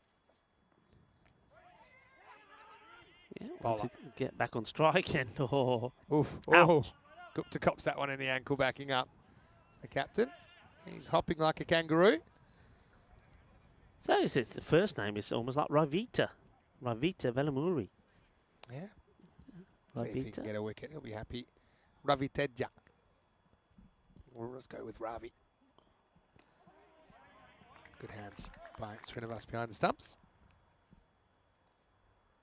Oh, what a match. We just keep seeing things that we've never seen happening. Not too many things you could say could happen that haven't happened in over 3,500 games now, but yeah, in the last couple of days we've seen the records tumble.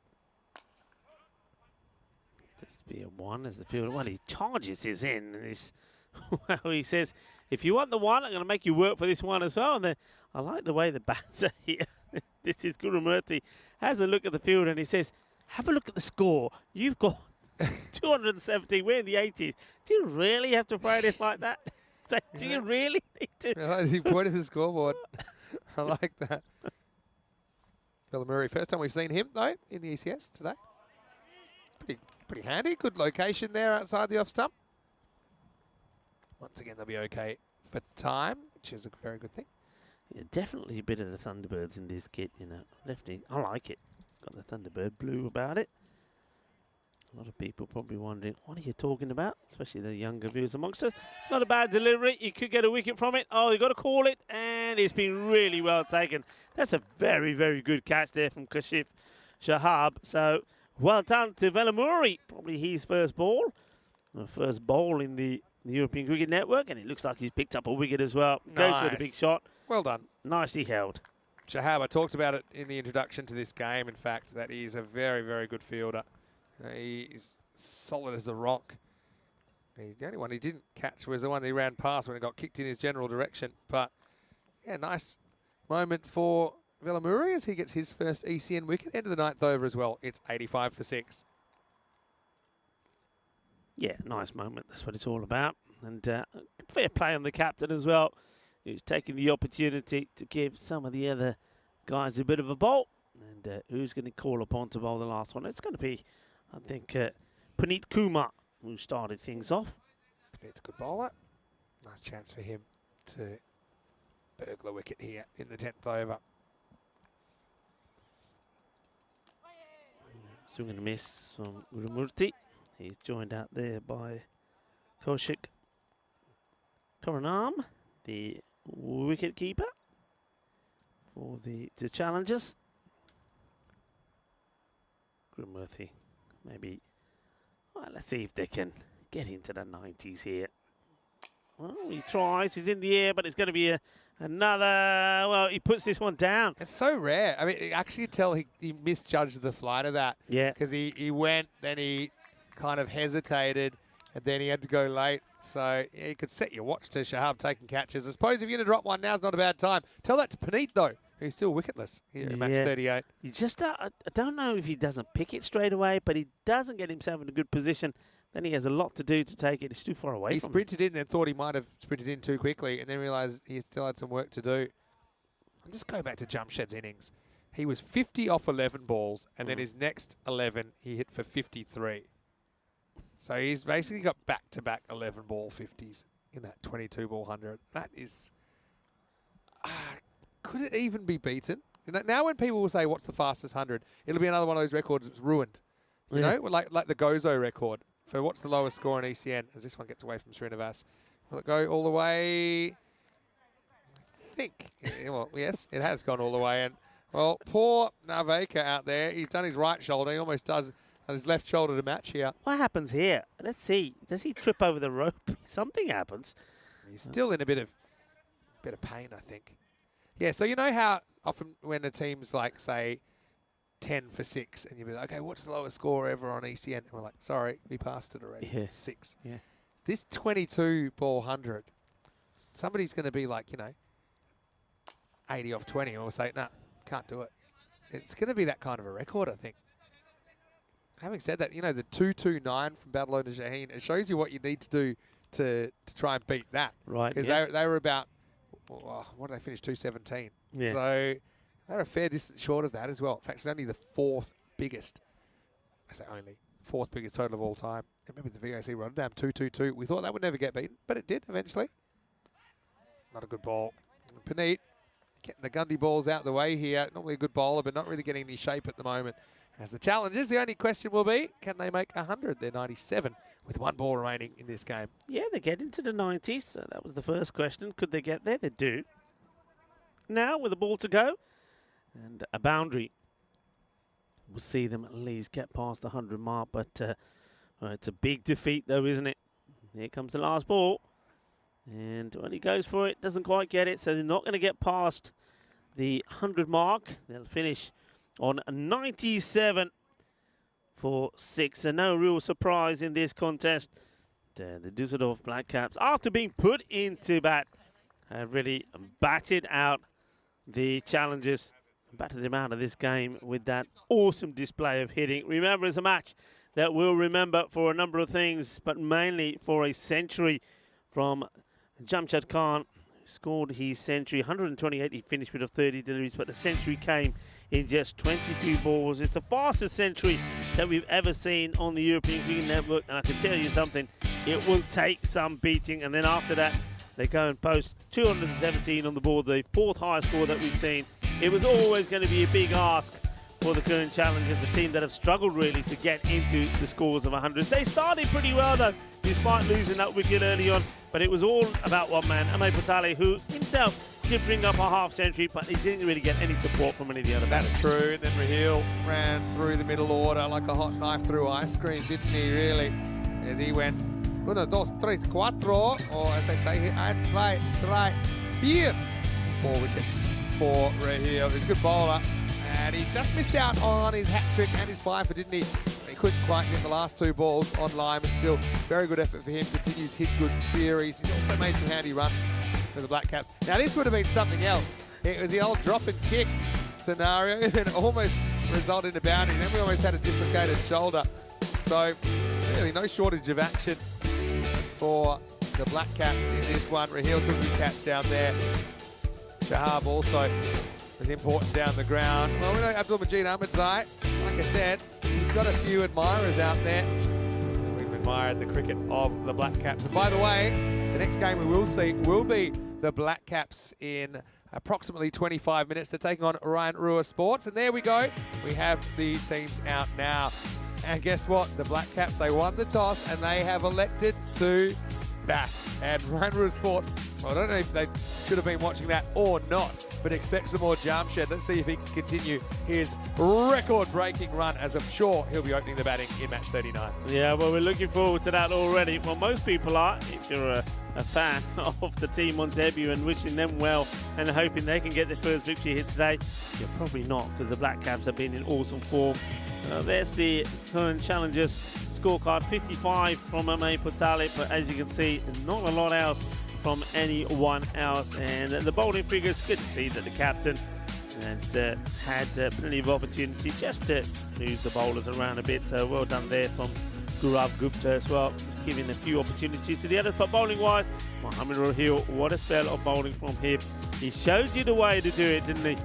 The left arm over the bowler, getting that ball to swing back into the right hander, so he picked up 4 wickets for just 6 runs. So very much a one-sided match, a victory by 120 runs for the Düsseldorf Black Caps. That will do their net run rate a world of good as they continue their march up to the top of the tables. But they'll be looking to get another good victory here as they take on Rheinruhr Sports, a team that have had a few struggles themselves. You saw on that the fantasy dashboard there, they have played 6 and lost all 6. They're looking to get a win, first time on the European Cricket Series. Well, they're up against the Black Caps later. Let's see how they fare. Join me, Rico Pool and Mr. Maximo when we return. And as you can see, the countdown begins 26 minutes time. Volvemos en más o menos 26 minutos. Hasta pronto, mi familia.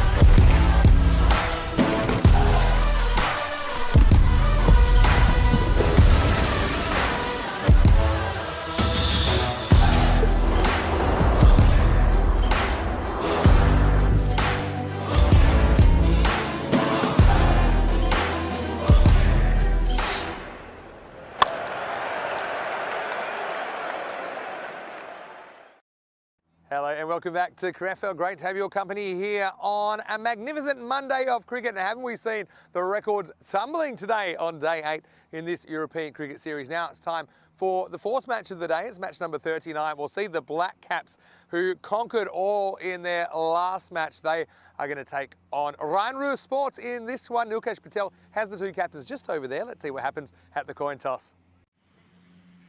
Red call. Head is a call. And it is tail.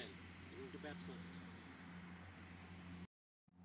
So Gaurav Gupta, the Black Caps skipper, he wins the toss and no surprises. He's elected to bat, and why not? They just smashed 217 in their 10 overs. It's the highest score we've seen all year on ECN. In fact, it's the 4th highest score of all time against the hapless Colin challengers who just didn't have any answers. Jamshed Khan hit a century in 22 balls, and that is far and away the quickest century we've ever seen on ECN. It smashed the previous record that Sherali set in Sweden earlier this year by a full 3 balls. But he wasn't the only one. They were all looking dangerous, and I think Ryan Sports, who are struggling at the bottom of the table 0-6, they're going to have to quickly come up with some plans about what they're going to do, otherwise they could become a statistic. Still, it is an opportunity. Not much is expected of Ryan Sports, who are much better than a team that are 0-6, and they get an opportunity here to try and knock off the big dogs who are having a day out. Let's see what happens in this one. Black Caps winning the toss. Let's see how many they can put on the board this time. Rico full as we get ready for the first ball of match number 39. And Rico will be back with us shortly, but right now I'll take you through the first moments of this match, match 39, and what can you say about the Black Caps? And we saw one Black Cap side doing a very good job in an international match last night. Right now, the Dusseldorf Black Caps are having some sort of a day. 217, the 4th highest score in well over 3,000 matches of ECN 10-over cricket, and they're back, and they've won the toss, and they're going to bat again. Ryan Sports, can they come up with the early wickets? Abdul Majid Ahmedzai also coming into some form in the last 24 hours, but Jamshed Khan, who scored essentially back-to-back 50s off 11 balls. That was a 22-ball ton, and it smashed the record previously held by Sherali in Sweden. So 135 looks a bit light on after that effort, doesn't it? Ryan Sports credited with 89. You can see that they've had some issues with the bat, only averaging 87 per 10 overs, and they're without a win in 6 attempts. But ECN's known for throwing up surprises, so don't count out Ryan Sports, as their issues have been compounded with the fact that they are conceding on average 15 and over. Will be the left-hand, right-hand combination of Abdul Majid Ahmedzai and Jamshed Khan to get us going. Can they pick up where they left off last time? Really, it was breathtaking hitting. Opening partnership of 98 in 4 overs. That's how it started. If it wasn't for 1 over going for 8, the second last over, they were on 230 pace, which would have been a team record. Ahmedzai goes for it straight away, but it's a catching opportunity, and he's totally misjudged it. It's going to be 4. Well, look, it's not an easy catch. Mahabubullah Khan, who is out there on that left side of the ground where the sun can be a little bit of an issue, but have a look. He finds himself too far in. He can't backpedal quick enough and can't even keep it in the field of play. So we're off and racing here in match 39. 4 runs to Ahmedzai to get us going. Bowler Samir Ahmed won't be too happy with that. Could have and maybe should have had Ahmedzai first ball. Now gets it wrong. Loses it down the leg side for a wide. Well, hello once again to everyone in the chat. It's great to have your company on the start of a new week. Hello to Stephen Kelk, hello to Clever, and hello to Kroom as well. If you have any questions or comments, please put them in the live chat, ECN European Cricket Network.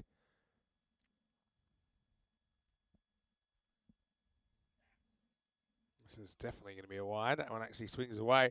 Samir doesn't always know what he's doing with the ball, which can work to his advantage, because if he doesn't know, the batter probably doesn't know either. Sometimes it's a bit more difficult playing guys that are unpredictable rather than swing the ball in a predictable fashion. Now, this is straight up in the air. Keeper wants it. It's another steepler, but this time it's going to be gone. So Ahmedzai skies 2 in the first over, survives the first, but doesn't survive the second. He'll be 4 and out, and an early strike for Ryan Roos Sports. It's 6 for 1. Nicely taken by the keeper as well, Rafiqul Islam. He was quick to call that one. And yeah, same thing. With the sun being a little bit of a factor, you can see with the shadows, it's kind of to the bottom right of screen now. It's an east-west ground here in Krefeld. Pretty unusual for cricket. And so, yeah, the sun at certain times of the day can get in the eyes if you're looking straight down the wicket. But Rafiqul makes no mistake. And so Samir Ahmed gets his man in the end. Amita's going to come out. He's been in pretty good form as well. That's the thing with this Black Caps lineup. Got so many hitters. They bat deep. They're all just going for it, and most of them are getting it. Around the wicket to the right-hander. And he drives beautifully. It's going to be 1 bounce 4. And yeah, right now, the Black Caps dishing out more of the same despite that early wicket. I mean, that's a pretty good shot first up, isn't it? Because it was coming into him. But he goes slightly inside out, holds his shape nicely, and in the power play, no long off in place. Now they do put the long off back. They'll bring up the deep third fielder into the circle.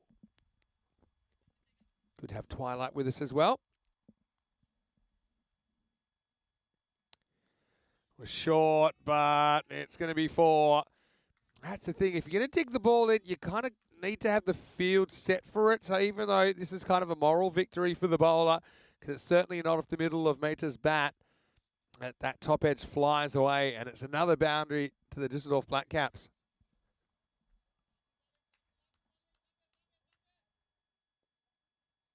The runs continue to flow for Düsseldorf.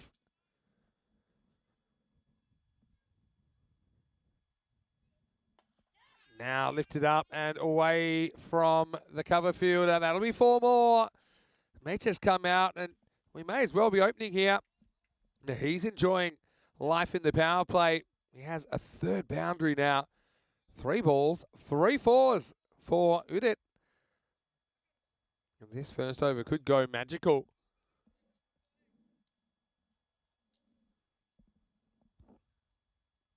Last ball of the first over, hopefully. Pitched up and dragged to the leg side. So it won't go magical, but pretty close. The only tragedy for me is that Jamshid doesn't face a ball in the first over. It's 19 for 1 after 1. And I've got to say, and look, I'm a big fan of Ahmedzai, don't get me wrong, but if you've got a guy that's just made a 22-ball ton, I'd want him facing up straight away, because he's been left on the shelf in the first over. Meta, though, pretty productive in his own right. 13 in just 4 balls faced. 21 days to go. That's exactly 3 weeks until we hit Monday, the 25th of September. It will be the biggest ever Euros of cricket with 31 nations represented. That's up from 21 last year and 15 the year before. So it's growing, and it's 109 matches long, including plenty of finals matches as well. As we see a low full toss drilled straight back down the pitch. And that one's a sight screen buster. 4 carreras. As he just misses the Yorker by a fraction and pays the price. This is Milton Manek, who is coming on to bowl the second over. Remember, a 76-run power play. You don't see too many bigger than that. We have had the occasional power play in the 80s. But if you're a fan of exciting cricket, well, that ECC, well, we've got 6 finals days in the group stage plus the actual finals day. So basically 28 of those 109 matches, they're finals day matches. So, I mean, there's a lot of consequential matches there. And, of course, with only 10 initial matches per group before one team is cut, it's just a roller coaster of emotion. Well, Milton's thrown the towel away here, but I don't think he can really do that. Has to keep it in his pocket. He's literally thrown in the towel. Bit early for that. Meta, 17 off 5s, made a bright start. Can't really catch up with this one. Jamshed, he says enough's enough. I need to get on strike, and he will, courtesy of a leg bye. James Stewart in the chat, watching from Estonia. Hello, James. Hopefully you're well. If you missed that last game, go back and watch it, because that first innings of match 38 is one that we'll remember for a long, long time. Fastest ever century. And the 200 club filling up with another member. Jamshed. Happy just to get off the mark here. Gets one.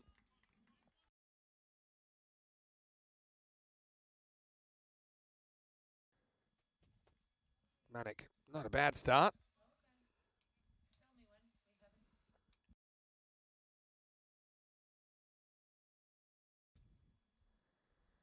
Oh, pitched up, and he absolutely laces this one over cover. Maximo. Well, that one hits the trees on the 4. That is a big hit. That's 6 in any language. Meta, well, he's going to grab the headlines early on. I mean, he hit him pretty well, but, of course, naturally was overshadowed by Jamshed in the last game. But in this game, he's looking very, very good. Rico Fulljoint is back in the commentary box. Well, different match, but same old Black Caps here, Rico. Yeah, same old, just a different person doing the damage this time. Meta, well, we know what he can do. And I heard them as I was walking past the Black Caps saying, it's your turn this time. Well, he's not letting them down so far. And, well, this one sneaks past. A little look at the umpire. And but that one just doesn't get in the right spot. Stays a little bit lower as well, so he plays over it. But they are dangerous. All these batters, the top 4 can really hurt you. And this is hit. Gets through the fielder, and you know what? Even though it takes a bit of him on the way, it will still get to the boundary. That's how hard they hit it, Vinny. Yeah, still, this is one you probably should field. Slight Tortuga. As I want to say quick hello to Vasilis, who's in the chat watching from Athens in Greece. Yeah, so squads are out, Rico. These are provisional squads for this weekend. Germany, we saw a couple of weeks ago, a few changes for them, including Ace Pruss coming in, I noticed. But a fair few of the players we saw 2 weeks ago in Dresden. Netherlands 11's out as well. Mixture of players we know and a few new names in there. So I thought they'd be doing that. And Belgium got some very good players. Ali Raza likely to lead the side. Sherry Butts in there. You've got Sabers Akil in there. Hopefully his shoulders come up well. Shagrai Safat, very good fast bowler. Wakas Raja. So we'll have a close look at those as the week goes on. Right now, we're going to see a ball which is pulled straight, but they don't get a run for once. As we hit the end of the second over a moment ago, it was 35 for 1. As looks like they're bringing back Samir Ahmed for the third over. Yeah, need to get a breakthrough, don't they? And they think that Ahmed is the man that can give it to them. But interestingly enough, I touched on this before. This one's going to be up and over, and it's going to be 4 more. Well, the fielder says 6, so I stand corrected. Looks like 6 has been signalled. I must admit, when I first looked at this, I thought it was going to bounce just before, but the fielder puts his hands up. I think we lost it. It went over there. It was more the other way.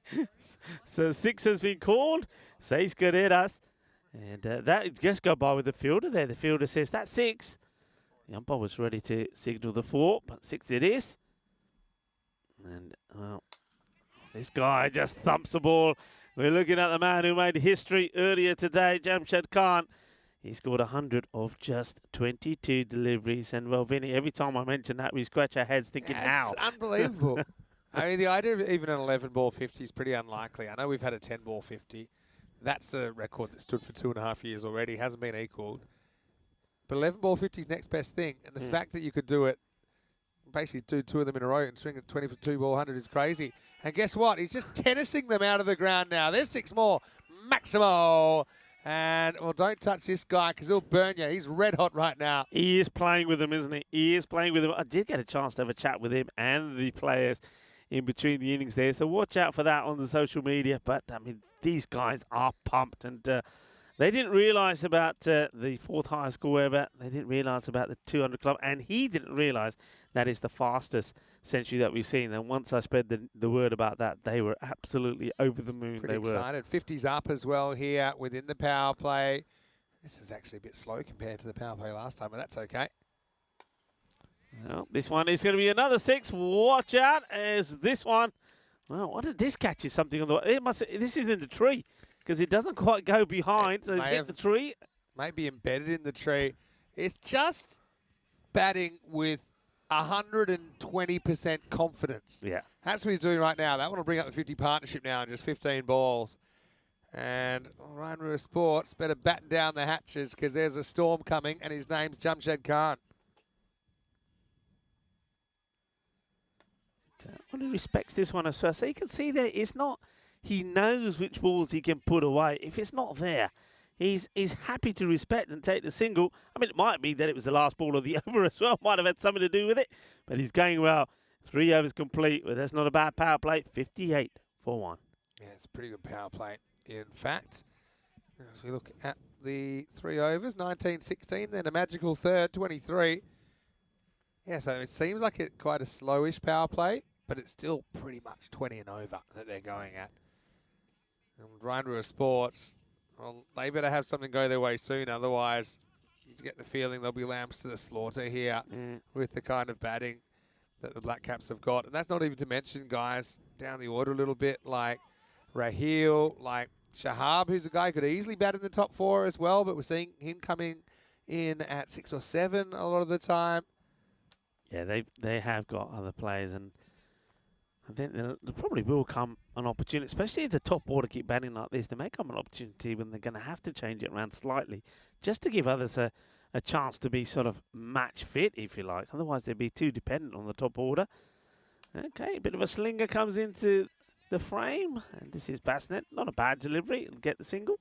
Yeah, it's not too bad. I mean, you've got to start somewhere, don't you? I suppose that one of the main issues with Ryan Ruhr Sports is that they've struggled to put runs on the board themselves. So even if they're chasing, even if they have a miracle here and they're only chasing, say, 120 or something like that, will they get it?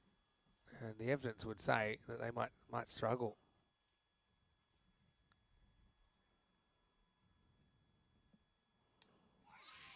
Yeah, the highest score, Rico, is 115. That was actually in their first game against Cologne CC.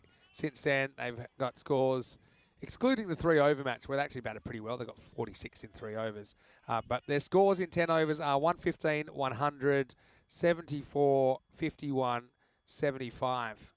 So yeah, it's hardly a weight of runs they've been able to put together.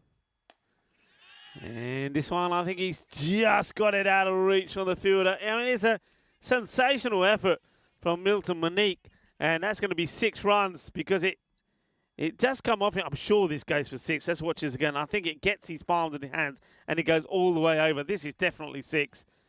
And I think you did see the umpire give 4, but that is 6. It's a great effort. Yeah, there you go. There's the umpire just now. Yeah, reversing the call. It wasn't an easy catch for Milton down there, was it? But I suppose you need to make the most of the half chances when the scoreboard is looking like this. So fielder in the action, and this time makes the stop. Gets the throw in. Yeah, I mean, it's a good one to get back into your side. Milton Monique. And, let's see if he can add any value. I mean, mainly to the batting, as you mentioned. We know it's use him as an all-rounder. His first over didn't go to plan.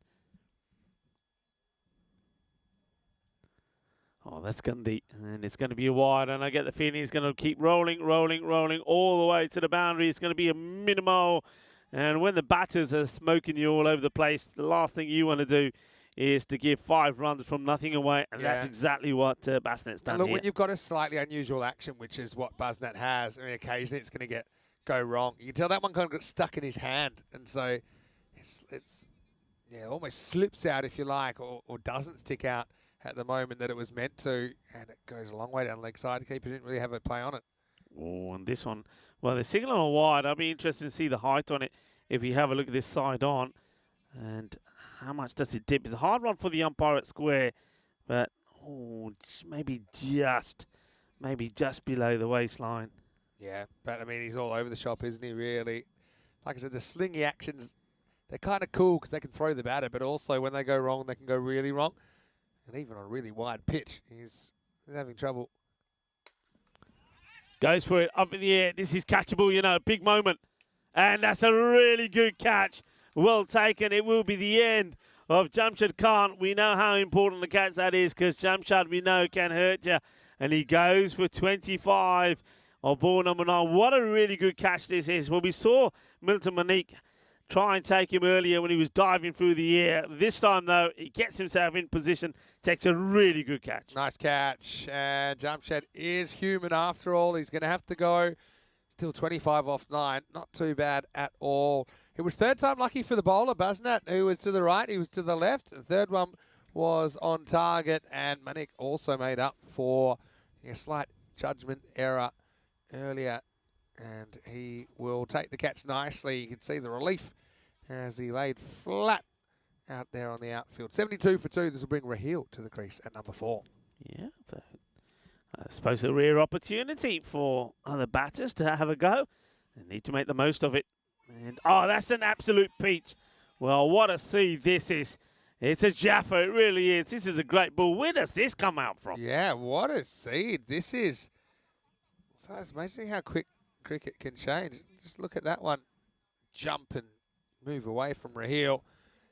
Still is a very good first 4 overs. 72 for 2 after 4.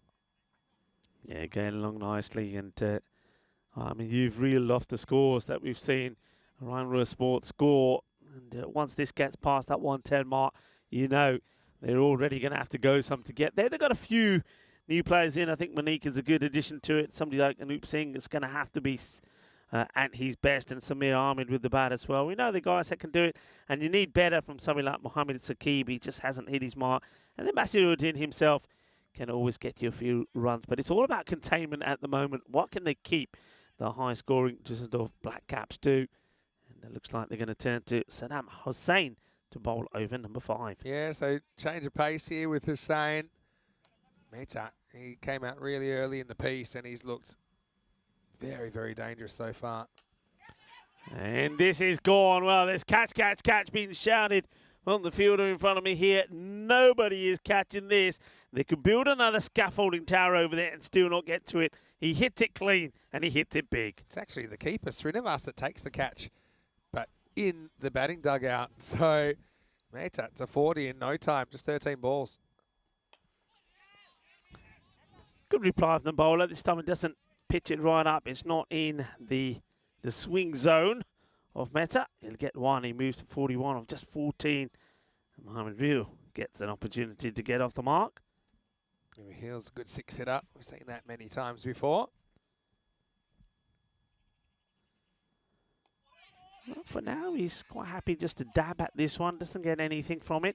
The run wasn't on, and Mehta certainly not keen to throw his wicket away. Yeah, Mehta has a chance for a big one here as well.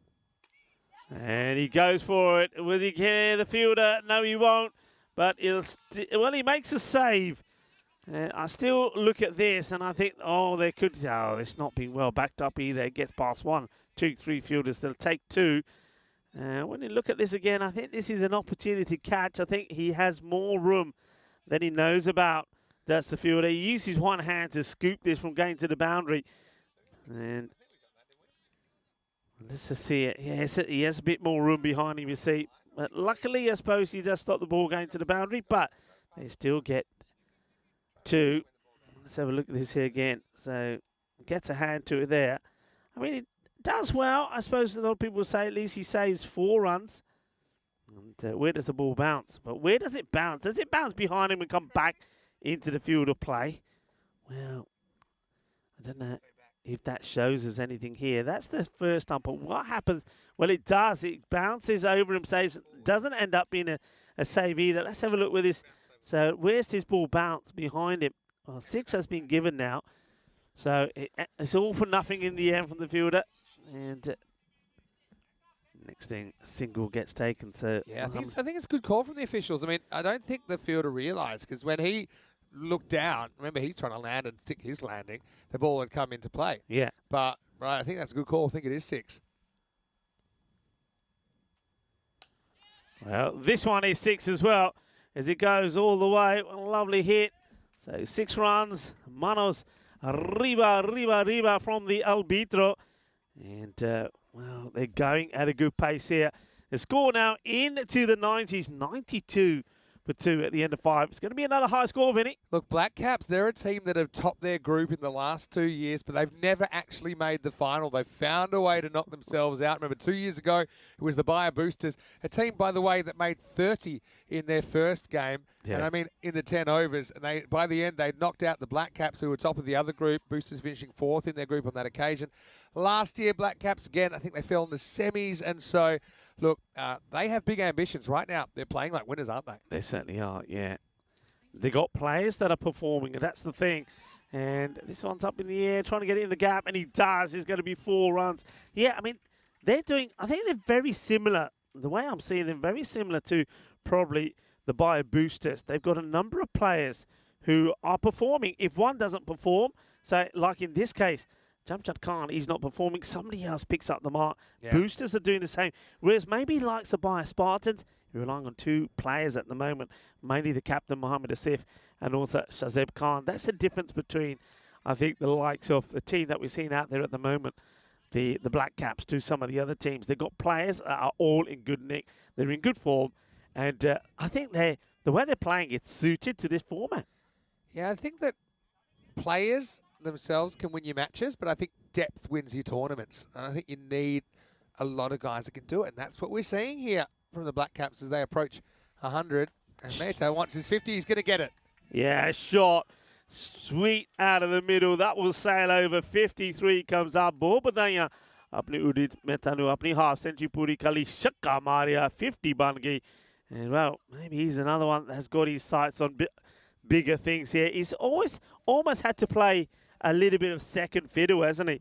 Now he gets the opportunity. Is he going to take it? Is he going to take a grasp of it? As we have a look at the wagon wheel there. Passing it down the leg side. Gandhi ball sigi Gandhi butt ke maria shot. Chauka lag gaya. And well, Mehta is making the most of his opportunity. And they're not slowing down at all. Down the leg side, loses his way. Also, I think the other thing, he's getting in front of the umpire there as well. So I can see umpire Guru probably at some point having a chat with the bowler and saying, you can't be there, you know. You can't be there. 4 more. Yeah, it's carnage here in Krefeld. And Mehta, 57. And even when they have lost wickets, it hasn't slowed them down at all. The fielder comes back in place, and Bassnet needs to get this ball outside the off, and he can't. He's short again. He comes over the wicket, does the left arm up, but this now gets plummeted big. It comes round the wicket. I beg your pardon. Gets it wrong, gets it short, and it gets smacked. And just not bowling the right length. We keep saying this. Got to get the Yorker length in. If you don't, you get punished. I called it before when we saw Ryan Rua Sports. Remember, they just have all this kind of bowling machine length, I'm calling it, where, you know, there isn't a lot of variation. I think that the Black Caps in particular, they've been brutal on anything that's bounced today. And I just don't think these bowlers necessarily have practiced enough Yorkers. I think a lot of the time they might be able to get away with this in a longer form game. But the batters are coming after them here. Last ball of the over. Oh, this is wild. It's going to be a no ball. And the keeper does I don't know how much he had to do. How much say he had in it, because it was right at him. Rafiel Islam does well to stop this, but that's a wild delivery. A few times he's got this one wrong, hasn't he? Sometimes down the leg side. He got away with one only just in the last over. So free hit, the license to go the full Monty as if they need one. And there it goes. Balle. Ginna Sona. Shaka. You think it's autumn, wouldn't you? the amount of leaves that keep falling out of the trees. Well, it's got nothing to do with the weather, more to do with the grizzly. A lot of grizzly action. That shot, that 6 brings the 120 up. 120 for 2 after 6. Still 200 pace here. It's 20 and over, and who's to say they can't do it again? I mean, it's unbelievable what we're seeing today. It was only really one disappointing over that stopped them getting the world record for highest score. 8 runs came in the 9th. Apart from that, all the other overs went for at least 18. And after 8 overs, they were on 230 pace with 23 and over, which, yeah, that would have been a record. But this is going to be Mahabub Khan to bowl over number 7. Let's see if he can stop the bleeding. Basner ended up with 1 for 42. Hit hard and in the gap. That's going to be 6. And, well, this is hit hard and flat. It goes all the way. And Mabula Khan, welcome to the attack, is too short. And both these batters, anything that's short is being hammered away. And Mohamed Rial, well, he says he's not hanging around. Got to get the ball pitched up. Got to get the ball pitched up. Better. And instant success. So outside the off stump as well. Better areas. And in a better corridor. Just have a look at this. Well, that's what they've done already. I mean, they're on 200 pace. Maybe not after that ball, but they're pretty close. Yeah, that battle owner Shane 229. That 222 is quite remarkable. That was only the 3rd day we ever did, and the idea of a team hitting 200 seemed ridiculous. And turns out it was. We didn't see that score beaten for almost 3 years. To think that was in the ECL final as well. Yeah. It was something else. That was actually against the German team, Eski Findorf. It'll be a good stop if he can get there, but he can't. 1 bounce 4. And, yeah, it's a couple of good deliveries, and then once again, short. And he just waits for it, and almost a straight pull. And the fielder is not that far away from it, is Mohamed Saqib, but he can't get there. Oh, this is something else. Even that shot, I mean, that wasn't a half volley, but he timed it up perfectly. And this one will go all the way as well. Bolle, bolle, bolle, que guay, que grande, grandísimo. 6 carreras más.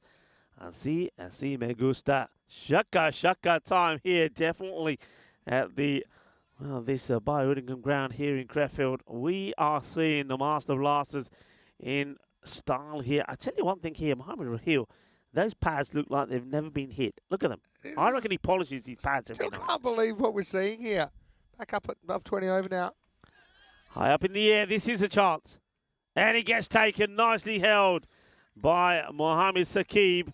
That's the end of Mohamed Rahil. 28 of 11 deliveries. But well, you can bet your bottom dollar that the next batter that comes out will be looking to do exactly the same thing. Yeah, probably Shahab, I think, would come out next. Maybe. They've got a couple of options here. But, yeah, credit to Runner Sports. They hold another catch. It is Shahab who's going to come out at 5. But Rahil does his job, doesn't he? He gets a pat in the back from Meta as well before he leaves, because he's able to make a quick cameo, but he will have to depart for 28 off 11. The score 136 for 3. Yeah, I suppose the only thing there is, I mean, if we dare think another century's on here, but just not getting much of the strike, is he at the moment, is Udit Mehta? James Stewart's very observant. He noticed that I'm wearing the Golden Star Bond kit. He said, I really am. Vinny really is a Golden Star fanboy. Yeah, kind of. The uniforms, yes. I love all teams equally, but sometimes you love some teams more equally than others. Yeah, Kashif Shahab getting an opportunity. His first ball is a swing and a miss. End of the over. So I suppose that's not a bad over. Goes for 16, picks up a wicket. The score at the end of 7, 136 for 3. Having a look at the ECC groups, of course, 31 nations. And I was just talking about the fact that 28 of the 109 matches will be finals matches, finals day matches. Yeah. So that's such a big proportion, isn't it? It's pretty much a quarter of the matches we'll see. And also, don't forget the group matches. There's always something riding on them. I think with only 10 group matches before we make the cut. So join us for the ECC starting the 25th of September. Back to live action. And the next one is up in the air. And it will just be a single as Mehta. Rare miss hit from him, but he moves to 70. Yeah, what I like about Ryan Sports is even though, I mean, a lot of teams by now would be down flat. They wouldn't be bothering. They're still throwing themselves around. Look, they're charging in, gets there, gets the throw in quickly. So I like that about them. They're not giving up. And even though things haven't gone their way, they've lost 6 out of 6. And they look like they're in for maybe a hiding here as well, but they're still fighting. It's not a bad delivery. Well bowled, and once again, well fielded. Liking that, a slide and a stop. Nicely done. Yeah, I like that they're still throwing themselves around. I agree. It's that nice kind of a field. It's actually perfect fielding conditions. The only problem is that not too many balls have been fieldable. And a lot of balls have been flying over the head. By the way, there were 26 sixes in that innings in the last game. 2 off the record set by VOC Rotterdam. Well bowled. It's another dot. So 60 balls in an innings, 26 sixes. It's pretty good. It's almost half. But that VOC Rotterdam just shows you 28 in 60, and that was Max O'Dowd and Scotty Edwards back then in 2019. Two players that now play for the Netherlands national team and are going to the 50 over World Cup in just a few months. What's this? I think it's more pad than anything else. It's a good take. They get a little bit excited, and so they should. I'm trying to get things to go their way, but it's a good delivery. You can tell it's off the pad by the way it deflects. If that had hit the edge, it would have deflected further towards fine leg. But yeah, good umpiring. Meta's kind of been left on the shelf a little bit here. Yeah. Hasn't he? He's going through a little mini slump. Sounds funny to say that when a guy's 70 off 23. And Oop Singh, so far, a good comeback from him. Remember, he was taken to the cleaners in the last match. And, okay, could get a wicket here as well. And he will. Well done. That is the end of Udit Mehta. He did sort of get stuck, didn't he? He got to 69. He was there for a while. Didn't get the strike. And then he just adds one more to it. Well done to Oop Singh. And a good catch there taken. So, once again, I'm liking this from the new boys. They're on debut in this series, and they're fighting to the end. Nice catch. And it's taken there by Samir Ahmed. Yeah, and Anoop, he's thrilled about it. Finally getting a few things going his way. It was down towards the bottom of the bat, wasn't it? But also a good field setting there, I think, to protect the deep cover. And obviously the batter didn't care, Mehta, where the fielders were. He was trying to hit it over the top, but slight miss hit and nicely taken by Samir, 138 for 4. They'll bring the captain out, Gaurav Gupta, at number 6. Yeah, Gaurav Gupta gets an opportunity. He wants to make it count. I mean, they should be definitely on for a 150-plus score. I mean, if they don't get past the 160, they'll be a little bit disappointed from where they are, but they've picked up some good wickets here. Have RRS. Gets worked away under the onside. But, yeah, see what I like. I like this about them, Vinny. I mean, a lot of teams by now will be down and out because they're getting a hiding, they're getting a pasting. But these guys are up and about. They're still supporting each other, running hard, backing up, and there's still plenty of noise out there from them. So fair play to the new boys. And the other thing is, you know, we have seen teams win matches from seemingly unwinnable positions. I remember that Paco Care made 100 in the first 5 overs and lost a match. They ended up making in the 140s. Here, I suppose, in theory, if you had a good last couple of overs, you could keep it maybe to 150 and chase it down. Yeah. But the issue is, I mean, they've never shown that kind of form with the bat, but it still is pretty new for them. So, yeah, these games, it's natural to try and judge them really early. And look, I'm saying that the Black Caps are huge favourites here, don't get me wrong, but if you can hold it to something that it at least is precedented, then you feel like you have a bit of a chance. I think it's going down leg side, start of the 9th over here. The throw comes in and hits the stumps, but it'll be a dot ball. Yeah, good start from Milton Monique. But yeah, he's going down the leg side. It's a huge appeal. I suppose the only negative point there is that the Black Caps, they really should have been taking a run there. They don't. Yeah, because Shahab, probably the more noted big hitter out of these two. You mentioned maybe no negative is the Black Caps lineup's not getting enough batting, although I don't think Gupta's going to stick around too long. Oh, it's a sliding catch by Busnat. He bangs the ground like a wrestling referee, but he does hold on to the ball. 139 for 5. Oh, what a good catch this is. And he runs in, charges in, takes it, and look, the feet might have gone from under it, but he doesn't let go of the Grizzly. He takes the catch, so another wicket goes down to hello. Well, we're talking 150, 160. They may not get there yet. It's a collapse, Rico. It's a collapse. It's a collapse of a building that is very, very tall and very well supported. It's a mini collapse. We'll get to see Narayan Naveka with the bat. Pretty sure this is the first time we've seen him with a stick in ECS cricket. Yeah, Naveka, we saw him take a tumble earlier, didn't he? Where he was holding his shoulder like he was in a bit of pain, but he's all right to go out and have a bat. Let's see what he's able to add. Shahab waits patiently at the non-striker's end. Yeah, it's a nice start. He plays a nice-looking shot. He gets down, gets under it, and then finds the gap, gets 4 runs. So the boundaries resume with the new batter hitting a 4 off his first ball. Yeah, really nicely cut away. Good shot selection as well from Naveka. Black Caps resuming normal service as they move into the 140s. Yeah, that's to James Stewart as well. Yeah, he likes my Golden Star He does, Bond inspired kit. They are pretty cool uniforms. You forgot they weren't playing today, did That's you? the way I wore it, otherwise I'd be accused. I see. Nice looking shot. Otherwise they might start moving me around like I'm fielding. A little bit that way, please. Oh, overthrows. Extras. Oh, maybe more than one. Anyone at the stumps? No, not really. I'll get 2. But he's going to have to get the GPS out to find where he left his glove because it's a long way from home. And where's the... Oh, yeah, they let themselves down there a little bit with the backing up, unfortunately.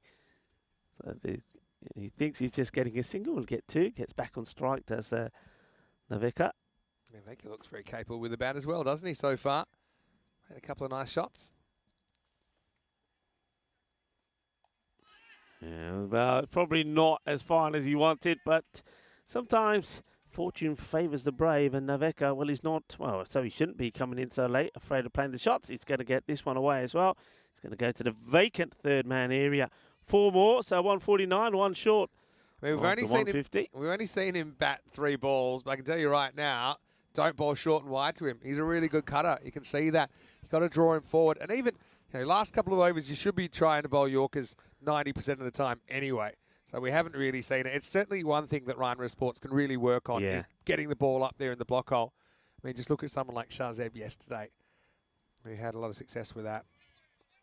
Slightly fuller, though. Yeah, slightly fuller made the difference there. And Manik ends up 1 for 25. It's 149 for 5 after 9. Yeah, so they've slowed it down slightly, but the 150 should be on here. And I think, really, in the last over, you've got to be looking to try and get at least a minimum of 15 from this one. You've got wickets in hand. So it could be one of those where it goes for many, or there could be a flurry of wickets. Let's see which one it ends up being. Yeah, Noop's coming back. You can see that he is a real standout with only 3 off his over. Everyone else in double digits, and quite a lot of magical figures there. Magical for the wrong reasons for RRS as we get ready for over 10. And yeah, Shahab hasn't really had too much of the strike at all. He'll be hoping to get a move on here. 6 balls to go in the first innings. Oh, this is a blast. It's a biggie. He's going to end up in the trees and maybe over into that car park as well. Well, they're going to try and find it, but good luck with that. Yeah, do not bother trying to find that. That's a long way back. So, Maximo time. Shahab, good cricket. He's a triple threat. And he's a good bowler. He's a good batter. I mean, he's a guy, he could easily open the batting for them. He could bat anywhere for them. He's more or less an insurance policy, I think, for their top order, the way he's being used. And, of course, we know how good a fielder he is. He's got such a sure pair of hands. Full toss. It gets worked away, and it goes for 6.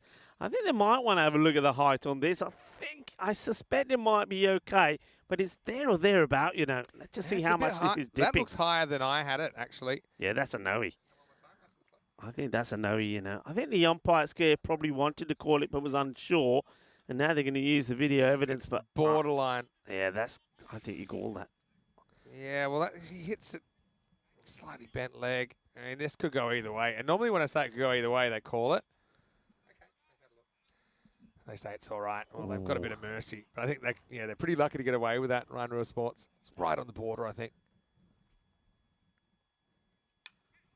Well, he goes over the off, and it's going to be, well, I reckon 4.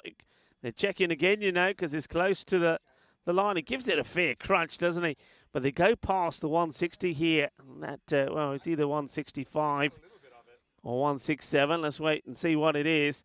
And if anyone knows, the fielder does, but he doesn't seem to be giving us any indication. One more time, they didn't see it. Yeah, it's 4 runs. Yeah, and signalled. Cuatro carreras. We'll see it again here. So just keep an eye on it. Yeah, good call from the umpires. 165. It's that slow ball and into the fielder's hands. It takes another good catch. Nicely done. And that's going to be the end of Shahab. And, well, he's liking his moment. He says, it's all about me, baby. All about me. Hits it pretty well. That's a nice catch. Good Nicely catch. done. Really good catch. Kind of goalkeeper style. Going up and pointing the fingers to the sky. So Shahab, I'll be disappointed to get out. But I suppose he's done his job there in the last over. As he is going to have to go. And not before he's able to hit a couple of boundaries as he departs. It's 165 for 6 with 2 balls to go. It's going to be the keeper, Rahul Srinivas, who comes out for a hit. Yeah, Sebastian, he's caught well out there, hasn't he? He's taken 2 good catches to got Gupta out, and also now Kashif Shahab. So Srinivas, yeah, the wicket keeper batter, now comes out with just a couple of balls to go. Can he get them to the 170 mark? That's what they'll be looking to do. I said they'll be looking for about 15 at least of the last, and it looks like they're going to do that. And come Singh. They go on the hit, and they'll get there. And it's a good job that Singh stops this. Otherwise, they would have come back and taken a second. So well bowled. Better length from him. Better length. Yeah. You've got to read the room. Got to get full. If you're getting smashed full and straight, it's a good just backup plan. Try and nail that Yorker. It needs practice. Yeah. You know, I mean, Andrew Leonard was talking when he was on with me about how they cut a tyre in half and they try and get the ball lodged in the tyre now. That's one of the trainings they do at the international level. Last ball should just be a single. Uh-oh.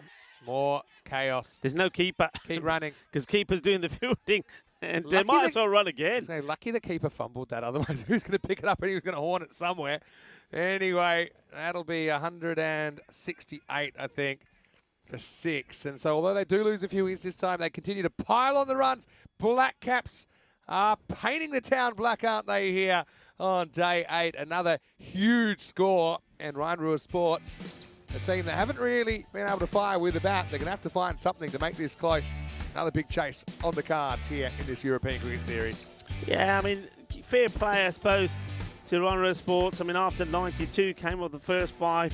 They restricted to the second 5 to 76. I mean, we know that's where the Black Caps can go really big. We saw that in the last match when they scored over 100 in that period. So, fair play to them. But the problem is, even though, I mean, there was a tremendous effort there from the fielder, Milton Monique, but he did come and take this one. This is a great catch. I mean, that's the big wicket of Jamshed Khan that you need to get. So they do get him early. And then that was an absolute corker. It was a beauty. Look at this delivery. That was, well, one of the best that we've seen in the day, really. But they still, the Black Caps get to a score which we expect them to defend. They've got a good bowling attack as well. And you saw there the difference when the line was wrong.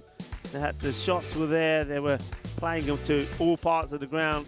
There wasn't too many deliveries that you heard Maximo talking about there as well. Where you got to get the ball pitched up. And when you pitch it up, you give yourself a chance. Some nice catching as well. And the good field placement, as you saw Samir Ahmed pick up a catch there. This was a good one as well, with 2 good catches were taken out there by Sagar Basnet. That was probably the harder of the 2. This one was more straightforward. And, so they do, once again, create a few highlights for themselves. I think in the field, they do themselves proud. They work hard. They try and support the bowlers. But the question is now, how close can they get to this chase? And the team, they are desperately searching for their first win on the European Cricket Network. Have a look at that scorecard, dominated by Udit Mehta. He's made 70 of 24 deliveries. Jamshed Khan 25 this time round. Mohammad Raheel showed he can do more than just bowl a demon smell of bowling. He can hit the ball pretty well as well. He makes 28. And then we saw there that Kashif Shahab, well, he didn't waste any deliveries, gets to 17 of just 6 balls, 2 sixes and 1 4 from him as well. Only 10 extras, so fair play once again to RRS. But, their bowlers, they had it tough. And I like the way that Anup Singh comes back. Remember, he was a bowler that went for 40-something of his 2 overs last time round, and he ends up being the most successful bowler this time round, 2 for 22. But they need him to perform with the bat, as well as 1 or 2 others. I think Milton Monique coming into the side is going to be pretty key for them. as well as Samir Ahmed. If one of the batters can get going, if they can get a good start and a good power play in, you never know, we could have an exciting match. At the moment, we're going to leave you with the mid-match summary. Düsseldorf Black Caps, once again, get plenty of runs on the board. And they'll be looking to defend this and get another victory under their belt as they continue their march up towards the top of the standings. Join me, Rico Fall, and Mr. Maximo in his handy when we return in around about 10 minutes' time for the conclusion of match number 39.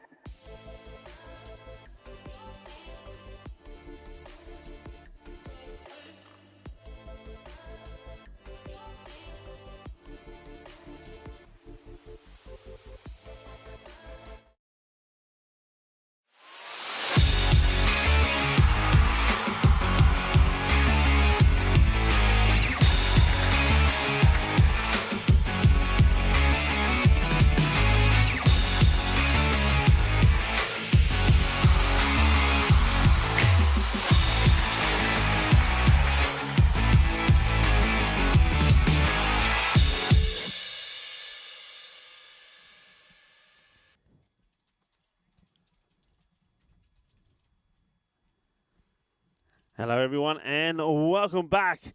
And we've seen the Düsseldorf Black Caps continue to pile on the runs after the 217 for 3 they put on against Köln Challengers. They score 168 in this one. That's 385 runs they've scored in the day so far, which means that the target of 169 has been set for the team making their debut in the European Cricket Series.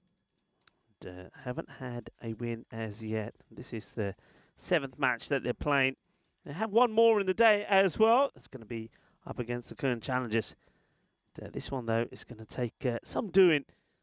And it's well bowled, asking the question. Now, this is going to be probably pretty close because the foot could be up in the air here. I mean, let's just see. The batter doesn't look that confident. Let's have a look at this. Oh, this is going to be so close. My initial reaction was out. Let's have a look. Let's see. Does he get the foot down in time? And I think only just.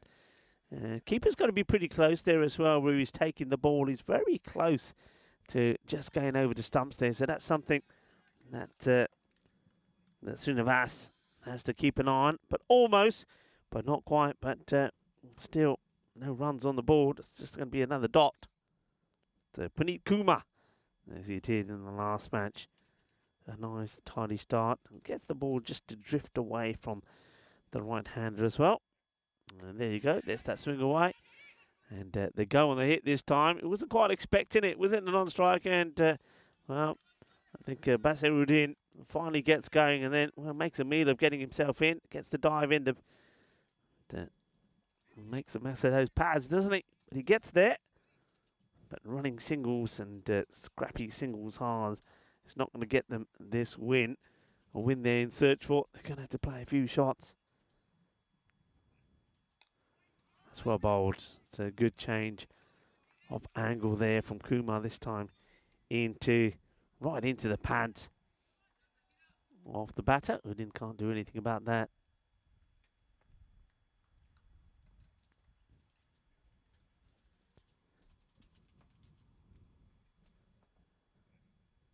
Well, big swing. Will be called wide. Just push this one a little bit wider.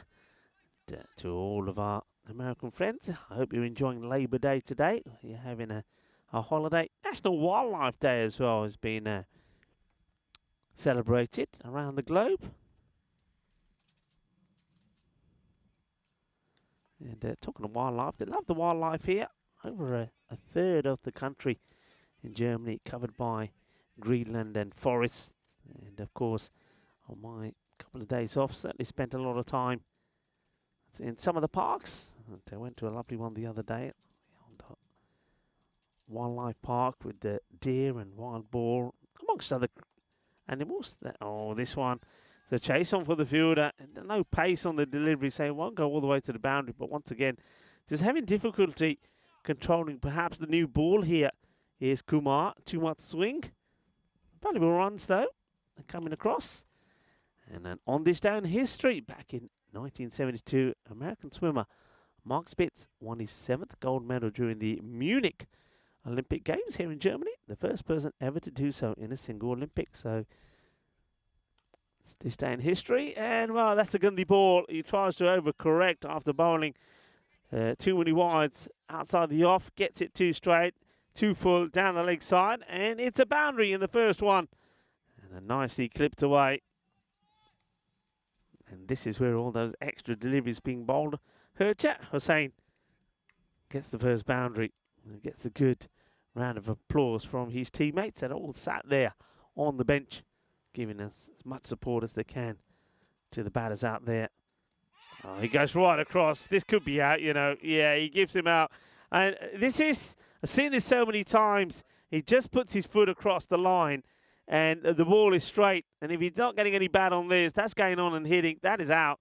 And it's something that a lot of batters do. I remember it early on. You know, batters are told, get your front foot out. Just put your front foot there. The thing is, if you put your pad in the way and then can't get bat there, you're going to be out. And it's a straighter delivery from Kumar. Gets it right. And unfortunately, Hussain is going to have to depart after playing a nice shot to the boundary. So he's going to be gone. That was also the end of the over. So Hussein will go for a run of ball 5. LBW to the bowling of Kumar. So a little bit hit and miss Kumar, but when he gets it right, he picks up a wicket. First over completed, 9 for 1. So now really you've got 2 batters that you'd expect to see something from. You also got Samir to come in as well, and also the likes of, in this match, you've got Milton Monique who can come in and make a difference as well, but they don't want to fall too far behind. And, that's once well bowled. It's right on the money from a very good all-rounder. I know Vinny's spoken highly of this guy, Kashif Shahab. He's bowled very well. His fielding is pretty dynamic.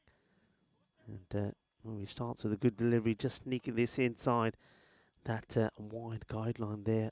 It's a good start from Kashif. And now this one is, well, whereas the ball before was pretty full.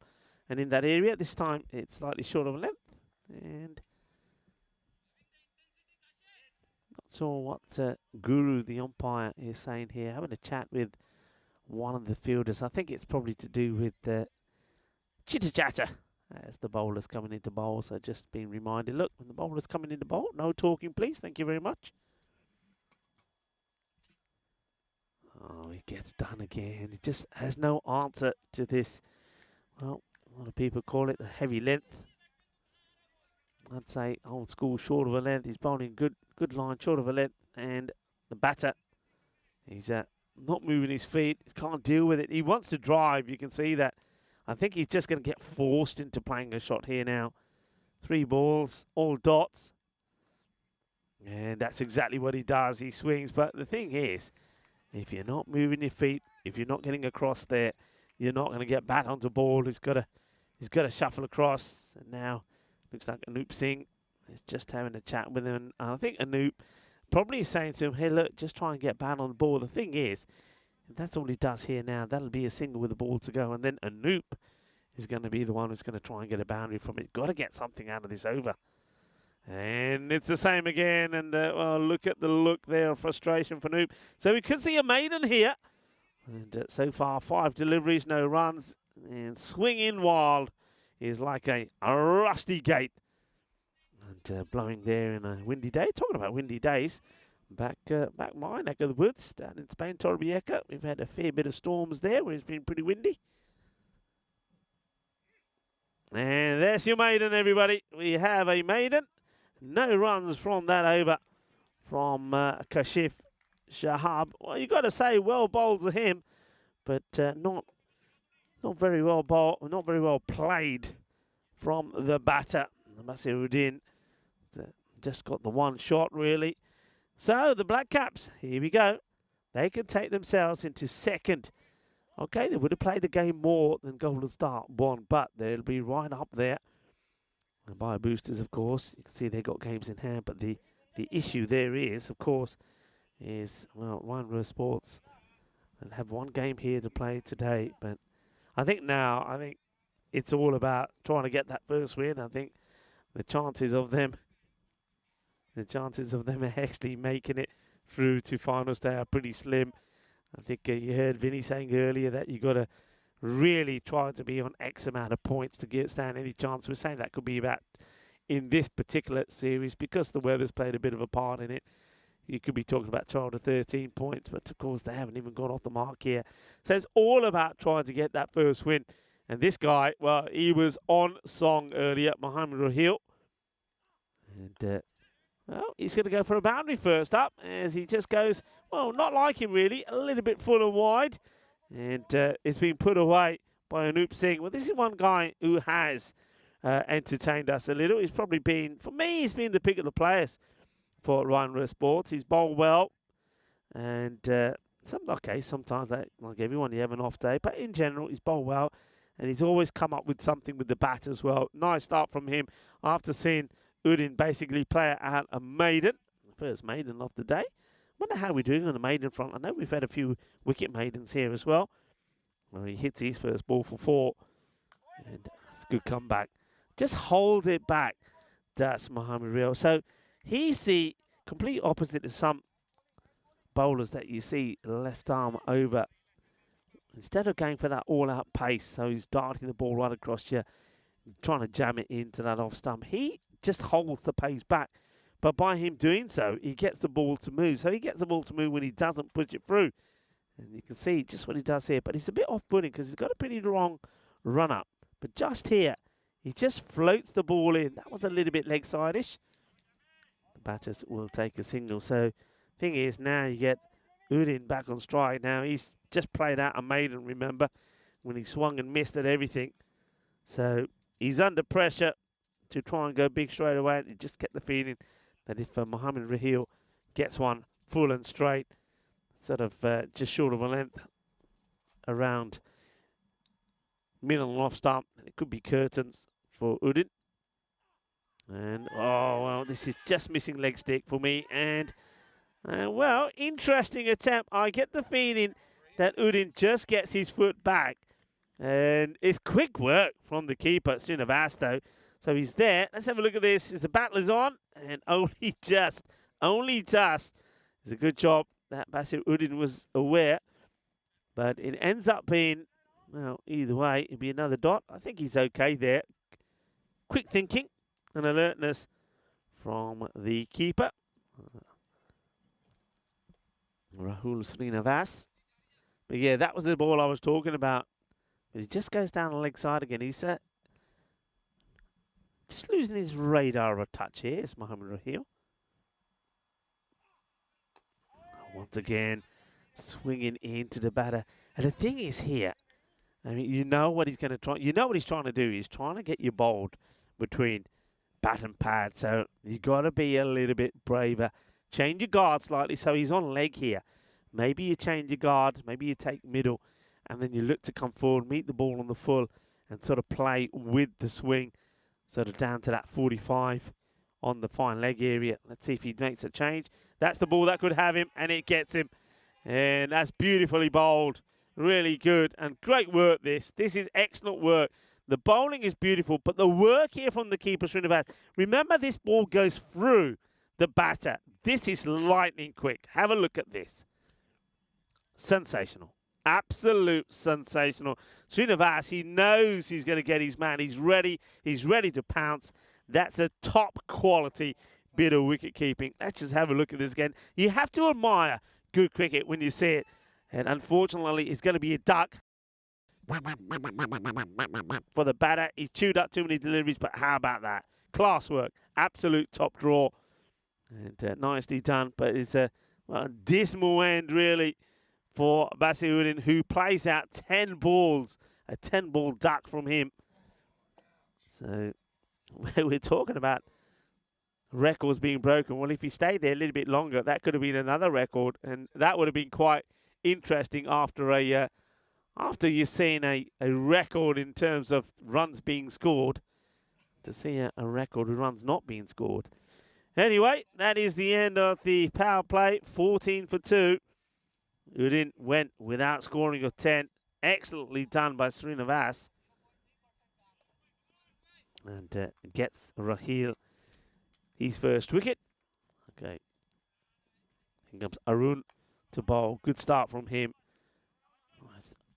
Tall bowler.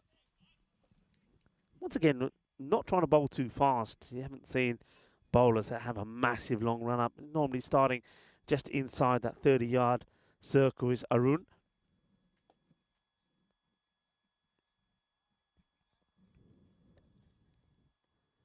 Oh, this one. I think, well, they're not right where they will run here now. What's the, definitely be a leg by, but I think this one is just going down the leg side, and probably a little bit high as well, but it's tucks him right up. Doesn't know too much about this at all. Watch this. And, oh, question is here. I mean, it'd be interesting to know if he actually plays a shot there. I don't actually see a shot being played. But, okay, on the back foot. Defensively played this time by Ahmed. Looking to maybe try and give a bit of support here now to Singh.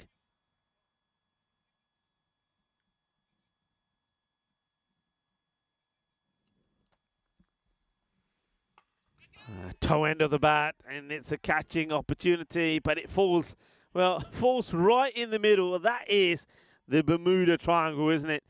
I get the feeling that somebody should have. I don't think the fielder coming in from the boundaries, the man. I think one of the two on the 30-yard circle needed to try and get to this. Look, they've hardly moved. Look, the ball's still in the air. They're not moving.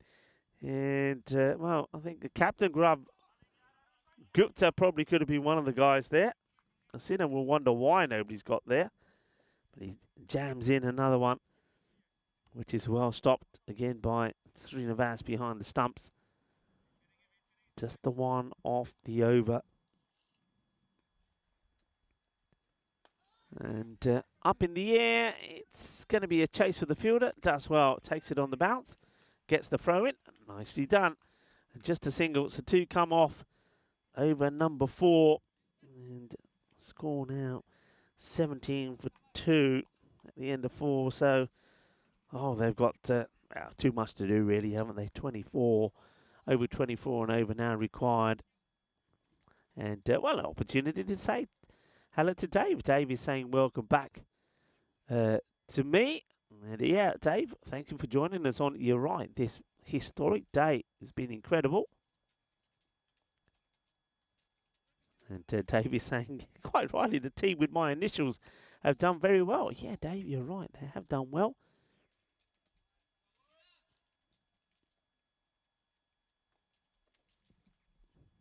Back to the action, and it's now time for the man who could quite easily be he could be a model, couldn't he? As Abdul Majid Ahmadzai comes on the ball. Look at him, looking sharp. He's got the shades on. He's got the hair that's been neatly done for the start of this week. Look at the business, isn't he? Ahmadzai in once more. Nice looking shot down the ground, but just to be a single. And Raheel will do the fielding as he bowls it in to Ahmadzai. Another bowler who doesn't try and get too much pace on the ball. He gets movement away. Bowls a good heavy length, short of a length. Gets the ball to climb as well. This time he goes for the stumps. Doesn't tend to jam that one in too often. He's quite happy keeping it outside the off. It's all about being economic with your bowling. It's not about trying to bowl that. Not about trying to hit the stumps all the time. Not in this format. Dot balls and singles are more important. This one's a little bit too short, and fielder doesn't get down to it straight away. But recovers. And, gets the throw in. That's Uday Sankari. Keeps it just to the one.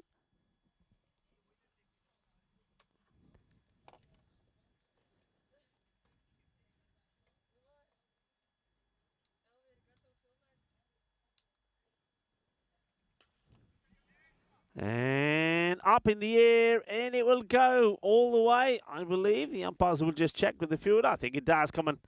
Well, they're going to check this. And I reckon, and this is where I like the fielders sometimes to say, yeah, umps that 6. Yeah, it does go all the way. Well, we can't see anything. And it is giving us 6 in the end. So the first in the innings.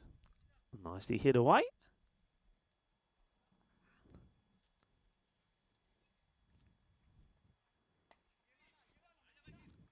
No run there to end off the over. So halfway through the innings, which has barely sort of got started. 26 for 2.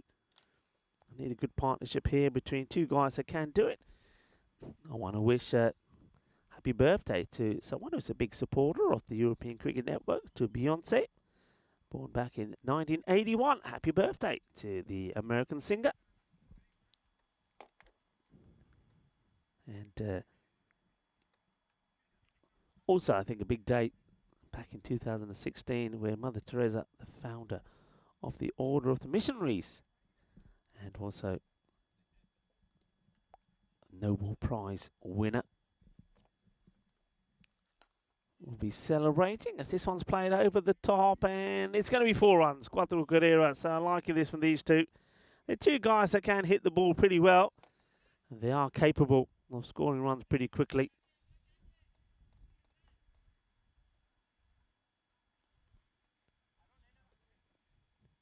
And back in 2002, some of you will remember this, the American Idol. Well, the American singer Kelly Clarkson became the first winner of the reality television series, the American Idol. Well, interesting shot, and he sort of sweeps, shovels this to the boundary. Nicely played by Anoop Singh. So we're starting to see a few boundaries come. And the bowler's getting worried because he's taken off his shades now. The shades being removed by Arun Sinha.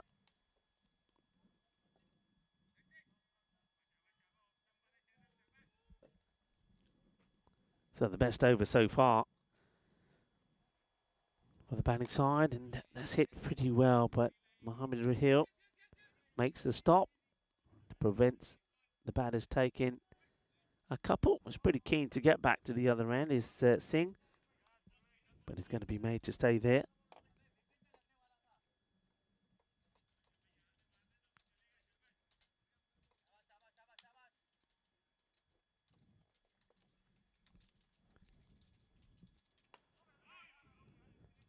Just fended this one off. Once again, something like that. I mean, okay, it's a good ball, you respect it, but he's got plenty of areas, does the batter here, Ahmed, to just, I mean, even if he just rolls the wrist on this, puts it somewhere in that empty space. Oh, this one is up, and it's catchable, and it's not going to be caught, and this one, I think, drops right on the line, and I get the feeling this hits the rope.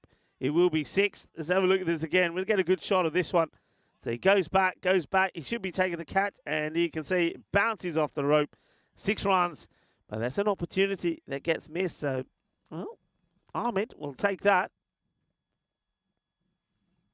And then he gets bowled. So very much 6 and out. Sinha didn't like it. He says, all right, if you're not going to catch him, I'm just going to knock him over. Thank you very much, boys. So picks up a wicket, 1 for 17 off his 2 overs. And Samir Ahmed, after hitting a big 6, he'll fall for 14 of the 8 balls that he's faced.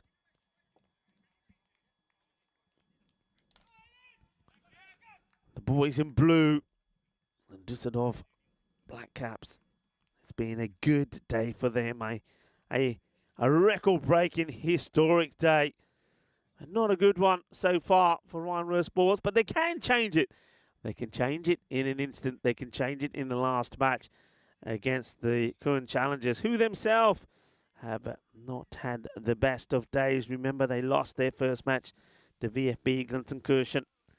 They then also were, well, they were the team who are in the record books, but for the wrong reason. And they had 217 hit off them.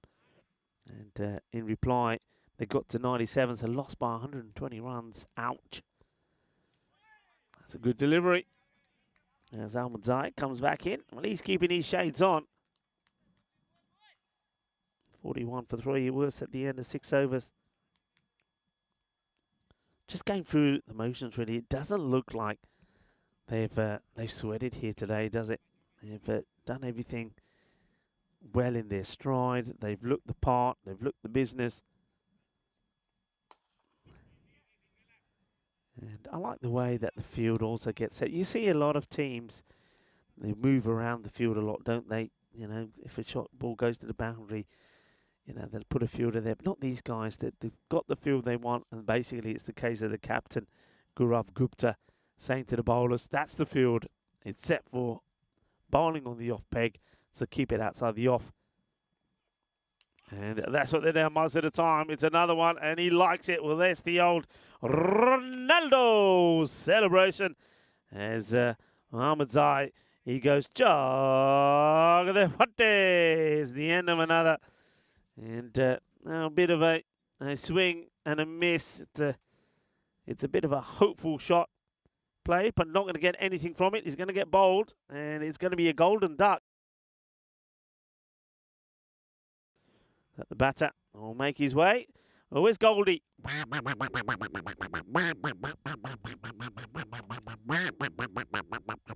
Muazzam Khan, unfortunately, getting cleaned up by a good, quicker delivery, and that was notably quicker from Ahmed Zai. 1 for 10 bowling figures from him so far. Still got 3 balls to go in the over. 42 for 4 now.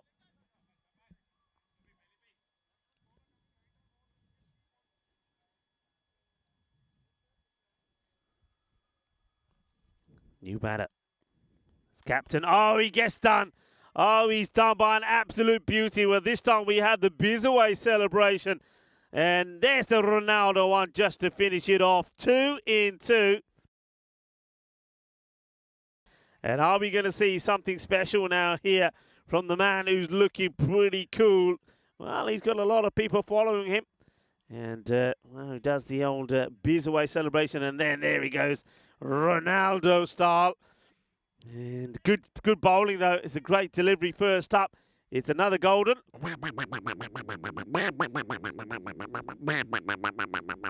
They're like the ducks here in this part of Germany. And there's old Goldie. Golden Derek. And the captain. It's been a miserable day so far for Safiul Islam. So hat-trick ball coming up here.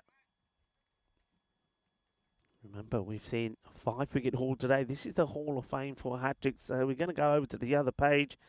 And, well, Shahzeb, 5 for 30, including a hat-trick. Here we go, hat-trick delivery. And gets bad onto it. Oh, where's he running into trouble? He could still be in trouble here, but fortunately he's able to get back. So no run. And just keen to get off the mark, I think, this is now Rafiq Al Islam.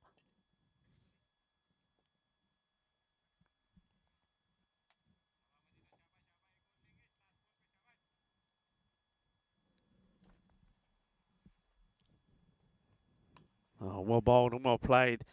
Darts in the Yorker. Big difference, isn't it? It's almost like the big boys teaching the new guns just how and where to be with your bowling. And the Yorker length, the line has been good. Hitting the stumps, knocking them over. We saw Mohammad Raheel do that. And now we've seen Ahmed Zai do the same. This is what's coming up next. Which one of these two teams today who have played, well, will be playing the third match in the day? Who will go back empty-handed on the day? Can Iran Sports change their fortunes over their 0-7 now? We might as well change that. And, well, the current challengers haven't had a good day themselves, though they have picked up 3 victories in the competition. They'll be looking to make it, a 50% record at least if they can get over RRS. A little bit over pitch there from Raheel. They'll take, well, do they take anything here? What's happened here? And, well, I think he's hurt himself. I think he's done his hammy here. And that's not good if Singer's got a problem, because they need him to be fit for the last match. So they don't get anything. Islam almost says no. Singh can't run because he hurts himself. He blocks this one out. Slightly shorter, but he's in trouble. Anup Singh is in trouble. Looks like he's pulled his hammy. Either that was a bit of cramp, but he doesn't look in good shape as Mohammad Raheel walks back to his mark.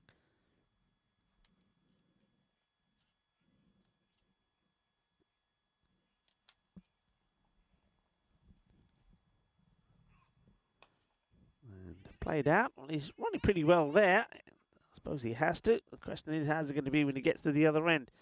Well, it seems okay. So maybe just a bit of a muscle pull. I have to say that now. He's still doing a bit of stretching there. You just catch him in the corner of your screen. So it's having some discomfort with that left hamstring. Okay, well, time for Islam to try and get off the mark if he can. And no, he can't, because he gets done here. Gets cleaned up once again. Look at the work here. This is just sensational. So high fives all around. Wait for it. Watch the delivery. Comes, goes back, and it's on the top of the stump. You can't be going back, and you can see he's having a look around and saying, how does that happen? Thing is, you've got to know by now what he's bowling. He's going to be getting that ball to come into you. If you go back, well, be it at your peril.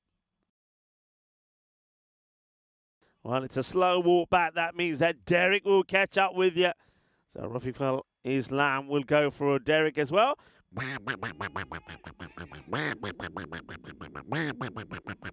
Well, I don't know what you've done, Dave, but while Dave's come and joined us, so have the Derricks. Well, Dave, they're attracted to you. And well, that's another one. And, this innings now looking at a bit of a shambles, as it's 43 for 6. It's another duck as well, this time a 3-ball duck. Clean bowl by Rahil, and isn't he? I mean, he's not been at his best here in this particular match, but still, you can't argue with those figures. 2 for 6. And he ain't done yet. I get the feeling if he gets this in the right place.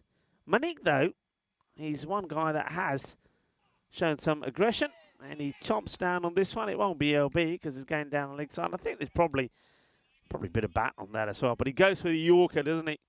But he just strayed a little bit down the leg side. And I'll say this much. I know that Ryan Rur Sports haven't been able to capitalise on that. But other teams, it'll be whipped away to the boundary, those sort of deliveries. So he's probably maybe a little bit fortunate to be getting away with those. You know where he wants to be. He knows where he wants to be. And this one, slightly shorter, and tucks the batter up. Manik not able to make anything of it. It is the end of the spell. Very good spell as well. 2 for 6. And at the end of 8 overs, 43 for 6. And, you can see they are a long, long way behind where they have to be.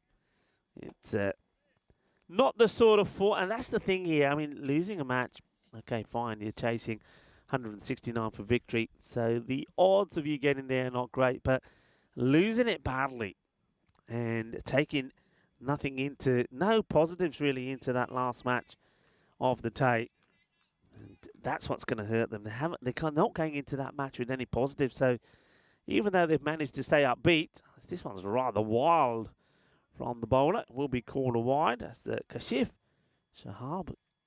Bowls not like him at all. This delivery is normally very tidy.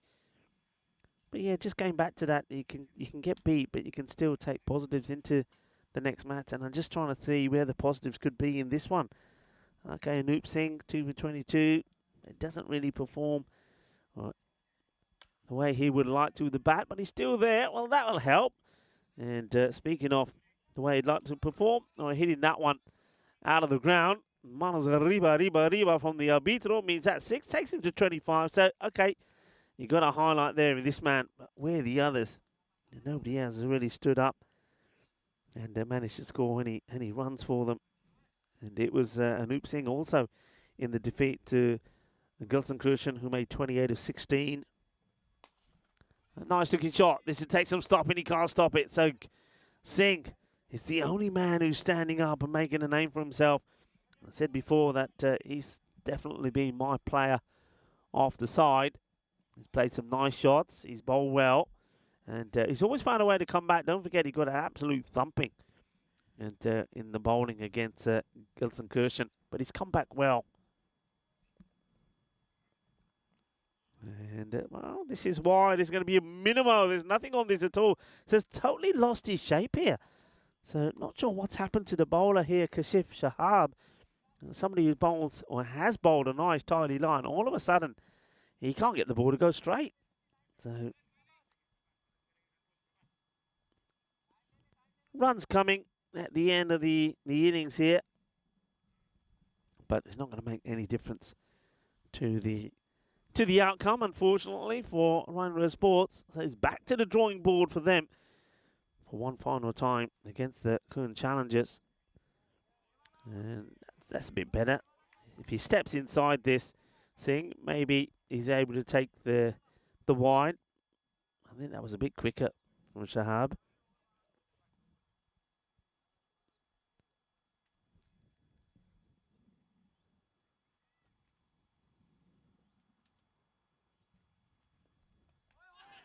And gets him.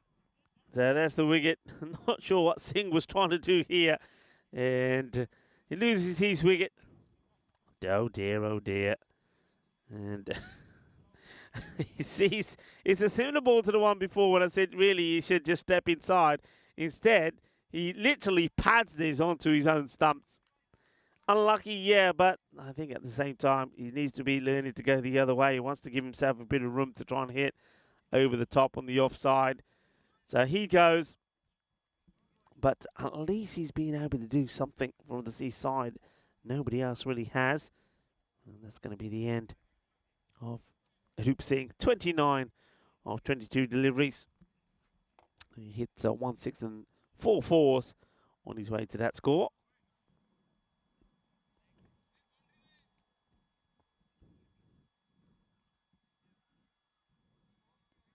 So Shahab, even when he's not bowling well, gets a wicket.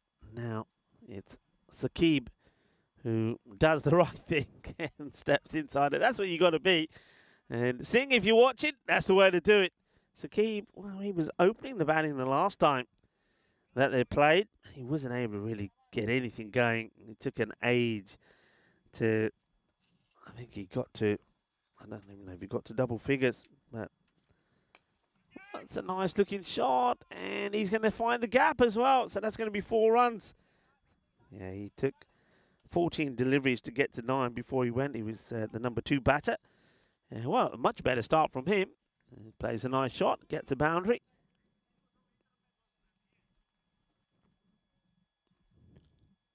Last ball then in the 9th. And that's pretty full as well. This is played away. He's going to get 4 runs. Just have a look at the height on this as well. And I think the umpires are waiting on this as well. And, okay, he has come forward to play it. The ball is going downwards, so I think that's going to be okay because he's a fair bit out of his crease when he's playing it. So, yeah, they're happy with that. They have a look. Nice work between the match officials, Suraya and Guru, that are out there. And then Manoj, the third umpire, along with Nilkesh Patel. I think they get that right. It is the end of the 9th over, 68 for 7. So, well, that tells you what they need to do. It ain't going to happen. And nice shots there from a man who struggled in the last match to Mohamed Saqib. Maybe he's, well, trying to set the record straight and trying to get his captain to get him back up the order. Let's see what Milton Monique can do. This guy can hit the boys. Doesn't normally like to hang around, and he hits this pretty well.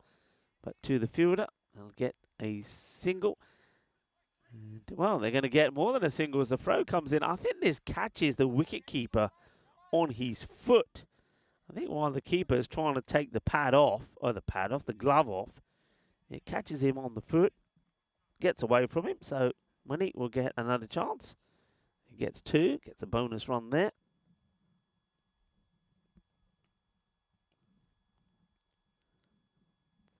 Rahul Srinivas, though, up until then, he's been very good as Sunkari is the bowler.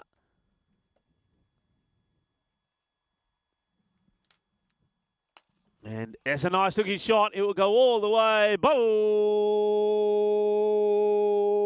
bolle, bolle. Ginna sona. Shaka Lagia. That is a glorious shot from Milton Monique. And once again, I remember saying this before. Why is this guy coming in so low in the batting lineup? He's got to be higher for me. He's got to be higher up. To have him up. Why not have him up in the power play?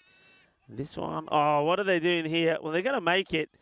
And only because I think Sunkari, the bowler, doesn't follow up. They end up taking a leg by, but Sunkari just stops. He's appealing for which was never going to be LBW, and the batters get across. You can see that Serena Vass is saying, hey, come on, at least have a shot. I don't think Monique really wanted to take it, but Saqib is saying, hey, I've hit 2 boundaries, I want another. Hits this high up in the air. They all want it now, including the keeper, who sort of comes in between the middle of the 3 guys that were ready to take the catch, holds on to it, and Sunkari, well, he picks up a wicket, so he's a happy chap. It looks like a young guy, and maybe that's his first wicket on the European Cricket Network as well. I think he gets the opportunity to have a bowl, picks up a wicket, so well done to him. And when he was keen to get to the other end was Saqib. He wanted to try and get something away, but he's not able to. It will be the end of him. It did hit 2 boundaries of the 3 balls that he faced. So Srinivas back in the action as well. Nice catch. A nice moment there from Sankari to pick up his first wicket.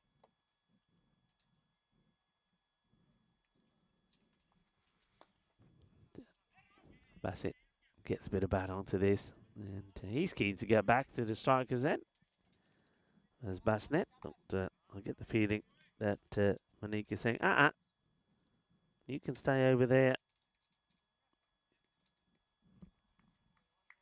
To Basnet.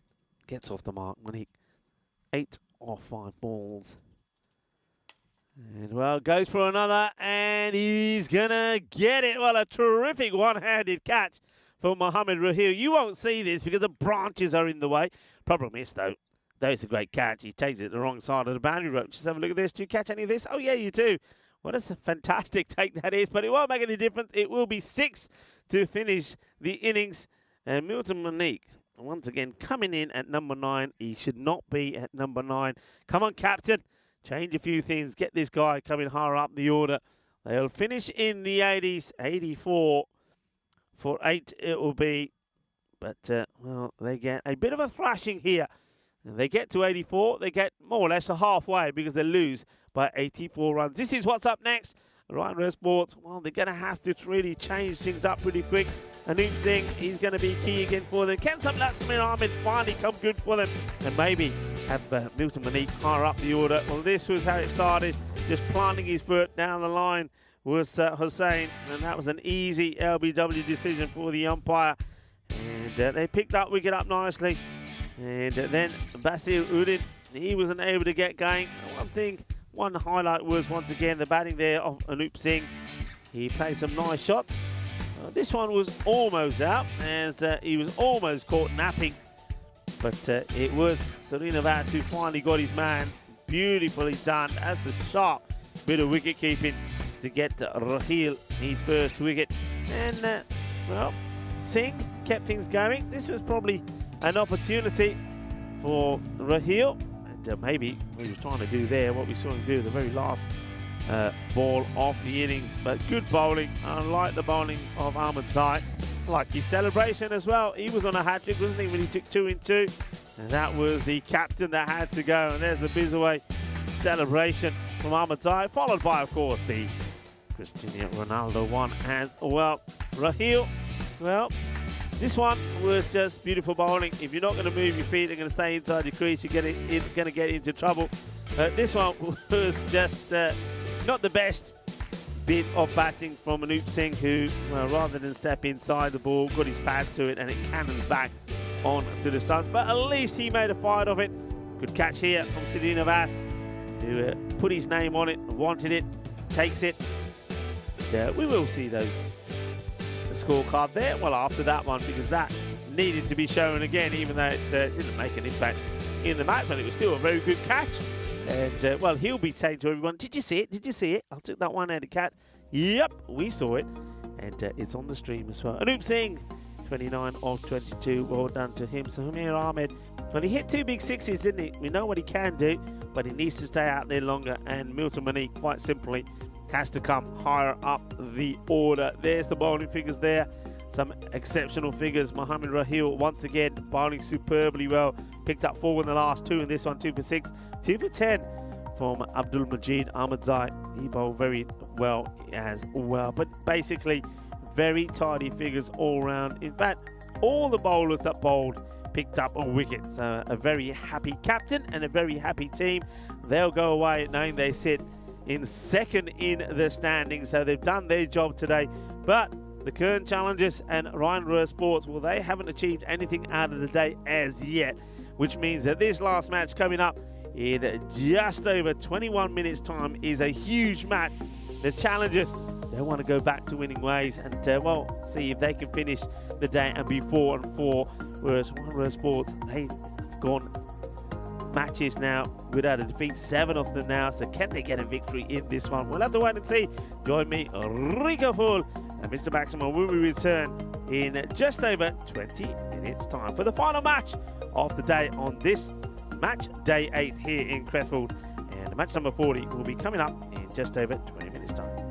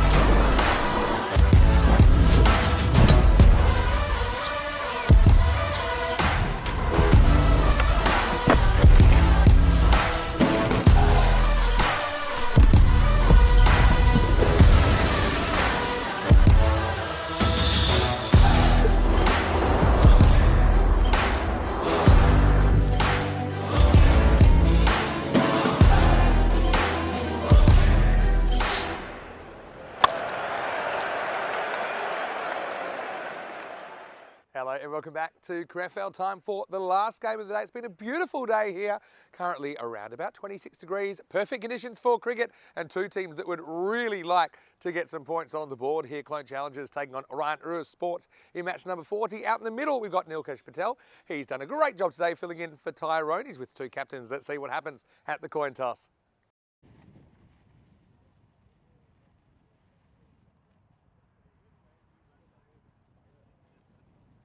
So it is the Clone Challengers that have won the toss and they have elected to bat first. A chance for their captain, Rohit Narayanan, to get some runs. He's coming off a pair today. Well, I don't even have a word for 3 ducks in a row. He will want to avoid that, and he certainly is a very good player. We've seen that earlier in the tournament. They've had some good moments, Clone Challengers. We know that last year had a reasonably good run deep into the tournament. It just hasn't happened for them this year. They'd love to get a win here against Ryan Urs Sports, who are also winless, and we know that they've been struggling to put it together. So two teams that are down in the cellar, battle of the cellar dwellers. They won't want to stay there. Somebody will be able to climb out here with 2 points.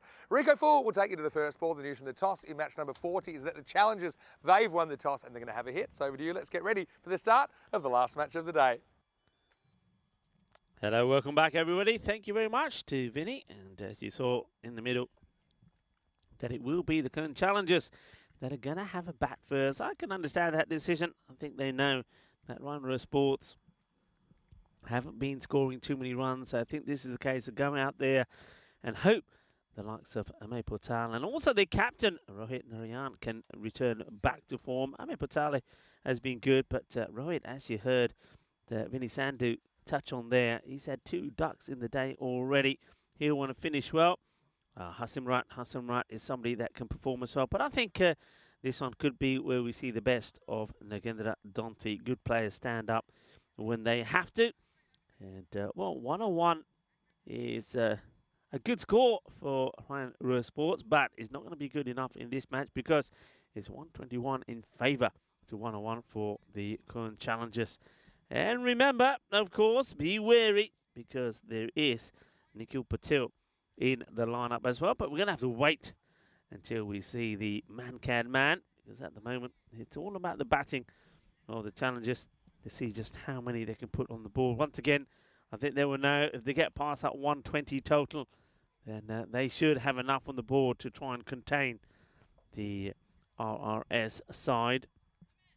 They've got to make a good start themselves, and they'll continue with Samir Ahmed, but I don't know why Samir Ahmed does bowl this around the wicket, left arm round. I'd love to see him come left arm over and trying to use that as an advantage. It will be Ame Patel that's going to open up. And he has been in good form. He plays very well outside the offside. We've seen him make scores of 55 of 19 deliveries, the only highlight that we saw from them in that match against the Black Caps. And he also put some runs on early on in the day as well. Let's see how he fares here. So he's very much the batter in form. Umpires waited to give the thumbs up.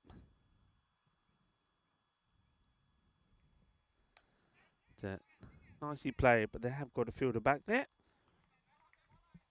So off the mark straight away is Ame Patel. So Hasimrat now goes on strike.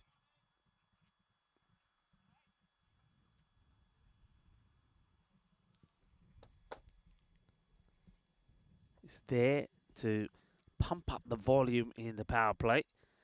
And, well, he's quite happy to pushes this out in the offside. It's a good call from Patalit because there's no single there. He's just running into trouble. Needs to show aggression. So he plays that shot. He has time to play it, but there's no intent. You've got to show some intent to be a little bit more forceful. I like the way that Ryan Russ Sports are walking in out from the offside. It looks really good. So they're all starting off on the 30-yard circle, but they're coming in like a pact, aren't they? They're coming in well. And before the ball is bowled, they're right. They've sort of come in a good 5 meters from where they are. Catching position, slip, probably third slip, I would say. And that's not going to work well. Well, what happens here to the keeper? Let's just have a look at Saqib here. He doesn't look comfortable at all. So it's in the... I think it just catches him on the wrist. I was going to say it looked like it was in the gloves and then he drops it. But it just rolls and hits him high up part of the wrist. Didn't like that. Still doesn't like it. And, well, it's work to be done, but he gets through the dive there of Basir Udin. It's going to be the first boundary of this match. Swings hard, gets it over the man who's in catching, and Udin comes across, makes the dive, not able to stop it. There's that one solitary magpie again. Why does we always get the one magpie in the shot? One is for sorrow. Well, there's been sorrow for both these sides today, but one of them will have some joy. Well, with shots like that, it could be the challengers. That is a biggie, and it goes a long, long way. It goes back into, well, where his teammates are. Nobody wants to take this one. Of course, you don't want to get injured taking a catch you don't need to try for. Good hit from Hasimrat. That's what he's there to do. He's there to bring the power in the power play. It's a nice shot from him. The first 6. And, doesn't quite get himself in the right position for this one. It will be the end of the over. Finishes with a dot. 12 of the first 12 without loss. Samir Ahmed. I'd just like to see him try something different. I'd like to see him to try to come over the wicket. Remember, you can stay in touch with us. We appreciate all of your comments. And remember, plenty of things on social media for you to catch up on as well. But thank you so much for your interaction and all your lovely comments as well and your support for the European Cricket Network. Remember, check out the website as well, europeancricket.com. Plenty of useful information on there, not just about things that are coming up, but it's also a lot of questions being asked about the Euros of cricket coming up starting on the 25th of September. You can find out a lot of information there as well. So not sure what's going on here. I think it's maybe change of gloves perhaps, or maybe I think the keeper perhaps wants... Oh no, there's a complete change actually. This looks like there's an injury here to Saqib. Mohamed Saqib is coming off the field of play, so he's definitely injured himself here. Remember, he took one and he didn't look comfortable at all. So now we're seeing a change in the keeper, so he's coming off. So we'll get updates on you about who's now being padded up and gloved up as the keeper. It's a fine time to welcome back into the chat to Mr. Maxwell. But that's a bit... I know kids are going to be going back to school, but the way he was dressed up there, it was like, there you go, son, off you go. He's got the sandwiches and everything. They even put the cap on his head for good measure. So new keeper. So, yeah, we're ready to go. And, yeah, this is something that it's just come into the game, although I don't think it's a subfielder that's keeping, although that is allowed now.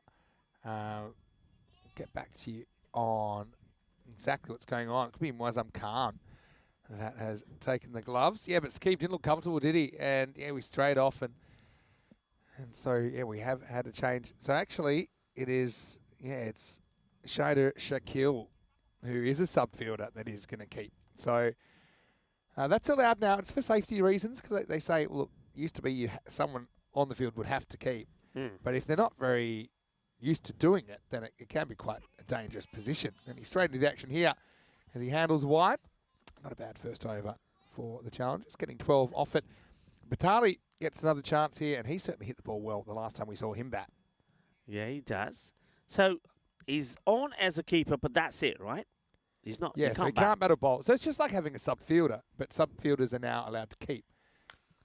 As this is cut away, and it's going to be the first boundary for Patali. Nicely played. And I think, for the most part, if you did a pitch map of all the Ryan Ruhr Sports bowlers, I think they're probably the shortest bowling of any side here. And I think that's the reason they're rooted to the bottom of the ladder.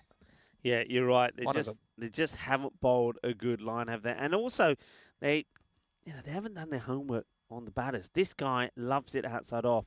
So you want to make him drive. And now this one's down the leg side, and he rocks back, and he gets the swivel on it good. Oh, he says. And that's going to be 4 more. Fielder, captain, salving it. Something will lose namne. Just a kitty pachoka lag here. So that's going to be 4 more, but not a good delivery. But once again, too short. Too short. We just haven't really seen them even trying Yorkers, it seems. So, yeah, I think that's something they need to learn in this format of the game. Good Yorker, there's not much about it can do with it. If you bounce the ball shorter than that, you give them options. This time goes back and chops it down and over the fielder. Patali moves to 10 in pretty quick time. Yeah, he does. So, Monique. So somebody, I said before, it's a good introduction to having the team. He didn't play the first match, but he's got to make an impact.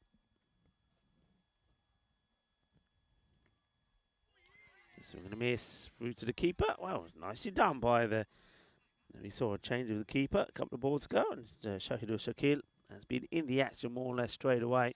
So he looks pretty competent there, and takes that nicely in his gloves.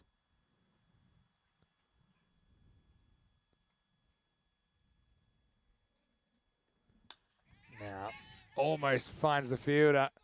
Doesn't quite carry to Anoop Singh. Could see Anoop out there. I know that he had his own injury worries in the last game. Yeah, he did, wasn't he? It looked like he was struggling with the hamstring. He's inside the 30-yard circle there at mid-on, and that one almost carries to him. But what I like is that he's prepared to take it on his shin, make sure that ball doesn't get past him. So no run, and they'll just take the single here at the end of the over. So not a bad over there at all from Moulton. Score at the end of 2 overs, 23 without loss. So we can have a look at the standings. You can see that Ryan Ruhr Sports are still searching for their first victory. They've lost 7 on the spin. The current challengers, well, they know that if they can pick up a win, then they keep their hopes for a top 4 finish alive, though they would have played a game more than the likes of the Maya Spartans and also PSV Archena, who will be there on the same number of points for them. But this is a big game for them. Yeah, sure is. I mean, when you're losing, it's a bit of a habit, isn't it? And both these teams haven't had too much to shout about at all. But one of them will walk away victorious here. For the team that doesn't win, though, they'll feel they might have blown their best chance to score some points in a while. This goes under the 12th man, Shahidul Shakil. I think this will be a bye. It certainly had a little bit of outswing on it. Wait to see what the umpire says. I could tell by the palm that he was about to signal buys, and that's what the result is. But they haven't really exploded out of the blocks here, the challengers. Remember, Ryan Ruhr Sports and the challengers for that matter, they've copped a pasting in their previous game. Both getting blown away by the Black Caps. That's after losing to VSB Gelsenkirchen, as this almost is reeled in by mid-on. Now they're looking for 2. It's not there. And the result is just a long single. Yeah, once again, a good effort there from Anoop Singh. He throws himself at it. He can't get there. The batters, miscommunication. One wants 2, the other doesn't. And they just stays at 1. So both batters on 11. It's Khan doing the bowling. Floating slip in place for Mahab Khan. Just knocked away off the stumps for 1. Got a couple of random questions coming in, Rico. First one is from Dave, who will be commentating between the 7th and the 20th of October. He's talking about the second half of the ECL. And I know why he's asking, because that's when Dave will be at the European Cricket Championship. The good news is, Rico, yes. That's probably what he cares about the most. But we also have Corey. I know that Corey's quite a polarising figure, but that's kind of the fun of him. And Corey's always... He's always trying to become a better version of himself. Sometimes he succeeds, sometimes he doesn't. So Corey will be there, Rico will be there, and I'll be there, Dave. perhaps even a couple of special guests from the player group when we get to Championship Week as well. So, Dave, we look forward to you joining us at the ECC. I think this is just okay as well. Yeah, he goes away, doesn't he, down a leg and then tries to play this shot, but he's taken himself away from the shot. Talk me through Shida Shaquille here. He takes the balls. He's pretty happy with that. But his catching is good. His throwing to his teammate next to him needs a bit of work. He's been watching too much of wicketkeepers on the TV when they flick the ball to the slip, but the slip had already backed him up. Slip was backing him up in a high show of confidence, obviously, in his wicket-keeping ability, as the next one is called wide. Another random question from Chris Smith, saying, if it wasn't for your love of cricket, what could you see yourself doing? Good question. Good question. I suppose I got asked this a couple of weeks ago. Maybe something with music or something like that. I quite like music. I'd like to play in a band or something, maybe. This is cut away. Should be cut off down there, deep third. They don't really run the first one hard, so it'll just be a single. Patali will retain the strike, and the score is 28 for no loss after 3. Yeah, they're going along nicely. Don't forget that we saw One Sports do pretty well in the first 3 overs in their match earlier against the VFB at Clinton-Curtion. But then, of course, after that, it all went a bit pear-shaped. So, once again, they're applying the squeeze at the right time. That's a good over. Only 5 coming from that. But can they maintain? That's the thing. They've got to maintain. Yeah. You know what I'd love to do? Something with animals, and I've thought about this. Maybe be somewhere on a proper wildlife reserve, maybe somewhere in South Africa or somewhere in Kenya, and be one of those guys that looks after the animals. That's nice. I like that. Yeah. That suits you as well. Got another idea. Something I've always wanted to do. I'd love to host a game show. I can see you doing that. Yeah. I think that. Same sort of thing, but same but different. This does feel like a game show sometimes. As Nazmul comes in and, hey, look, we've finally got a Yorker. What's the time? 5:27 p.m. And finally, Ryan Rule Sports have nailed a Yorker. Yeah, and there's a guy that we haven't seen today. As Nazmul Raja comes into the side, and he does bowl that Yorker. So let's see if he can keep that line going. 1 out of 1. He should probably quit while he's ahead. And all you can do with Yorker, jam it out. Take your medicine. This one isn't, but he gets away with it. And it's going to be a dot ball. Yeah, so hosting a game show. Something like The Price is Right. Yeah. You know, when there's all little different games. And in my old job when I was hosting, it was that kind of thing, but not televised. It was for fundraising and things like that for sporting clubs, and had a lot of fun doing that. So, yeah, that's probably what I'd like to do. Yeah, I see you doing that. Something like that, or something like It's a Knockout sort of thing. Yeah, anything like that. Yeah. Because they're a bit of sport orientated as well. Okay, this is high, and it's going over us, and watch out. What's this? No bang. So it's safe. Always worry that that's going to take the production crew out. And the thing is, it was almost a knock-knock. That's what I've been calling it when it hits the production van, because it's knock-knock. And, you know, we do have an all-girl crew today, and let's just say that when the ball has hit the production van, we've heard some pretty high-pitched squeals because, of course, they can't see it coming. Because they can't see the ground. They're watching about 37 monitors. So even with the headphones, the girls have certainly got a fright or two during this tournament. They're in the danger zone there as well, aren't they? They very much are in the danger zone. And the other thing is, the worst thing for them is, well, that ball's... Yeah, Raju needs to wind the clock back to about 3 minutes ago when he bowled that Yorker. And they're saying, look, this one ain't round. We're going to need another one. It's hit something, hasn't it? And it says, okay, that's that one done for. We'll have another one, please. Yeah, that's the worst thing, isn't it? Because they're a bit like us sometimes. I mean, they'll get an idea when the ball is coming their way. When we don't see it out there, we see it on the monitor, think, uh-oh. But, of course, they can't even see anything out there, so they're just waiting for the thud. Solid shoe game as well from Nazmul. He's got the blue shoes on. Doesn't really go, but I like it. Edged and caught it slip. Well, you wouldn't read about it, but...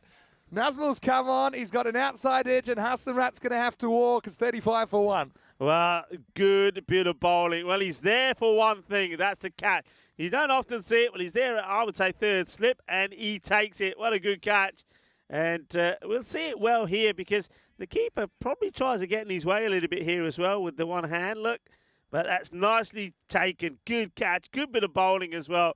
So welcome to Nazmul Raja. And he does one thing that Tarawonra Sports haven't been able to do up until now. Gets an early breakthrough. Yeah, and so you want someone that can take a slips catch if you're going to put him in that position. And I like it's quite deep there. I think what we've learned over the last couple of years is if you are going to have a kind of floating slip, there's a bit of guesswork about how fine or how square you are at slip, but you want him back on the circle. Yeah. And he is pretty much right back on the circle because the edges carry further because of how hard the guys swing the bat.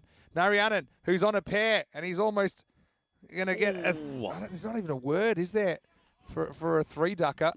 It's like the wrong kind of hat trick for a batter if you get three ducks. I bet you there is. I bet you somebody in the chat will come up with it. I bet it exists. But, yeah, he's not been able to score a run in the day so far as the captain. Three, I don't know, but I know Mark Wall went on a big run of ducks, and he was called Audi when he was on 4 ducks because that's the Audi logo. And then he was going for the Olympic rings.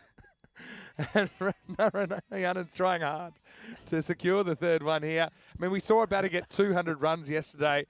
Narayanan was just like 1 at the moment. What a good over that was from Raju, who did get pumped once, but he only gets hit for 1 other run in the over, 1 for 7 for him. And at the end of the 4th, the score is 35 for 1.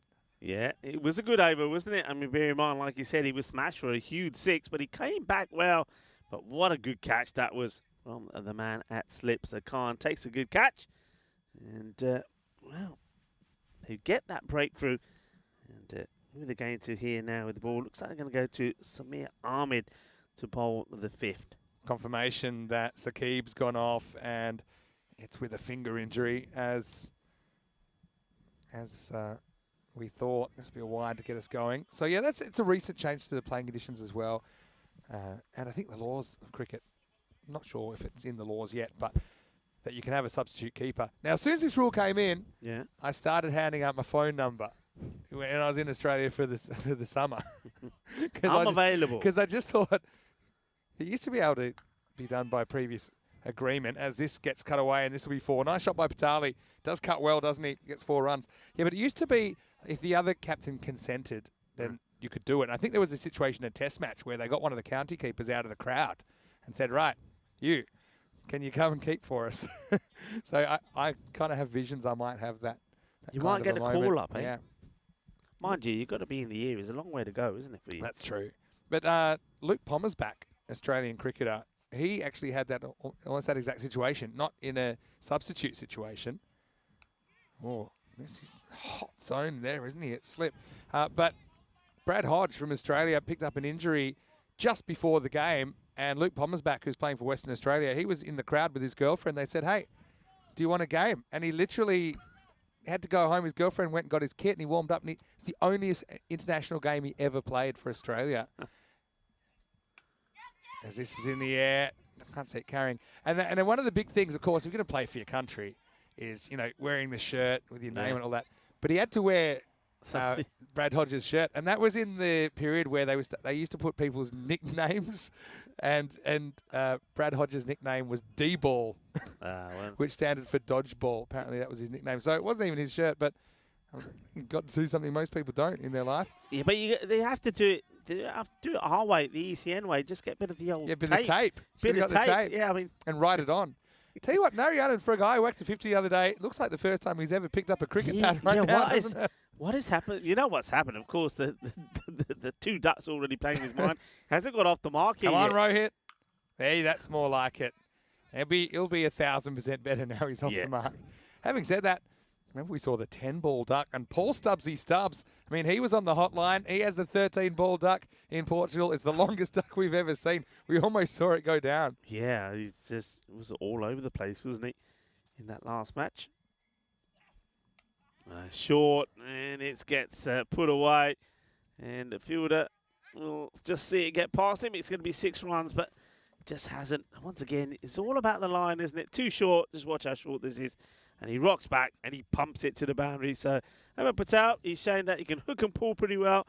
And he's a good cutter of the ball. But you got to, have you seen him drive a ball yet? No. Why? They haven't pitched up. I want to say welcome to the Cube again. It's Vinny Sander here, Mr. Maximo. You can see we're kind of in the dark now. Yeah, In the morning. You might remember if you were with us this morning. The sun's right in our eyes now. It's behind us, shining through our fantastic European Cricket Network ball. Vinny Sander here, Mr. Maximo, with Rico Full. Hope you enjoyed the day. Week 2, what a start we've had. We had records tumbling earlier on. Right now, battle between two teams that haven't got any points today, as this is skied up in the air and it's misjudged. In fact, it's gone all the way. Maximo. I think that's Buzznet out there. Well, I've called it from here, but I have a feeling, even though he misjudges it, it's gone over the rope anyway. How did you see it, Rico? Yeah, I mean, if he stayed where his cap was, he might have had a chance on this. I think that bounces. I think it just bounces before. And that's criminal, really, from the fielder. Have a look at this. He's in no position. He takes his cap off, and then he overruns it. Where's his bounce? Just before the rope, I think. Yeah, maybe. Close. Good comeback delivery. Takes all the pace off this one. Rolls his fingers around it. And Ryan, he got 4 for the last one. He misses out on that one from Anoop Singh. Probably was 4. It was very close to the rope. Anyway, sorry for the fake Maximo. Fake news. Not often I give you the fake news here on ECN. 50's up as well for the challengers. Mariano, though. He had a bit of a hairy moment there. Challengers, the ultimate Jekyll and Hyde team, really. And Noop seems to have recovered from that. We thought it was a hamstring injury earlier. Anyway, this is in the air, and this is going to be out of the ground. Maximo as Rohit. He's come back with a bang, hasn't he? Moves into double figures. Yeah, it's like you said, just getting off the mark after 4 balls being stuck on the 0. He gets off the mark, and now all of a sudden, he looks like a different player. Confidence, that's all you need. You get a run to your name, and confidence starts to flow. And we know he's a very good batter. Now he's starting to show it as well. Oh, well, again, too short, really, and gives Narayanan the ability to get inside it, and he just works with the pace. Not a good ball from Anoop Singh as Rohit puts it away. Another boundary for Clone Challengers.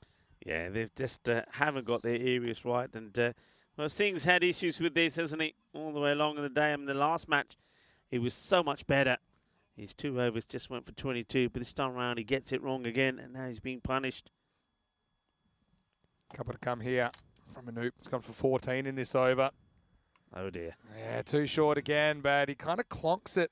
Still should get to the boundary, and it does. So, yeah, I know it's been a long day, and you can kind of see the fatigue creeping in a little bit between some of the players. Anoop's had a big workload. Again, he just bangs it in way too short, and Rohit's all over it. Yeah, this over 4, and they got a dot in there, but then it's gone 6-4-4. You know, we're talking about subs being able to keep. So I kind of like the rule because it means I might get picked out of the crowd to keep. But I also kind of used to like other people doing it. This will be a wide. But often you'll discover that players that you might not think of as keepers, like Glenn Maxwell's one, for example. Phil Hughes famously took a very good catch for Australia keeping. So then when it's forced on people, even though I get that it's maybe a safety issue, you know, if you're putting people up to the stumps and stuff that they're not used to it, it could be dangerous. But yeah, sometimes you get to see people doing things you don't normally associate them doing.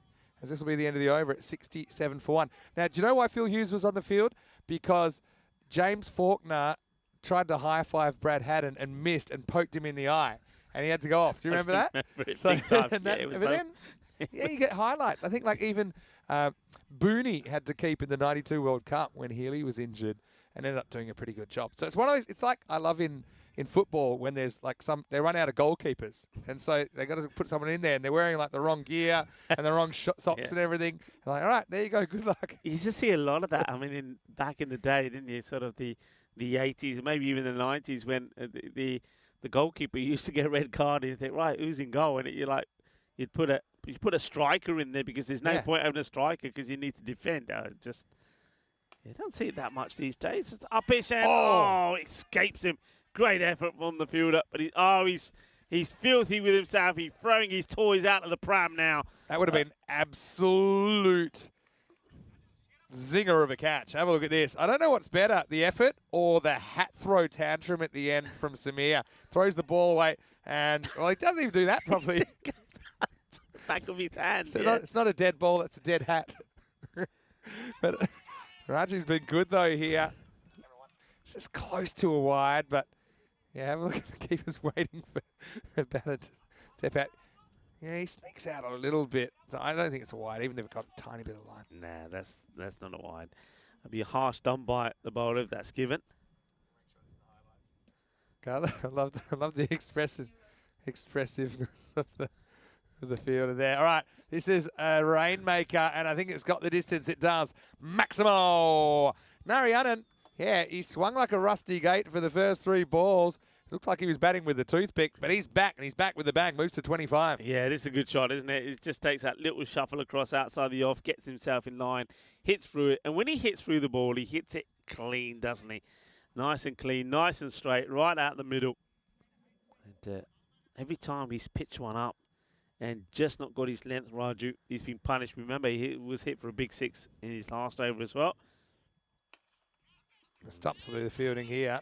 I think about running, but they won't. So Stumps, the extra fielder on this occasion. Yeah, so Chris has quoted the law in there. I mean, the law there says that it can be done with the consent of the umpires, but I think the playing edition says that they're entitled to it if the keeper's got a genuine injury. Or maybe the instruction is the umpires should allow it if it's due to an injury. So Yeah. I don't know if it's in the laws or it's not quite in the laws the way that the playing condition is written. Not quite sure, but main thing is it's allowed at the moment.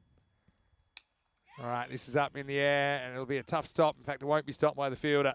So there's 4 more. Narayanan has overtaken Patali now. Well, 10 minutes ago, that was unthinkable, but 10 minutes is a long time in ECN cricket. Yeah, it's a good-looking shot, isn't it? I mean, he's trying to squeeze this in and just inside that wide line. But it's both of these batters play on the offside really well. And this is now we're seeing Rohit Narayan at his best. And I did have a little chat with him before the start of this match, and he was like, yeah, you know, sometimes the way it goes. He was worried about his own form, but as he said, let's just see. I'm sure we'll come. Oh, mess up. He's going to be gone here. Oh, dear, oh, dear, oh, dear. Well, I was just talking about him and saying I'm sure my luck will change.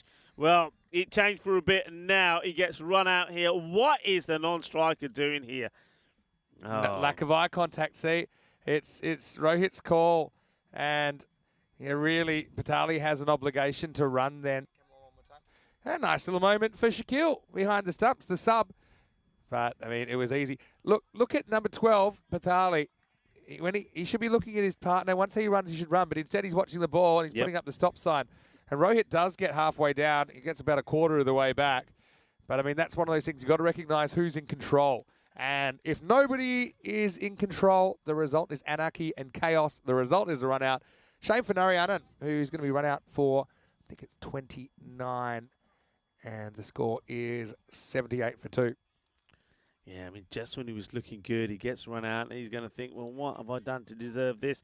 Well, I tell you what, Amit Patali now has to put a good innings in here. Otherwise, they won't forgive him for that. Yeah, Patali got a little bit of FOMO, didn't he? Got overtaken and said, well, I've got one way to stop this. Dangerous when it's the captain. But now he's going to get a Gundy ball, and he's going to put it away. It's way too short, isn't it, from Mahab Khan. And he gets put away, hooked away for 4. Yeah, he's playing about 4 shots like this, isn't he? They're not learning their lesson. It's short. It's going down the leg side, and he just rocks back and plays it away. And every time you get the ball full, you're going to get success. So Khan, he's got to get this right. I mean, remember, he started with a great catch at slip. So let's see if he can match that now with a wicket or 2. But first thing first, get it fuller. Get him driving. Hasn't driven one ball yet. Yeah, and he overcorrects now, so that's going to be 4 more. So, well, the more things change, the more they stay the same. Again, it's an attempted Yorker, but it goes wrong. Just not good accuracy. I think they want to have a look at this. I had this one as probably thigh high. It's still high, you know. I mean, he's a tall guy as well. Now have a look at this. I mean, he's playing it off the back foot. They haven't called it. I mean, he's on his tiptoes. It's probably just dropping enough with the... Yeah, it's close, though. Yeah, it's close. He was on tiptoes, so it was higher than first thought.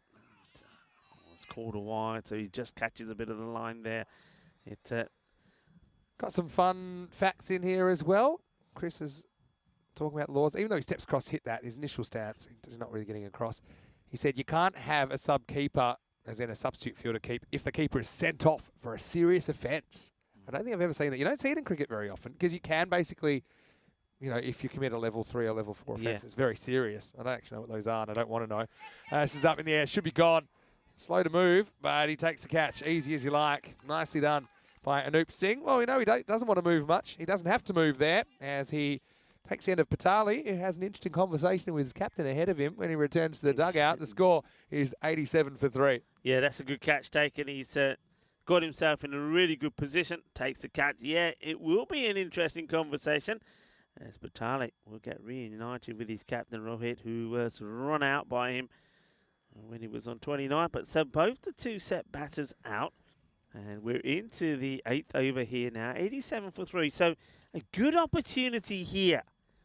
As Singh takes a good catch, really well held. A good opportunity now to try and keep this. I mean, if they can keep this to around about less than 110, then they give themselves a chance. So the next few deliveries, very, very important coming up. The next 15 balls in this contest. Swing and a miss. Gurumurthy backs away slightly. So now I had to look it up. And this is random time. So I've looked up what a level 3 or level 4 offence is. Okay? I can tell you. Okay, go on. Give me one of them.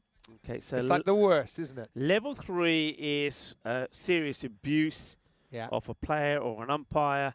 It's where you take like next level. You abuse. take dissent to the next Stuff level. That's a bit probably illegal as well. That's right. It's whereas level 4 is when you basically think cricket is about boxing, and you start let's say that you get extremely crazy and you threaten a player or an umpire, or you go the next level and even a threat of assault. Yeah, that's okay. Right. Any act of violence. I guess that doesn't include violence on the cricket ball, which we've seen a fair bit of today. Yeah, these are. I'm glad that cricket doesn't have these issues. I mean, I've never seen a player ordered off, and I never want to see it. Yeah. And it's still a passionate game, but I think it is certainly one thing that sets it apart from most sports. That even though people get heated, I don't think I've ever seen any physical altercations or anything like that. As we have a look at tomorrow, and it's going to be day 9, 5 more matches. By boosters back on deck here. And so are the Arkan Rising Stars, who will be playing in the first game. VFB Gelsenkirchen, well, they've got a huge day. They've got a defining day for them. 3 matches coming up. And make sure you join us, 7:15 a.m. GMT, which is 9:15 in Central Europe, and 12:45 in India. Yeah, big day coming up tomorrow. 5 more matches, but yeah, it's a huge day. But all of a sudden, just bowling in better areas. Like I said, if they can keep this to under the 110 mark, then this is game on. It really is. It's game on. So it's that kind of a total, isn't it? I mean, right now I'd say it's on as even in this game. Yeah. The other question, of course, here is after this delivery, yes. Okay, so have to try and keep this to a single if they can. They want a good arm in here. They want to take it on. Oh well, hold on to it as the throw comes in. Well, they do well. It all happens in the 9th. All happens in the 9th. As you would always say. And it all kind of happened there. Yeah, so for the likes of Saqib, now we know that he can turn it on with the bat. So what happens with the batting here now? Now, how long does he have to wait? Is it 5 wickets down? Because he's been off the field a long time. The thing is, if it's an external injury, so if he's been hit with the ball, it's a blow on the finger, that's considered external, right? And not just that, his finger's sideways. Oh, right. So it's pretty unlikely. That little... You know what? I get confused with internal and external injuries, but I normally come back to this. An external injury is one that you can't fake. Yeah. Right? So like an internal injury, you can go, oh, yeah, I've got a bit of a muscle problem or something like that. But an external injury, everyone sees it. You've been whacked with the ball or something like that. Yeah. It was thing is, though, when you watch because I saw when it happened, it wasn't a particularly quick delivery. It was down the leg side, and he took it not clean. He got it. Dropped it. Where needs to run out now? Yay, baby. Oh, yeah. Only on the European Cricket Network will you see cricketainment to the full. This was sensational. Have a look at this. Well, we were talking about wicket keepers. He said no. He took one in the chin. Yeah, look. He's hit us about 7 times. Let's have a look. 1, 2, Bush kisses it, knocks the hat off, has another playfield to try and steal it. Well, Meanwhile, with the glove on, by the way, with the glove on, he knocks him over. Well, that is sensational. Well, we'll have to watch it again. This is when he said, "Oh, yaar, mere booty the thappar bhi maar the ball no," but he still does it. Look, it almost buries itself in his cap. Watch this. he kisses it as well. There's this one about the third touch. He kisses, mwah, and then up in the hat, and then here's the slip come in. Why is there still a slip there? I don't know. Okay. You know, I mean. Remember, he started the innings thinking he's just going to have a nice, quiet afternoon. He's not in the 11. He's going to sit in the shade. I don't know if we get this one more time. I love the third touch where he kisses it. And look at the slip. He's saying, look, don't worry. I'll come and save the day. He almost catches the cap.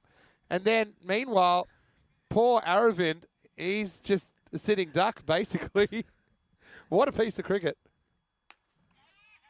Now this should be gone as well. No, it goes over the top. Well, good carry from Gurumurthy, who gets 6. Maximo to finish the over. It's 97 for 4. You know, we have a saying on the European Cricket Network that what happens in the ninth. It certainly did. And, well, that is probably one of the craziest run-outs you ever will see. Just doesn't get off the ground there, does he, the fielder? Samir Ahmed. We'll certainly have a look at that again. But, hey, they're keeping themselves in this contest. If they can get a nice total, once again, I'll repeat, if they can keep this under 110, then Ryan Rose Sports, who are eyeing up their first victory on the European Cricket Network, certainly have a chance. Well, I think a lot of people like that. A bit of action. In comes Singh to bowl the last. I loved Gurumurthy there, basically motioning to Aravind, fine, run, it's fine. Run, it's okay, because he didn't want to turn around. What about that? The cap came off. I love that the emergency fielder was on the scene. Imagine if he'd caught it. They ended up like in an improvised game of Twister. And Oops come back for the last over. Now this is in the air. Now surely this is caught, no drama.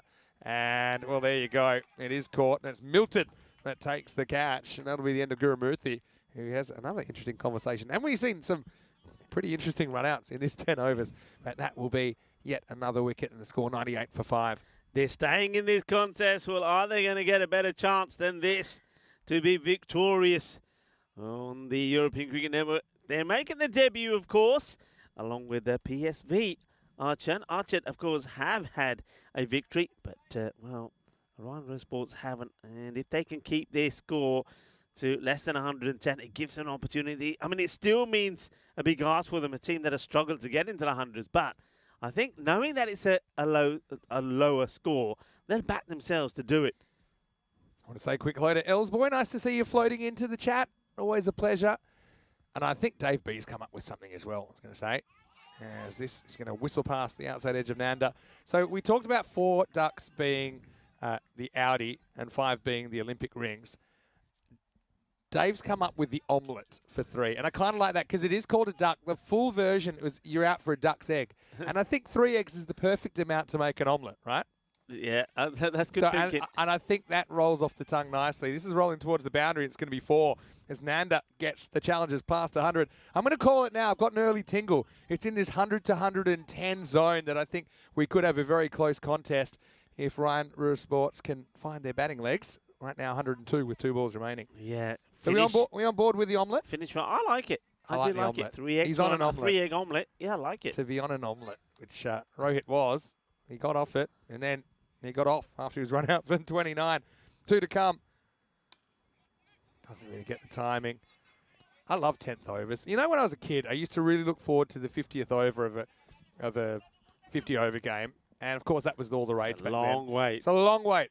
3.5 hours just to get to, okay, now they're going to run for everything. We have 10th overs or last overs every hour here. And it's just chaos, isn't it? And even the 9th, throw the 9th in there as well. It's as good as the 10th, isn't it? Sometimes even better. Donti to close things out for the challengers. Facing a Noop, slow ball, up in the air. Well, you might as well go for 2 here. He's very slow to get on the ball. Good throw, he should be gone. And more work for the sub-keeper. Mulshada Shakil certainly has earned his keep, hasn't he, in this 10 overs. Finishes the dismissal. So it'll be 104 for 6. The target, 105. I'm going to say it, Rico. I'm on golden ball watch here in match 40. Yeah, I'm with you. I think it's a best opportunity maybe that Ryan Royal Sports will have to win a match. I know their captain will be certainly up for this. It's Safiul Islam, and he gets his troops around. And look at them, they're happy with their performances. So they should be. Don't forget, there was that one moment, wasn't there? Especially when Rohit Narayan and also that he was going well along with Ame Patale, and you thought they were going to put a big score on it. It was a good partnership. But then the run-out happened, and then Patale got himself out soon after that. This is going to be a great highlights package. I like Kroom's comment. He's saying crazy stuff. Normal ECN. Yeah. So let's go back at this 10 overs. And yeah, it was kind of a bit of an arm wrestle early, wasn't it? Because Clone Challengers weren't really getting on top. But then, yeah, the wicket started to tumble, and it started with that excellent slips catch from Mahab Khan. Yeah, that was fantastic. Mahbubullah Khan taking a really good catch. And well done. I mean, again, introducing this guy into the side. He hasn't been available for the first 2 matches. Nazmul Raju, he came on and he did well. Don't forget, in the meantime, we had to see the change of the wicketkeeper, but even that, in a way, worked out in their favour, because I think Shahidul Shakil did very well, taking over from Saqib. He did. Yeah. One, I think, ended up just going inside. Now, how about this? This is the drop, and then the attempted hat throw. I don't know what was worse, to be honest. Samir wasn't too happy. End of a long day. 3 games is a lot for these guys in one day. And look, yeah, Rohit looked like he'd never played cricket in his life at the start, but then he found his mojo, but then he found trouble as Ame gave him radio silence. And, well, that would have been an uncomfortable walk back as he went straight past Ame Patale, who then wouldn't last a lot longer. Again, sometimes he's had it, sometimes he hasn't today, Ame. He got caught soon after, and that meant 2 new batters in the crease, and they just put the stop on here. Now, this was probably my highlight. It's about 7 or 8 touches. He almost gets wiped out by his teammate, but then poor Aravind is the butt of the joke as he gets run out trying to get to the strikers end, and then Shakil gets a pat on the back from his teammates. But yeah, late in the piece, okay, they got that one away. They scraped to 100, but only just. I think it's game on here in Krefeld. Yeah, it definitely is. I think it's the last match of the day, and we could see something exciting brewing here. Are we going to get an all-time classic finish? Well, we've seen plenty of fantastic moments today on what has been a truly historic day here in Krefeld. Well, it's been a historic Monday. It could finish with a real close match, maybe even could we get the golden ball here, but they need a good start. That's the key thing. As we have a look at the scorecard, and well, talking about good starts, it was a great start. Ame Patale was doing well. I think Haris Simrat, he did all right as well. And then Rohit Narayan was looking at business again, but they all fell apart. Yeah, look at Shahidul Shakil. He's all over that scorecard. If you told him like 45 minutes ago, hey, guess what? You'll be all over the scorecard. He's saying, I'm just trying to sit here and eat an apple and try to enjoy the last game of the day. He wasn't in the 11, but with that injury to Mohammad Saqib, he came centre stage and gave us maybe the play of the day. Wickets for Mahbubullah Khan as well as Nazmul Raju. I think it's got a bit to him, Raju. Yeah. 1 for 18 for him, Anoop with 1 for 26, but you probably got to go with Mahab with 1 for 14 as the best of the bowlers, but I think Milton did a good job. Samir, still a little bit too short. I think he's just got to sort his lengths out, and then he'll have a bit more success. So 105 will be the target, back in just a few minutes for the last innings of the day. Keep the random questions coming. We're enjoying your company, and I think a close finish is on the cards here, something we haven't had a lot of so far today, but you never know. After the break, we'll find out what will happen. Can Ryan Ruhr Sports get their first points ever in ECN cricket, or will it be the Challengers to finish the day with a win? Vinny Sounder here, Mr. Maximo, with Rico Full. We'll see you after a short break for more European Cricket Series.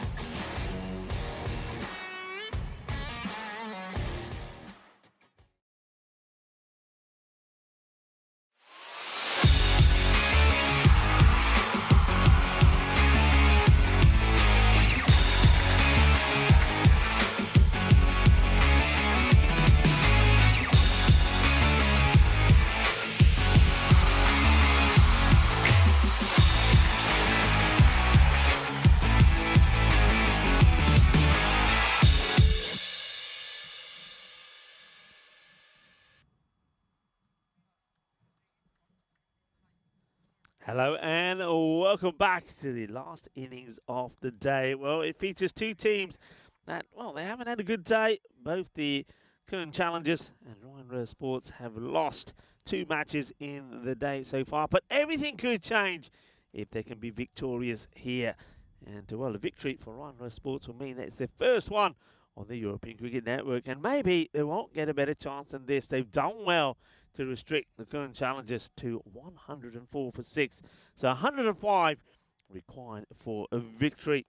You can see that Samir Ahmed is out there as the non-striker. Certainly saw him hitting a lot of balls before he went out there, practicing. And as well as the man who takes strike as well. So let's see if they can put and use all of that practice to give a victory to their side. They're going to have to deal with Amit Patalik, who's well, done well with the bat today.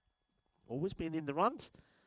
And it starts with one that swings down the leg side. It's going to be a wide. Yeah, Saddam Hussain is the opener, and he was getting a lot of throw downs as well. All about getting themselves prepared and hopefully get a victory. There you go. That's a nice looking shot, and that's going to be 4 runs. Beautifully played. Gets into a lovely position. What a lovely shot this is. And gets the whiff, doesn't it? And no movement this time from the bowler. And this is cut away. Delightful shot. Cuatro carreras. And they've got to believe, haven't they? Got to believe. And I know a lot of you around the globe are hanging on. Ryan Sports. Speaking of eggs, hope you're doing well with yours, Dave. Yeah, oh, well, wants it, and it should be on. But look, no backing up here from Ahmed. Maybe because they know, they've been told, stay in your crease. Don't forget, Nikhil Patel is playing, the Mankad King. So they've just said, doesn't matter who the bowler, just stay there, because that definitely was a single. I think they should have taken it. Just taken a bit of time to compose himself again, Hussain. And he goes, trying to get over the top, and he's not going to be successful. It's a very good catch, really well judged. And that's going to be the end of Hussain. Now, he's going to be pretty disappointed because I think he should have had a single. It got turned down. They don't rotate the strike, and he goes the next ball. Nice catch taken. He gets off the ground well. And disappointment after playing a lovely shot for 4. Hussain will depart. And for the same score as well. Going to be going for 3 balls.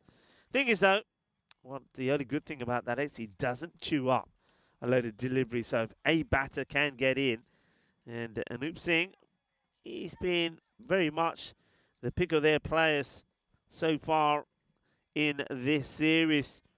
And he has scored runs most times of asking. He scored 28 early in the day against Glenson Kirshen of 16 deliveries. We saw him in action again and scoring runs again, 29 of 22 against the Düsseldorf Black Cap. So can he make a contribution here? Maybe go a little bit further, get into the 40s or the 50s. Well, he gets a wide delivery to have a go at first up. He's not able to get it away. You can see late on in the afternoon, it's a local time here now, just gone past 5 past 6. So shadows starting to appear as the sun starts to come down. Nice looking shot. This will go all the way. Balle, kinna sona. Shaka Lagia, the second boundary of the over. This is what I feel they've got to do here. Ryan Sports, just believe, back themselves, play your shots, and not chew up deliveries. Don't get to a point where it's dots and you're not getting going. Just back yourself to play the shots. Take on the bowler. It's Amit Patalik. It's gone for 11 with the ball to go. 11 for 1. Yeah, look at those shadows here now. So you can see that's going to be quite difficult for the men there on the leg side already trying to take cover. Nicely hit. It's going to be Cuatro Mas right in between the 2 fielders. And, well, synchronized diving from the fielders. Fielder ने कोशिश तो कितनी dive अच्छी मारी, but timing पूरी सीगी. चौका लग गया. Lovely shot. And, well, through no shortage of trying. Those two fielders get beat on the offside. It is the end of the over. Yeah, the score moves to 15 for 1. And also I can remind you, 242 matches since the golden ball. Could this be the one? What is that sort of score? As you get joined back in our comedy position here, Mr. Maximo comes back. Maxi, what do you reckon? You tingling? Yeah, well, I said it was before the break. I've got nothing to change my mind so far. Pretty decent start. I suppose, if anything, you favour the team that knows what it's like to win over the team that hasn't. But, yeah, still in the balance, isn't it? As we're going to get Hassamrat bowling in over number 2. And this is up in the air.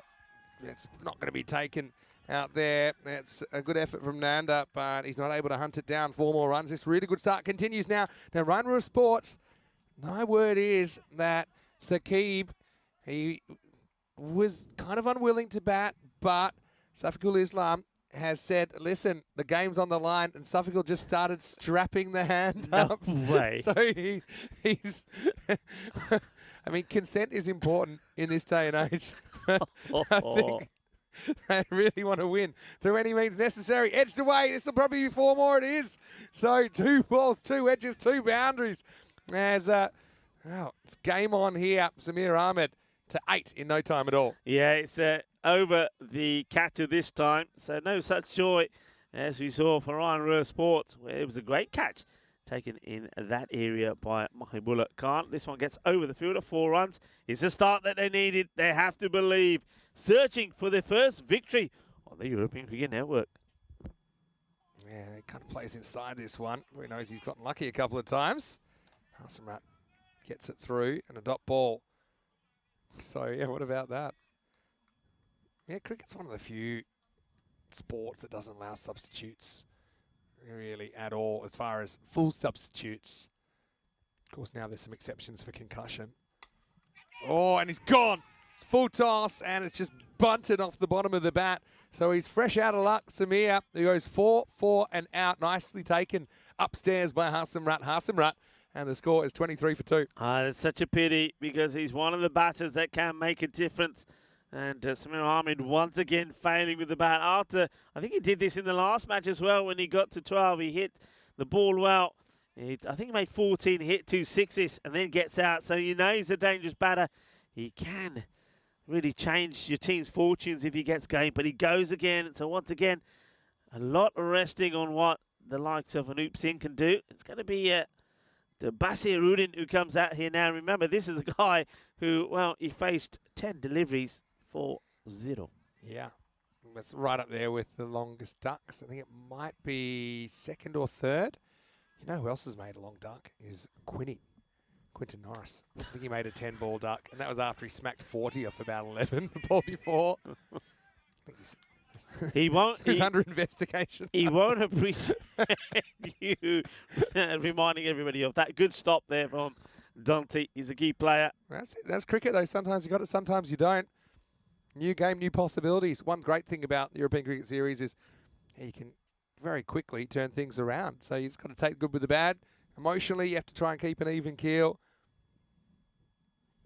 As we're going to see Anup facing last ball the 2nd, and he tries to blast it. Awkward kind of one, wasn't it, for Patale? But he does do the fielding. End of the 2nd over. It's 25 for 2. Yeah, so, okay. 10 come off that one.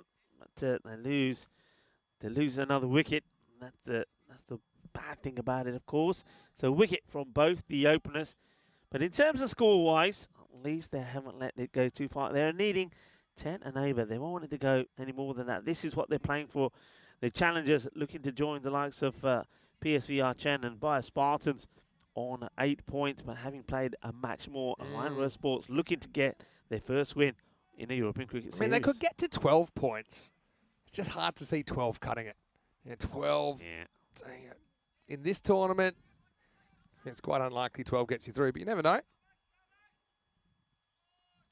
Yeah, the word is that perhaps Saqib will be in next as well. I can't see how he's going to do that. Oh, well, he might be in now because that's 4. It's straight and it's gone. So Dante breaks through first ball. It's the end of Anup. Looked like a good decision to me. Pretty adjacent. It's 25 for 3. Yeah, I mean, this is where a lot of people go, never mind middle stump. If it's hitting leg, it's out. And I reckon this is going to go on and hit the leg stick. So it's full, it's straight. And that's the only thing the umpire's got to decide. Is the ball going to go and hit any stump? I think that's going to hit leg. I think that's a good shout. Yeah, I agree. I mean, it hits him more on this middle leg.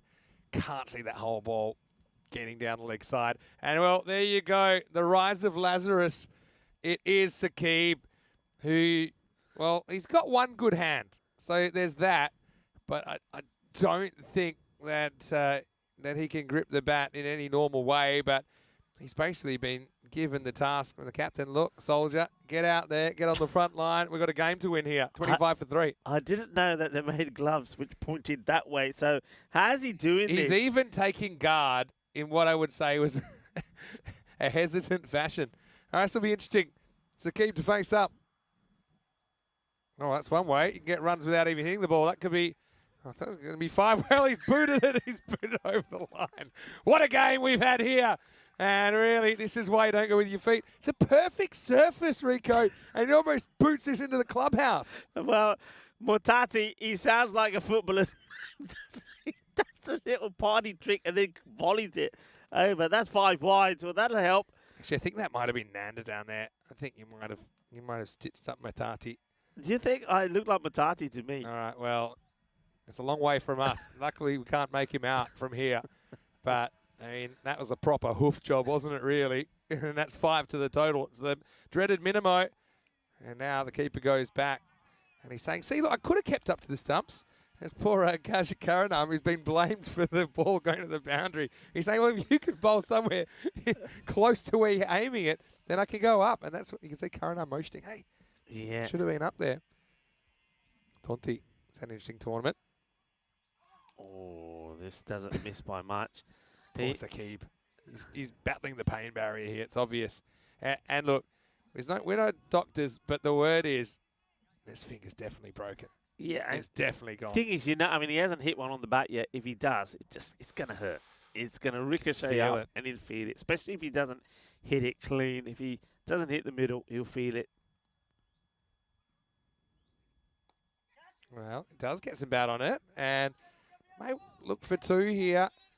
Probably there if he wants it. Oh, and he almost runs straight into Karanam. His opposite number, but they will get 2, and he's off the mark. He's off the mark with a couple. Interesting choice and direction to run. Why he's not running straight. I mean, he ends up going right across the pitch to get to the other end. But yeah, he says, if I've been taken out of my keeping position, I'm going to take out Karanam, who was in his way there. He did run around him. Yeah, well bowled. A little bit of a way movement from Tonti. Yeah, Dante's been, I think, pick of the bowlers for the challengers. And he makes things happen. Another man who makes things happen is Nikhil Patel. I reckon we might see him next. Well, well, I don't think they can get run here anyway. Ended power play 32 for 3, so they're pretty much right on the pace at the moment. Yeah, but you got to wonder. It's one thing to say, right, go out there and bat, but if you physically can't really do it, then you're not really doing yourself any favours. Yeah, put me down for 2 Patil Mancads in here, especially if the game goes close. Let's have a look at the skyscrapers, just the tall tower of 19 there at the start of the second half of the first innings there. As Mariana started to get going. They've been going the wrong way, haven't they? Rhino Sport so far, stepping down after a good first over. All right, so I think it's Gurumurthy who's going to bowl over number 4. So a bit of a change of pace. Also, that makes it a bit tough for Saqib as well if he faces, because he's going to have to generate all the pace on the ball. Yeah. Okay. So, yeah, it should be a good one. As we've got Basiruddin off the mark this time of his only delivery. He won't get this past the bowler, I don't think. Gets there via Saqib. Yeah, he's got to. They don't want to fall too far behind here. It's just stay with the 10 mark. So they've got to try and stay with it. He wants to go him here, big time. Again, clonks it when he gets out the way. Just telling his body language, he's really itching to hit a boundary. Yeah, again, I mean, it'd be interesting to see where Milton Monique comes in. This guy's got to be batting higher up the order, can give the ball a bit of a hit. You'd rather have him now when you need around 10 and over. No point in coming in when it's 16 to 18. So I think they're missing the trick with him. Right, skied it, and Gurumurthy's got to do it himself. Bit of a steep and he's dropped it. Well, there you go. And I think he might have actually knocked into the stumps on the way. And so Sakib skies it, gets lucky, gets one. It gets dropped onto Sakib. Does he run into the stumps here? I mean, he just flicked him with his hand, so it didn't really put him off that much. But, yeah, he just got caught under that one, didn't he? This is driven pretty hard. And it's going to go straight through Patale.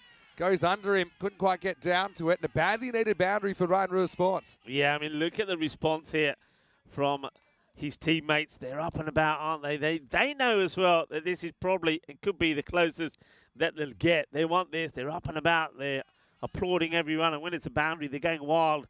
Running out of opportunities, aren't they? And their last two games are against Golden Star Bonn and the Aachen Rising Stars. We show you them, except they're behind the tree. Oh, he really drops them out of the sky, doesn't he, Gurumurthy? It looks like a big full toss, but that basically turns out to be a Yorker. Yeah. The thing is, though, if you're not using your feet, which he's not. Yeah, it doesn't want to get down to it. Yeah, it must have got, I mean, that's moved a lot, so he's got a bit of bottom of the bat on this. Take almost. ball background. They don't really ever dance down the pitch. I think that's pretty obvious. He's rooted to the crease. Sometimes it works, sometimes it doesn't. This one will just be a one-hopper down to Hasimrat. That'll be the end of the over, and the score is 39 for 3. So just fallen below the red line now. They have to do some work to get back up there. Yeah, they do. So the rate is just starting to squeeze upwards. They need to, at this point, they'll be looking for at least 2 boundaries per over. The rate goes to exactly 11. 2 boundaries and over, and run well, run hard. There you go. See, they've just dipped below with a couple of good overs for the fielding side. Hello to Nick. Good to see you back in the chat. He said enough lurking. He's going to sit down, and we certainly welcome you back in. Now, yeah. Are you ready? No, hold on. No, it's not We're going to have Matati yet. Matati. I thought it was going to be an opportunity to bring in Patil, but he's a little bit out of form with the ball. What a difference a week makes. A nice look at the shadows there of the trees. Of course, the sun's right behind the main camera now. One of these east-west cricket grounds, which can be a bit off-putting for the players. So the battle right now is having to contend with the sun as well as the bowler. It's a good accurate throw. Yeah, the umpire doesn't like it. Saying, "What are you doing?" Onto the stumps.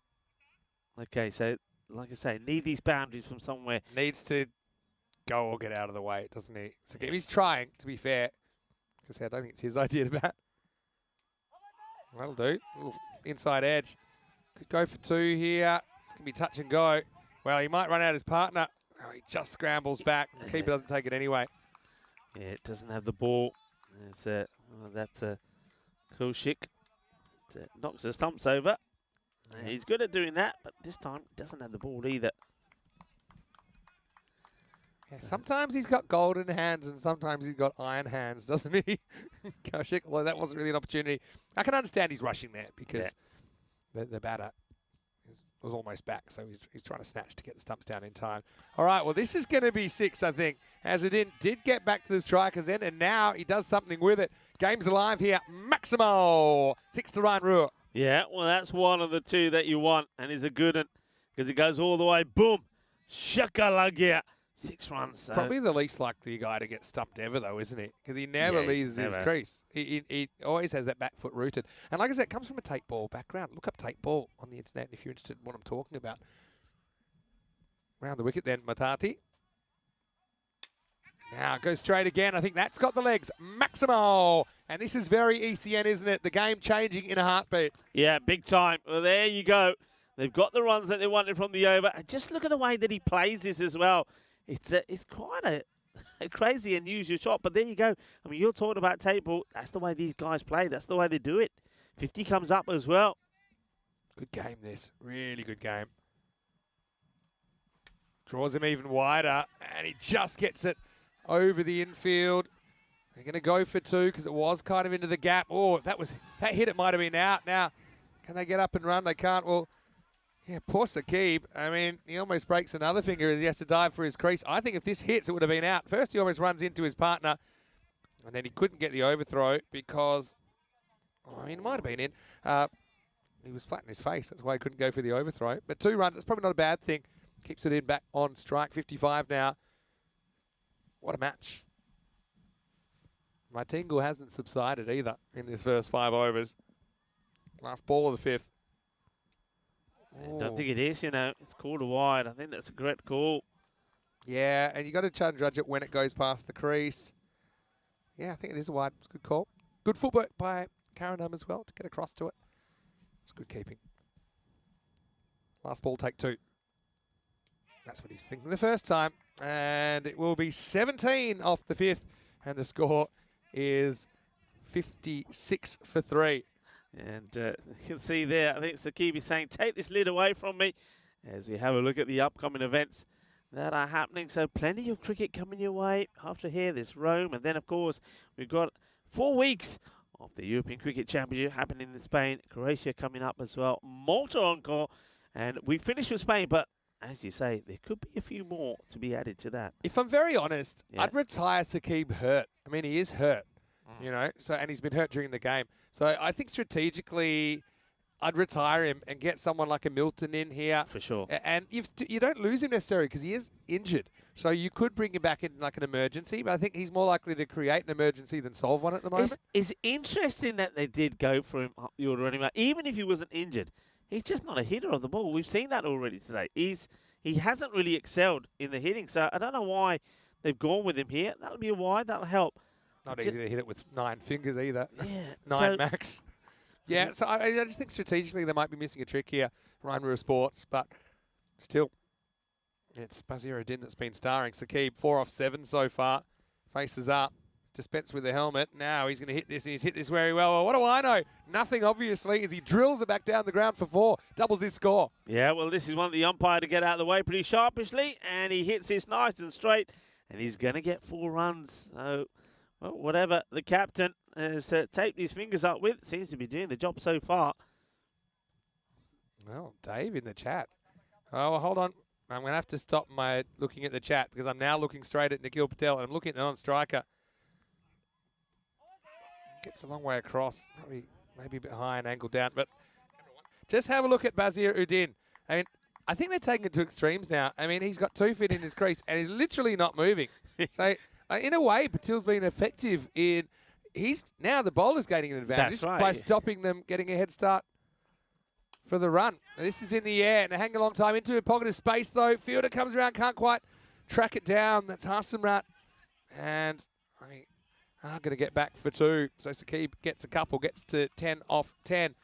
Well, Dave said apparently Daniela from Romania is now in the squad as the 12th player, having never played cricket before, going to Greece. Well, there you go. There's a story for you. What great experience. And it's great to see new people getting into it as well.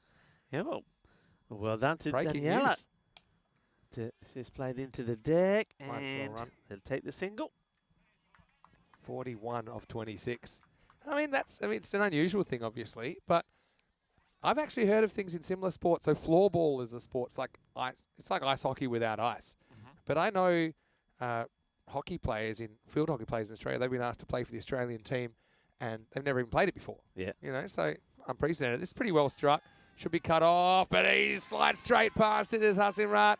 Well, it was like Disney on ice there, wasn't it? As Udin gets another boundary, and this game takes another twist. Hits it well straight down the ground, doesn't he? And yeah, he runs past it, and then he can't stop himself. He slides. It's 4 more. Oh, well, they're taking that rate down as well. Remember, it just went up to 11, and that feels like it was only about 8 or 10 balls ago. Well, have a look at it now. It is below 9.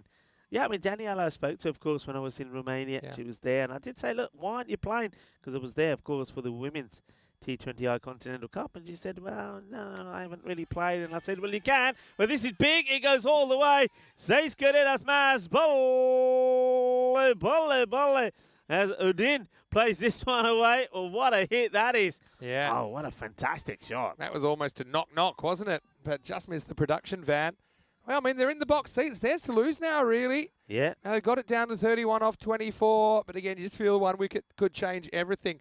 Well, Kroom has sent in a bit of a viral highlight from the county championship today. We're talking about how good our umpires are at fielding and in the field. Very nimble, good footwork. Maybe not so good footwork in the county championship today. You can click on that link to find out more. This partnership, though, hey, look, let's give Sakib his dues. He's held up his end, 49 of 23. Yeah, he's played his part, and don't forget 2 boundaries as well. So he's going to run the ball, but his role at the moment, I suppose, to stay there with Udin, who's hitting it well, but it's going to be Sakib on strike for this one. You know what this game needs? What's it need? Cad. I don't think we're going to get one. Well, this is going to be Gurumurthy coming back, and it's going to be a dot ball. So, yeah. I want to see how Basira backs up when it's not Nikhil bowling. Because, I mean, it probably should have been a run there. But, yeah, because he didn't really get the jump at all. I get the feeling he's backing up. It's like he's batting when he's in the crease. He stays in it. Yeah, not going unless he's drawn out. Kroom's asking, is this golden ball territory? Well, certainly our best chance in a while, isn't it, Kroom? So many things to watch here. Bowler, batter, non-striker, keeper. Yeah, pretty consistent, not backing up there. Now, there's no way this is out. I can see from here his foot's in. Yeah, he likes knocking him over. That's Kaushik. And, yeah, his foot was a long way in. I just want to have a look at the umpire's face because he knows he's going to come over and set them up. I got to put my hand up. I'm one of these keepers because you do it instinctively. You do it. But I bet you just nip the bail off, not shatter the whole Yeah, but stump. sometimes you can miss them, and that's even worse if you've ever swung and missed the bails. All right. Now the 50 partnership will come up as Sakib, who basically has fingers like a cursed monkey paw at the moment, but he's out there and he's been part of a 50 partnership now. Yeah, he is. So, 50 partnership, 75 for 3. They're needing 30 runs to bring up their first victory on the European Cricket Network. Huge 3 balls coming up.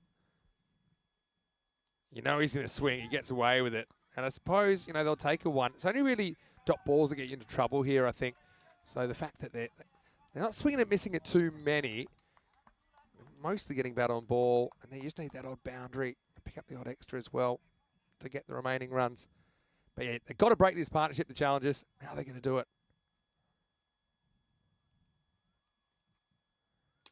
Wow, he gets a fair piece of this. Wow, that's unbelievable hitting, isn't it? And it's Sakib that's coming to the party. Maximo!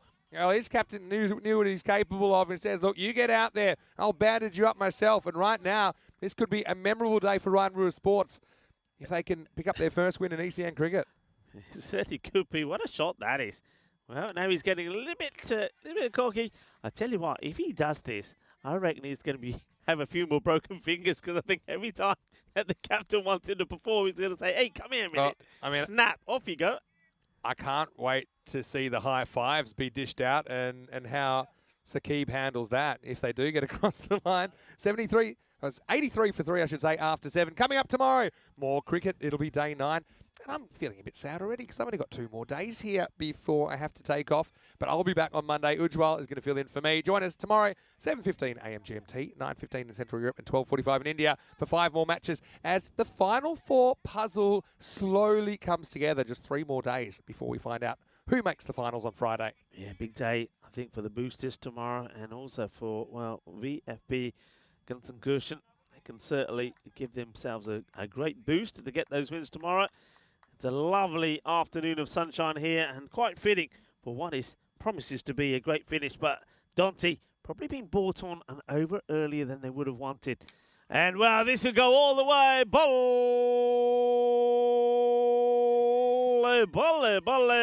Brrr. Well, broken finger or not, this one goes the distance. Well, that's a monster strike. What a hit. Well, build him a statue because, I mean, make sure on that statue the finger's bent as well because right now he's batting them to victory. And just like that, he's up to 25, and then this is a missed stumping. And again, he just went a bit early, didn't he there, Karan? Just has to take this, and he would have had time to get that breakthrough. Huge opportunity to get Sakib out for 25 there. I feel like this game could have one more twist, though, you know. Steps across, gets a full toss, gets 1. Don't forget the challenges. Match 1, remember, they precipitated a huge collapse against the Arkan Rising Stars. And you know what they were defending on that occasion in match 1? 104. And you know what they're defending on this occasion? 104. Will history repeat? Let's find out. But they're running out of time. 15 off 15 required. who doesn't look like a player that just made a 10-ball duck.